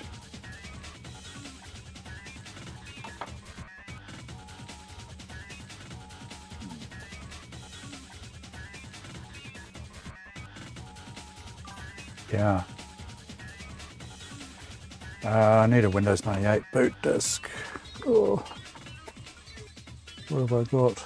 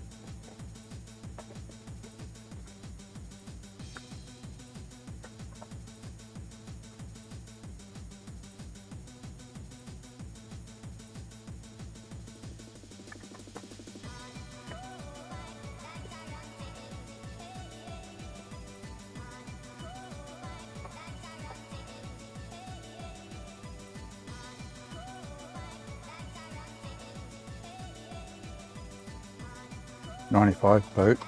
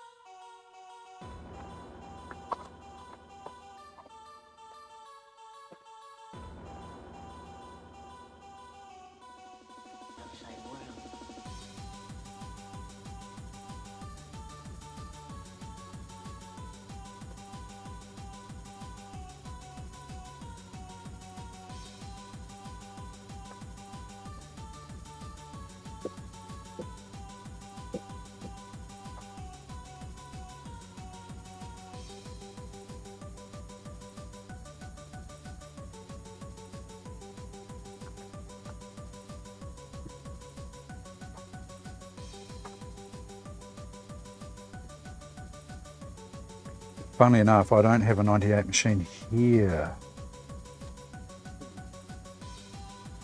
that I can just easily fire up and make a disc.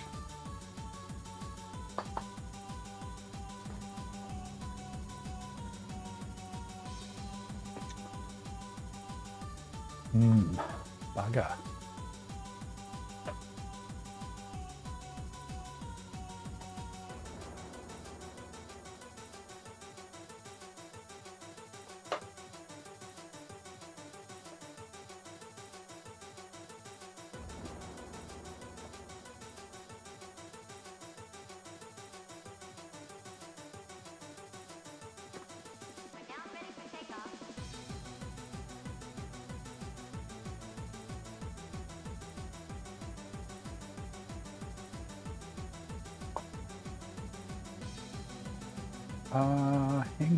Hang on.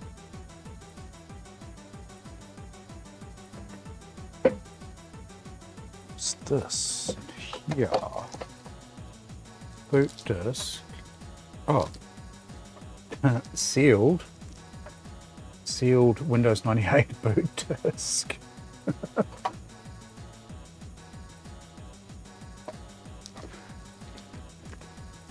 You want to watch me unseal it on camera?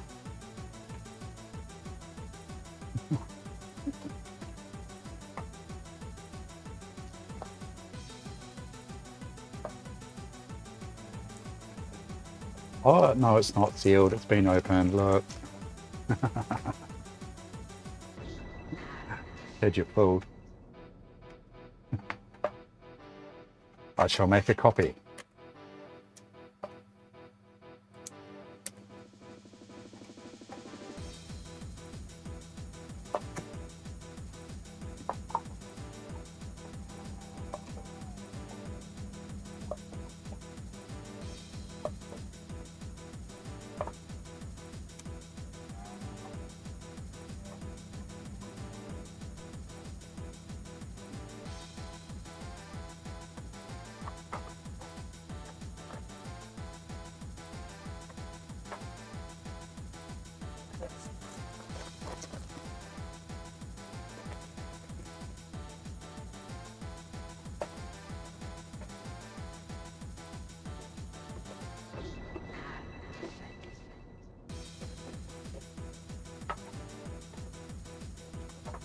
Start Windows 98, set up from CD-ROM. I'm tempted just to do that, you know.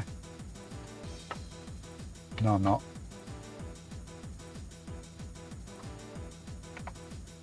I'll copy the disk and then re-F disk, reformat. I'll do a quick format next time though, because I know the drive's okay.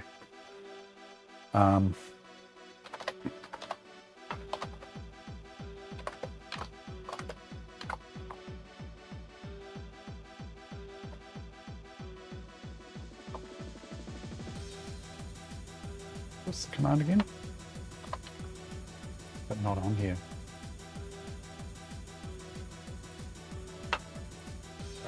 I'll just run it from here.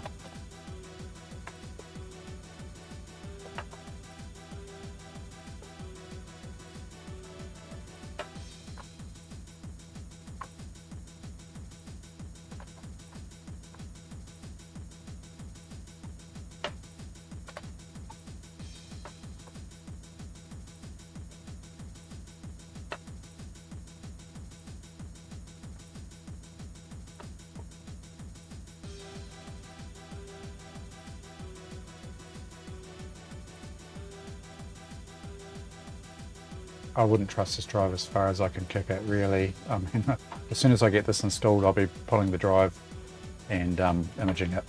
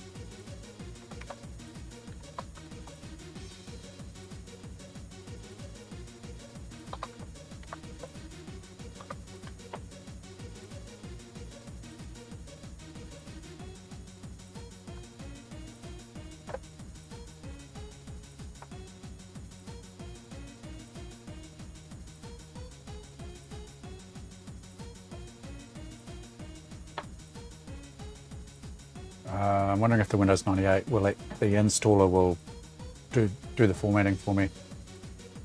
Can't remember now. Is there no format command? Is it on the floppy?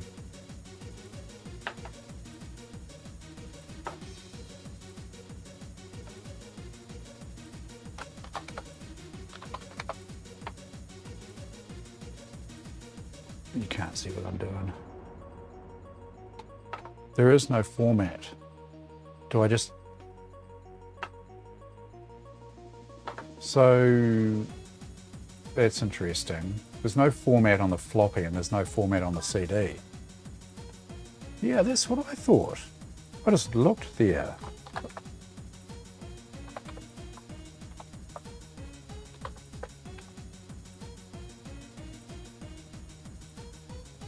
Is this the difference between the full and the bloody upgrade?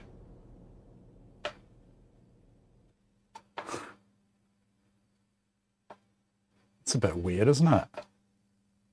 There's no format there. There's no format anywhere on the CD or on the floppy. And I'm a little bit reluctant to grab a format from anywhere. Just wondering if I should burn the disc. I'm sort of running out of time. Just wondering if I should burn a full 98 SE.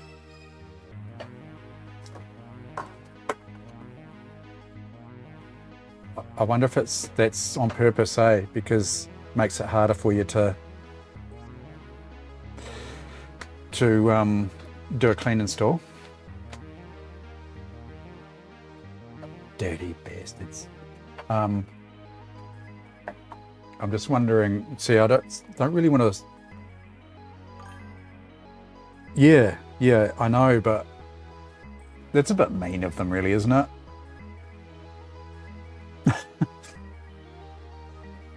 A bit stingy. They could have put a format command on there for us. And I'm a little bit reluctant to grab another one from somewhere else because of the issues I had just before with the keyboard and the mouse not working.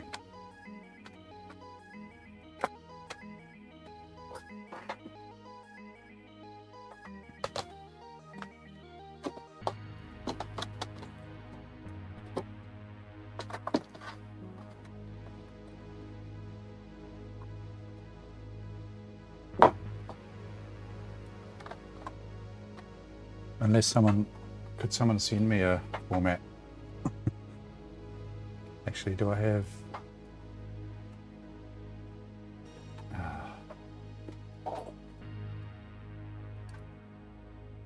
I'm just going to download an ISO. 98 ISO and burn it.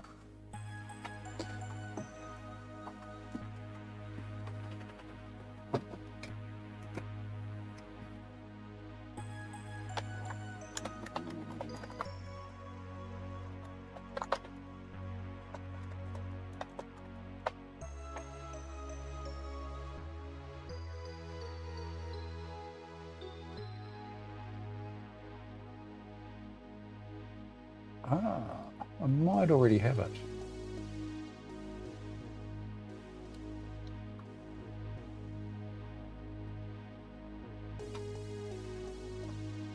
Or not. Oh yeah, second edition.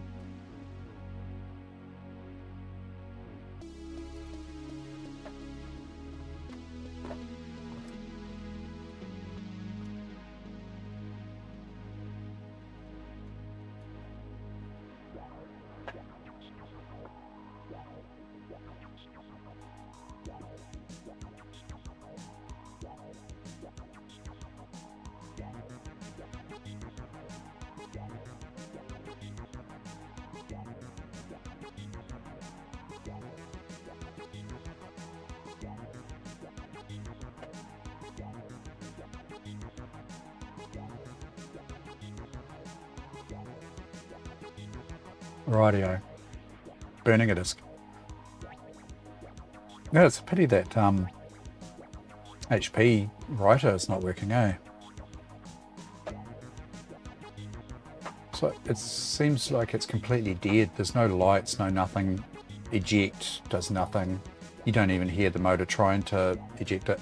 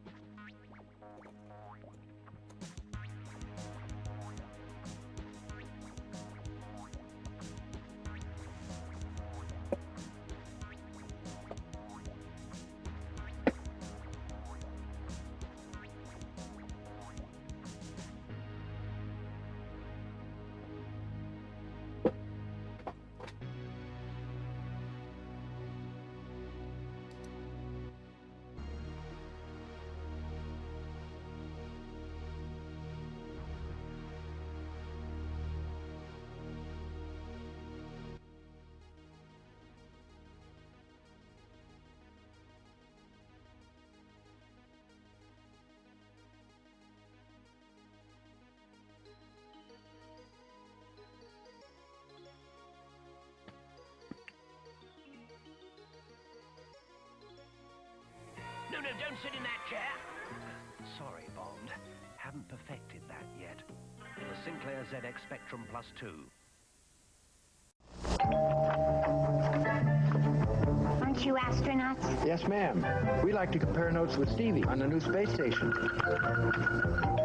Hi, we're the Pointer Sisters. We need Stevie's help with our new album. The Amiga computer. What can it do?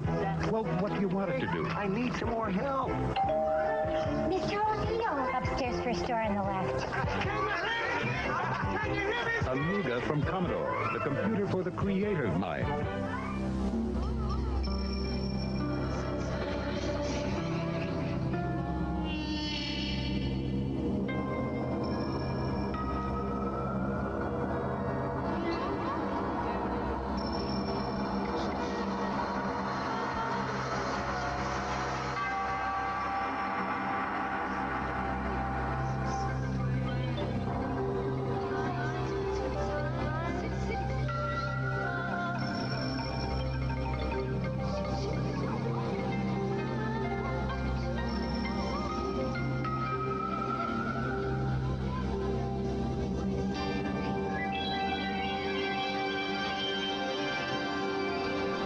Experience the mind unbounded. Amiga, the first personal computer that gives you a creative edge.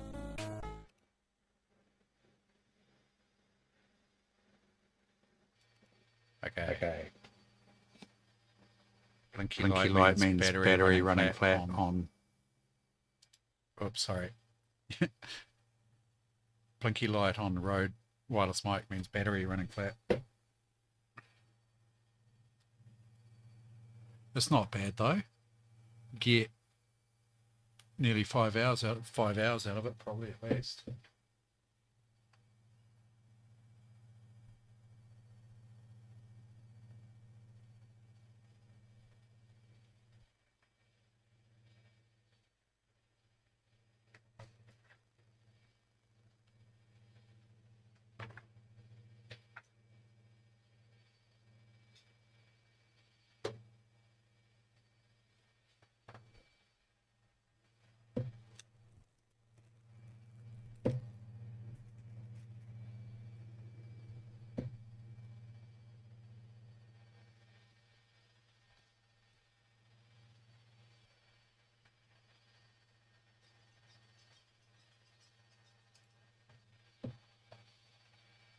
We know what that means.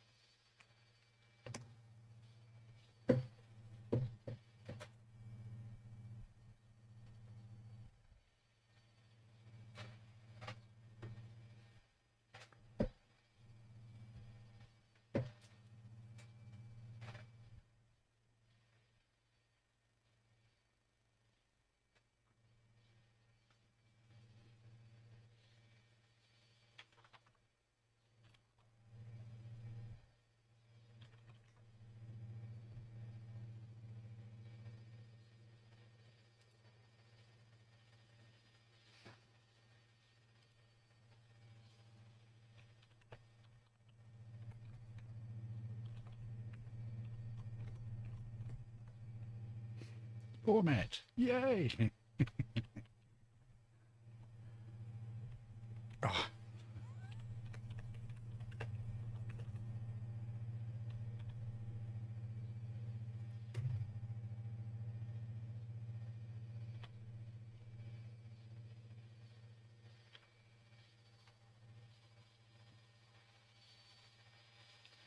Oh, it won't let me do a quick.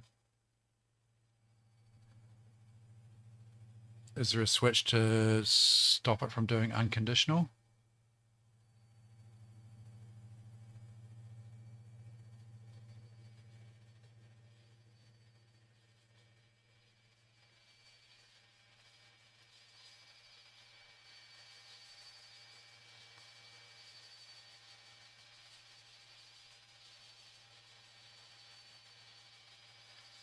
Probably just /U or something, is it? It's going to be quicker to reboot, isn't it?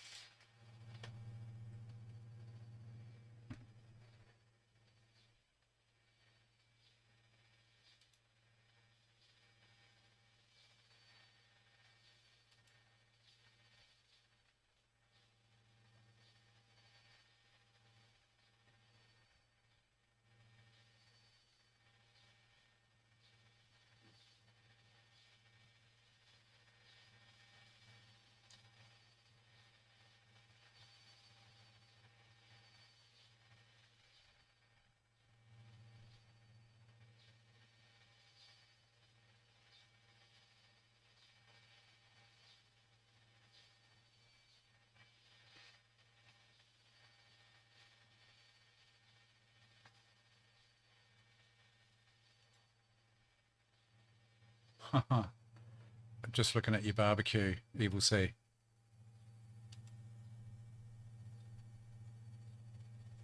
Oh, I see. Big gas bottles. That's cool.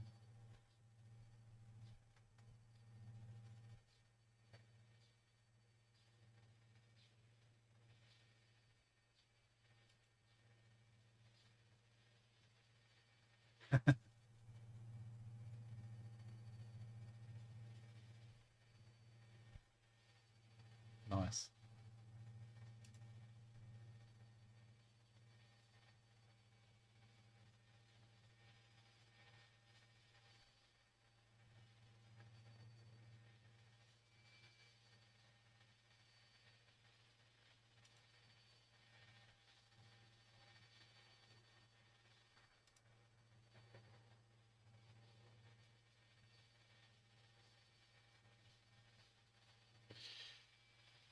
Well, absolutely zero dropped frames today, and averaging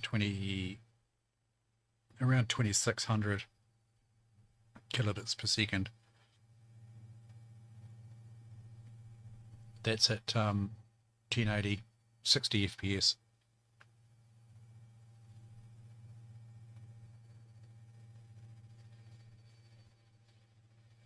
It's better than last time. I did get a number of drop frames last stream.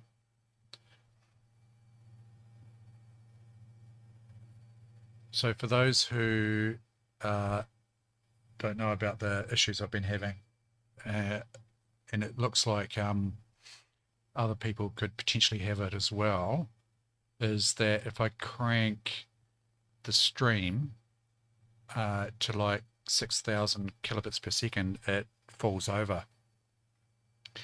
And it looks like it's related to two issues. One is a routing issue, potential routing issue, which by itself is fine, no problem. But if you combine it with some sort of weird Windows network stack issue, which we're seeing on Windows 10 machines, you combine the two and it causes it to fall over. Or, you know, it's virtually unstreamable. And so my workaround at this stage is just to drop the bandwidth down, you know, the bit rate. Drop the bit rate down and I can stream no problem. But it's weird. We haven't found, or, you know, the people that are involved with testing this have not found it with Linux, and it's also not apparent in Windows 11. So it's something to do with the Windows 10 network stack, and the combination of that with this potential route issue. It's kind of bizarre.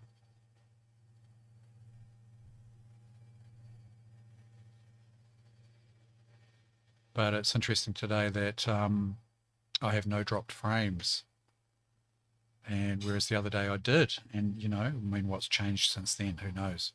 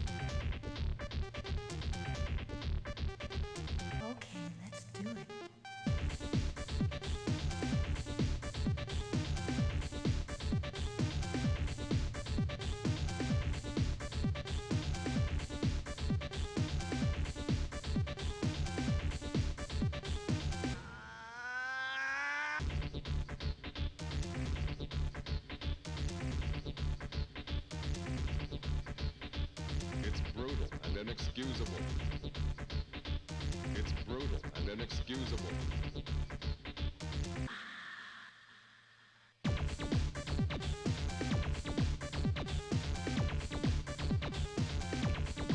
Well, it'll be interesting to see if the keyboard and mouse work after this, because if they don't, well, maybe there's something else going on as far as, could it be that CPU? Okay, I don't know.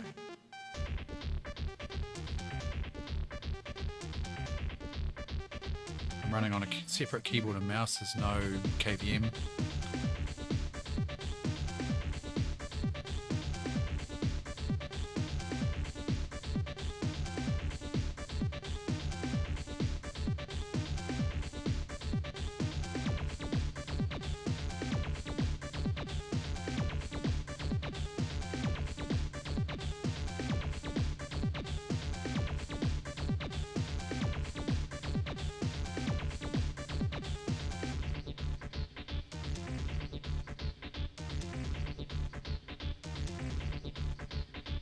It's brutal and inexcusable.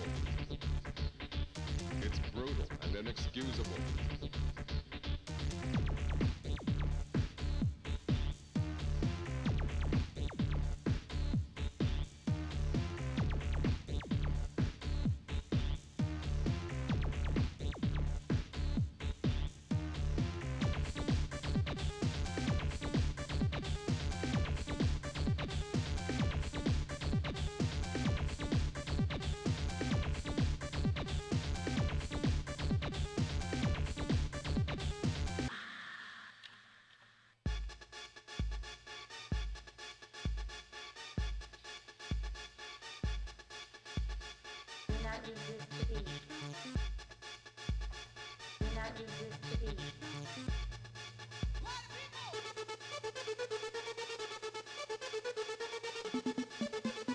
It's the same.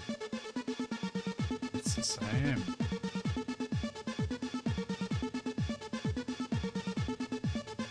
That's weird, isn't it?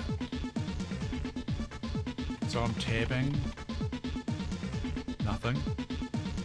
Numlock does not turn the numlock off or on. The mouse is dead. I wonder if it's that CPU. You know, I wonder if it's just not playing well with the board.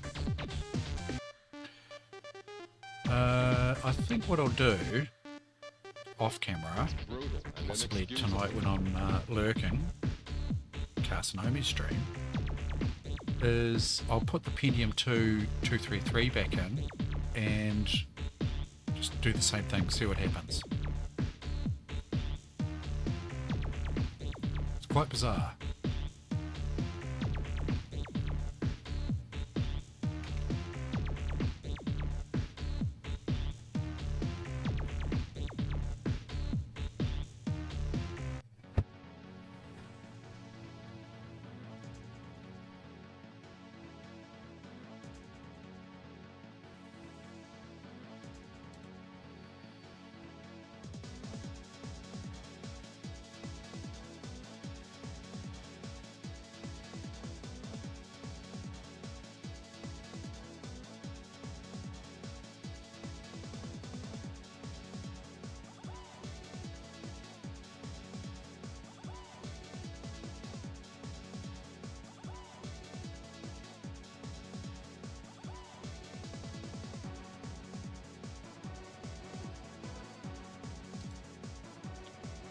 Right, I think I'll call it there.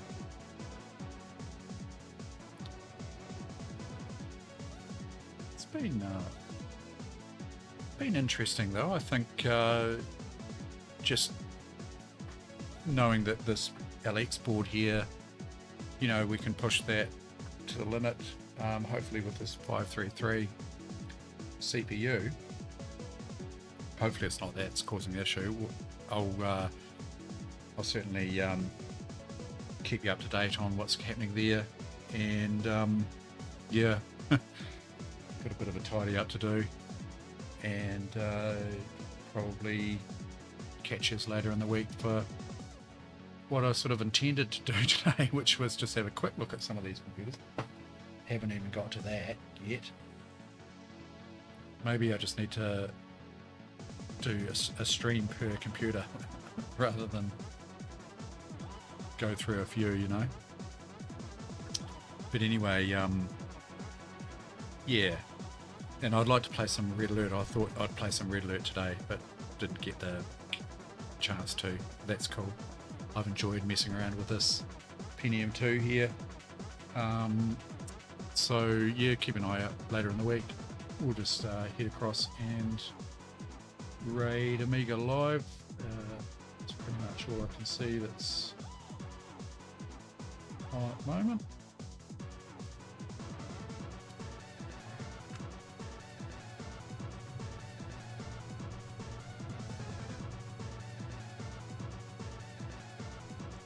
Thank you everyone for keeping me company, hanging out.